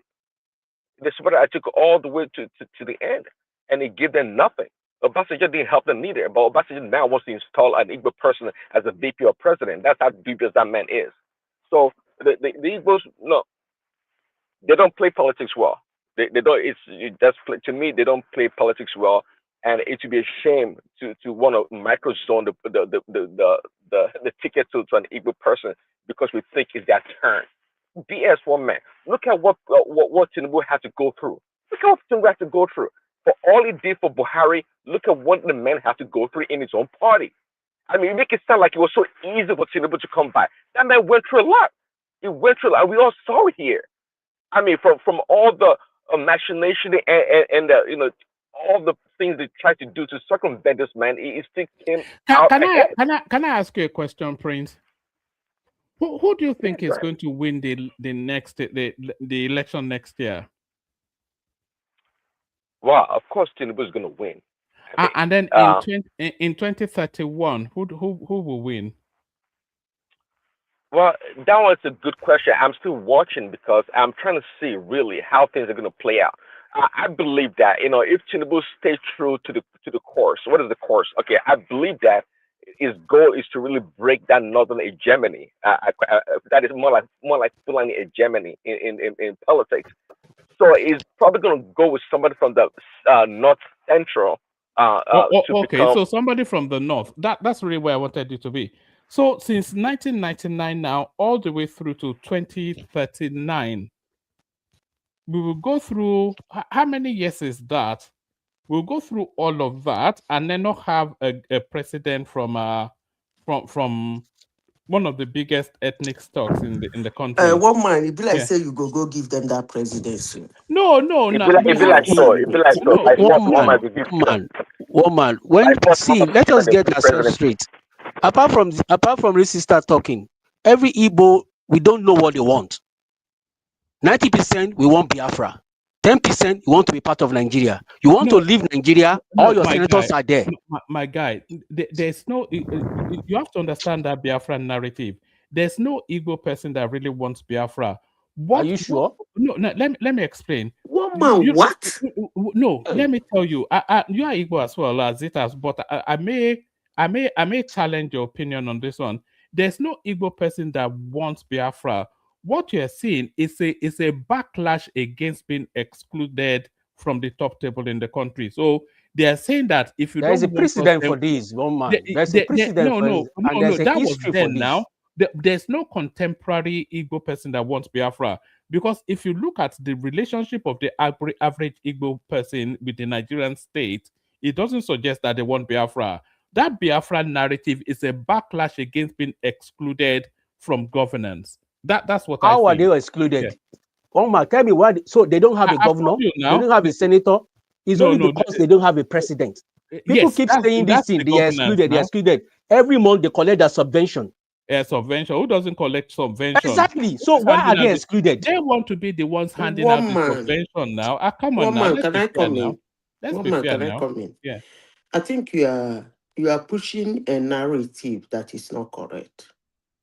You made a comment now. You said Igbo man is chasing Biafra from the backdrop of being excluded. I don't know where you got that one from, but let me say this. That's my sense of it. So I may be wrong, but I've always thought that. First of all, the Biafra narrative is a backlash against being excluded from. Okay, now let me explain. First of all, I don't like using the word Biafra, but let's use it since it has been propaganded to be so. You see, the word Biafra did not come from exclusion. So, in the first place, creating Biafra did not come because Igbos were excluded. No. So you shouldn't even be using that one in the first place. Now,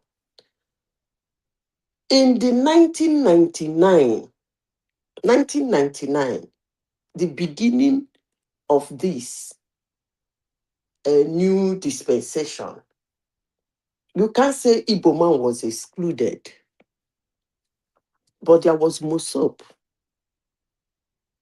That guy didn't go as mad as Nnamdi Kanu doesn't mean that the agitation was not going on. Even when the man who started the whole madness, went to contest for presidency and told them it is not going to be possible. Let them come together. Let them go back. It's still working. Now, let me continue. You said again that most Igbos don't want Biafra. I don't know somebody on earth who puts money in what he or she doesn't want. But if you say so, I leave it for you. Because if you know how much Igbos in diaspora put in that Biafra, it's actually a racketeering business. So I don't know who Thank you for put so mentioning that. much money. We that we are diaspora, we know what you're talking about. It's just hobby now. The diaspora Igbo are just doing it for hobby. It's like Okay, no like a problem. social So club. let me leave you. Bro, it's Since not when I hobby. come like this, Bro, you it's come not like this. hobby. You We want are to make very a joke serious of it, about that's it. fine. It is not hobby. I'm not making a joke of it, Zita, but if you look at the relationship of the southeastern space with the Nigerian entity, that relationship does not speak of people looking to secede. You know, because there's nobody that's Can I engaged. chime in? Yeah, Woman, yeah. can Go I on. quickly chime in? Yeah. Yeah, go on. To me, I see what they want. Most of them want that Biafra. But the problem is that 5-state landlocked, is it enough for us? No. That is where the problem lies. If they have rivers as part of our Southeast state today, they would have gone all wide for it. Because they are landlocked and they know that no matter what happens, we are still going to need the whole Nigeria to do business, to do a lot of stuff. That is why some of them, so it's a state of confuse and dilemma together. So That is not because of the landlocked. There are so many countries in the world that are landlocked. I don't think that's the reason. But I think that is why when you see them, they make the state comprised of the Biafra. Why are they not contented with the 5-state? Why are they pushing their agenda to Rivers, Cross River, Ondo, and the rest? So we have to look at it from that context as well. So if they have that one, don't you think they will go all out for it at once? But because they do not have it, I don't think they are pushing to Rivers and Delta State is because of landlocked. I think it's because of the resources. So not because of landlocked. That is true. If because of the resources too, we are saying virtually the same thing. So you know what? I think they are just setting impossible. There's back to you actually, Prince, because we're about to shut it down. Let me wrap it up in a few seconds. Come up, yeah. Sorry, carry on, Prince. So again, to wrap it up, saying that the Igbos have all the skills and the capacity, capability to be president. They just have to be a little bit more humble in their approach to national politics. That's what I think. And if you want to think about it, the reason why they aligned with the Northerners at the beginning of the Nigeria was because the Northerners, they feared the Southwesterners because they thought they were more advanced, quote unquote, than they were. Therefore, it was maybe easier to align with the Igbos. But eventually, when the agreement once it came about with shenanigans, a big chasm was created between the Igbos and the Northerners, which of course was trust. They distrust the Igbos. So that's another dilemma that they face in that country. So they just need a new crop of leaders that can navigate the Nigerian terrain on national stage on how to play the politics. And it's quite clear an entity like Peter B is absolutely not such a person at all. We see is ethnic politics and religious politics that he played. So it's not helping them on the national stage. But of course, I think they have other people that can come about and actually create that liaison from different parts of the country to push the agenda forward. Thanks, Roman. You know, I may disagree with you somewhat, Prince, because if you go back to the independence era, the Southeasterners were actually the educated ones. I think a lot of them went to Oxford, Cambridge, exactly Ojukwu and all of that. So they were the ones that occupied middle management in Nigeria. So if the Northerners were to be intimidated of anybody, they should. Thank you, AB. He's saying that one man, you are very correct. I'm always correct now. You know, it usually takes people 3 years to catch up with most things that I'm saying. So in 3 years' time, they'll catch up. You know, Well, man, it wasn't solely by education. The Yoruba, it appeared that Yorubas were more sophisticated on how they play politics. It wasn't just being educated. Okay, the North. If you ask me, I think the Northerners were more threatened by the Yorubas and the Southwesterners when it comes to alignment. They found the Igbos more palatable for their own agenda, and that's why they were aligned initially. I would say. I mean, maybe there are other reasons I don't know, but that's what I would say. So it's not about education. See, this thing is more deeper than this thing, but not being on the top. There are external factors you need to consider. The British want the North there because they are subservient to the British. The British see the Southerners as very, very intelligent, and it's still like that. I live in Britain and I know what I'm talking about. Okay, you just repeat exactly what I said. And where did they get that notion from? The notion came from the British, and that's what the Northerners accepted. So again, it was easier for them to align with the Igbos. I mean, it was maybe just a natural affinity, so to speak, right? That's why they aligned or they work better with the Igbos. It was just an expediency. Let's put it that way. Not because they care about the Southeasterners, I would say, but definitely the Southwesterners were not were not a better partner for the Northerners back then, and because they didn't think they can compete fairly with the Southwesterners. But again, when the coup came about, now they distrust the Igbos. So again, it's up to the Igbos, the new crop of leaders, to play the politics on the national level, whereby they can be more palatable to the rest of the country. See, another thing you must man, who is winning Abuja election? It looks like no Wiki has flogged them again. No, I can hear them crying already. BT, document your voice, and then we take it to. And by the way, sorry, BT, before you speak, everybody listening to us now must be subscribed. It's not even that I'm inviting you to subscribe. You must be subscribed because it's actually there's laws. You could well be breaking the law if you are not already subscribed, though, because that one might be tantamount to pickpocketing. So if you don't want to be a pickpocket, then you should be subscribed. So if you are not already subscribed, please make sure you're doing that. So just so I don't send the police around your house to come and knock on your door. Like and subscribe, the short version of that. BT. Let me keep it short and brief. Dr. Mo is somebody I know from Clubhouse. He follows me. I follow him. I've known him for a while on that platform, and I've been in some sessions with him years back. So it's quite unfortunate what happened to him in Abuja today. I mean, I saw it coming. Who is Dr. Moses Biko? Sorry. It's from. It's not the from, ADC candidate, isn't it's it? the ADC candidate, and did he fall and tumble? The APC was very smart to play the ethnic card to give the baggy people voice. There are people from that side of Abuja, and it paid off. And woman, I'm going to make a prediction on your show, just because I know we don't have enough time. Based on what I am seeing for 2027, the South is going to give Tinubu more votes than the Southwest. The Southwest is going to give him a lot of votes, but what he's going to get from the South will be historic. The numbers will be shocking to many. But Tinubu is going to get more votes from the South than the Southwest.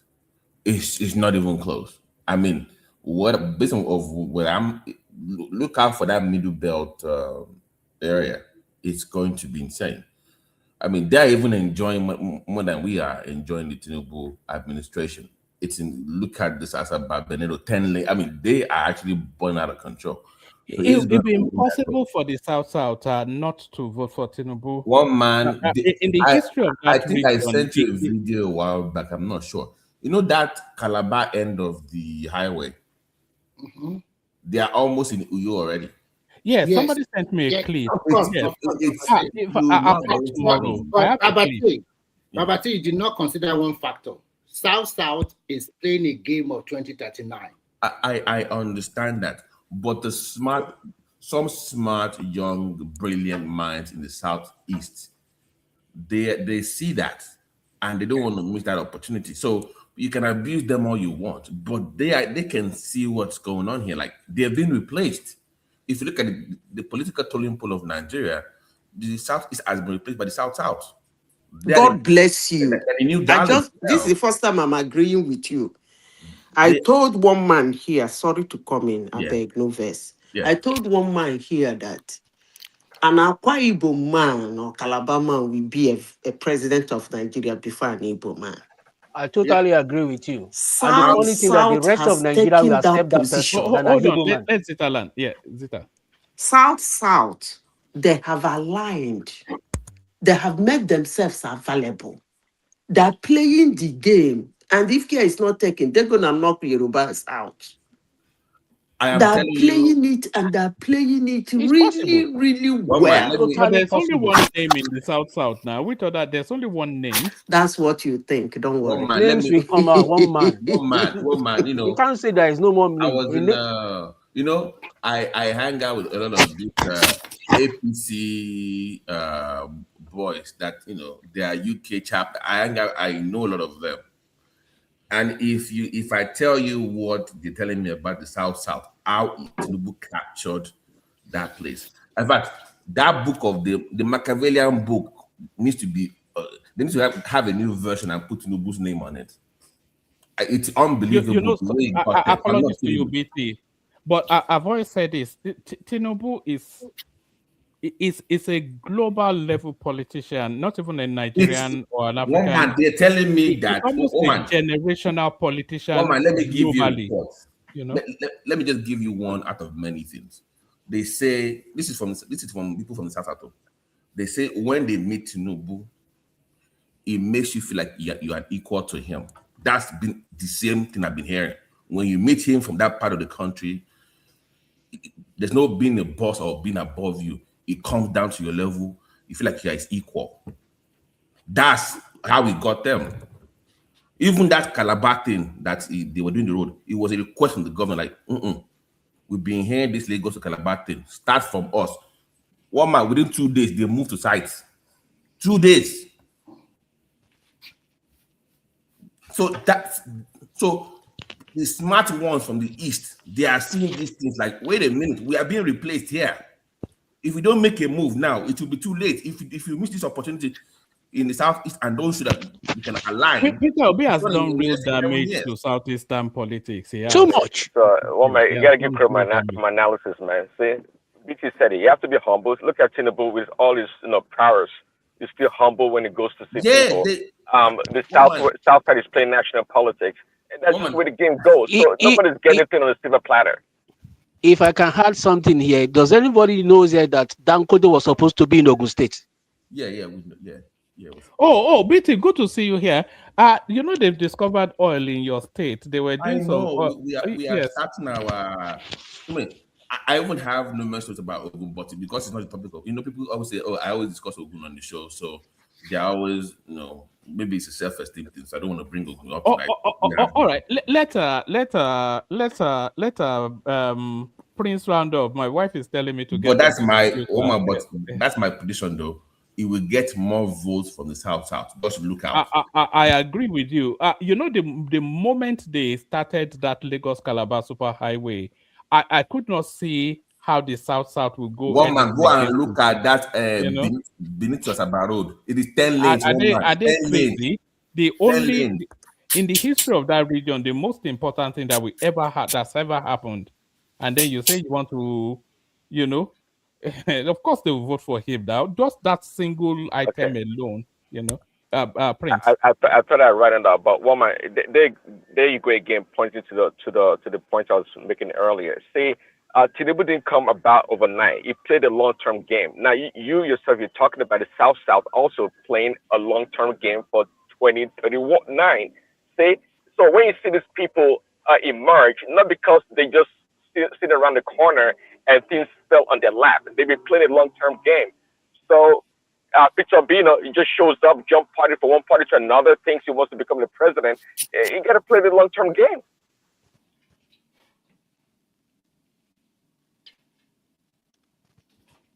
all right, thank you, please. Obi can still be president if he aligns with Tinubu. Tinubu can make Obi president in the No, future. it's too late for Obi. Unfortunately, I agree with you. It's too late. Yeah, because he's not winning next year and he's not no. winning in 2031. So the window is already gone for Obi. No.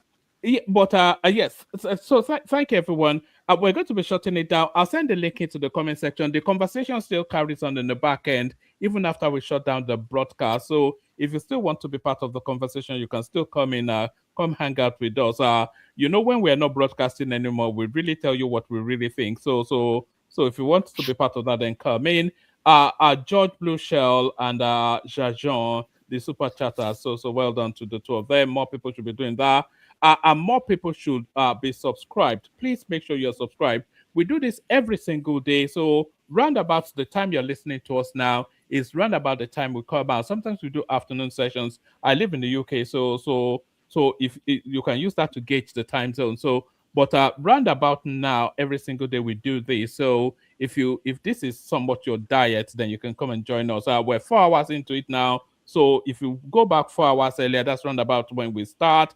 So make sure you're subscribed and you've turned on the bell notification so that anytime we do come out, you don't get to miss it. But if you do miss it, it still sits on the platform as a video, so you can listen to it in your car as you go for that long drive or whatever it is that you are doing. Just make sure you are.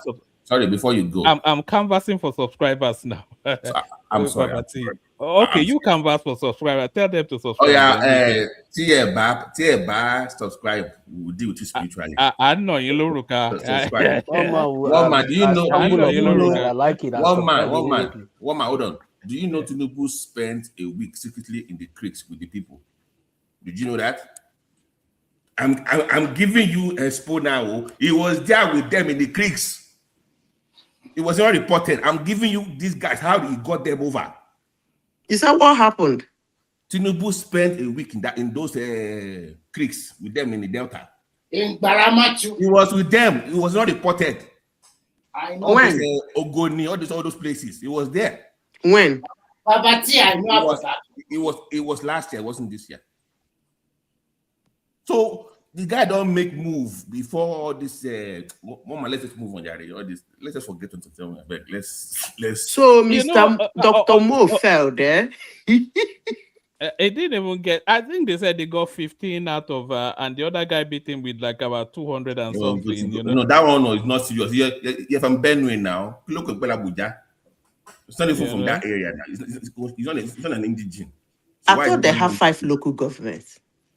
Yes, but what Wike did was he went to those local governments and got one man. They ignored the city and went to the suburbs. They got pushed out from the indigenous. They got pushed out into the suburb.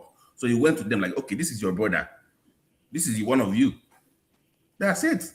So tomorrow will be rigging again. But one man, I called the result by 10 when the pool closed. I sent you, I was laughing. Yes, no, that's nothing close. So I think APC won all the 6 local governments. And one of the councillor or area council went to PDP. That's it. Every other thing went to APC. Went to where? PDP. A PDP won. I don't know whether it's like a councillorship or whatever, but it's not up to local government. But the 6 local one man, you said that's a test of Obi. So what are you going to test Obi again now? So ADC performed woefully there. Even ABGA also get a lot of votes, more than ABGA. I saw ABGA. My cousin told me, said ABGA got vote. One man, did you say that Obi is a test for Obi? Who said that? Is it not what you said, you and Baba? You said Abuja election is a test for Obi. Maybe Madam Zita, maybe they are following the way Obi went there and campaign for. No. They said it's Obi for him to show his capability to garner vote so that he can become ADC candidate or whatever. One man and Baba was saying here that FTC election is to test his. I said, but I don't know. He has been tested from Edo State to his hometown, to his polling unit. And the woman said, yes, Abuja now, that he's now in ADC. So Abuja now, they will use it to know how much influence he has. Okay. One man. That was a mistake. Now And everybody saw that. it was even very funny. Do you know, a day to that election, Obi and Atiku, they also went there campaigning for two or three candidates there. Both of them. And still, okay, all right. I'm just downloading something. I want to play you something that somebody sent in before, and then we use that to cap it Ola off. is here, right? Ola is here, but I'm not sure. Is Ola logged in as because Ola's account usually he has his real name on. He has his real name on. No, I think it's just coming for the background, not for the after. I want to play you something that somebody sent in. I think this is something that somebody sent in. So thank everyone. See you tomorrow. Let's use this to play it out.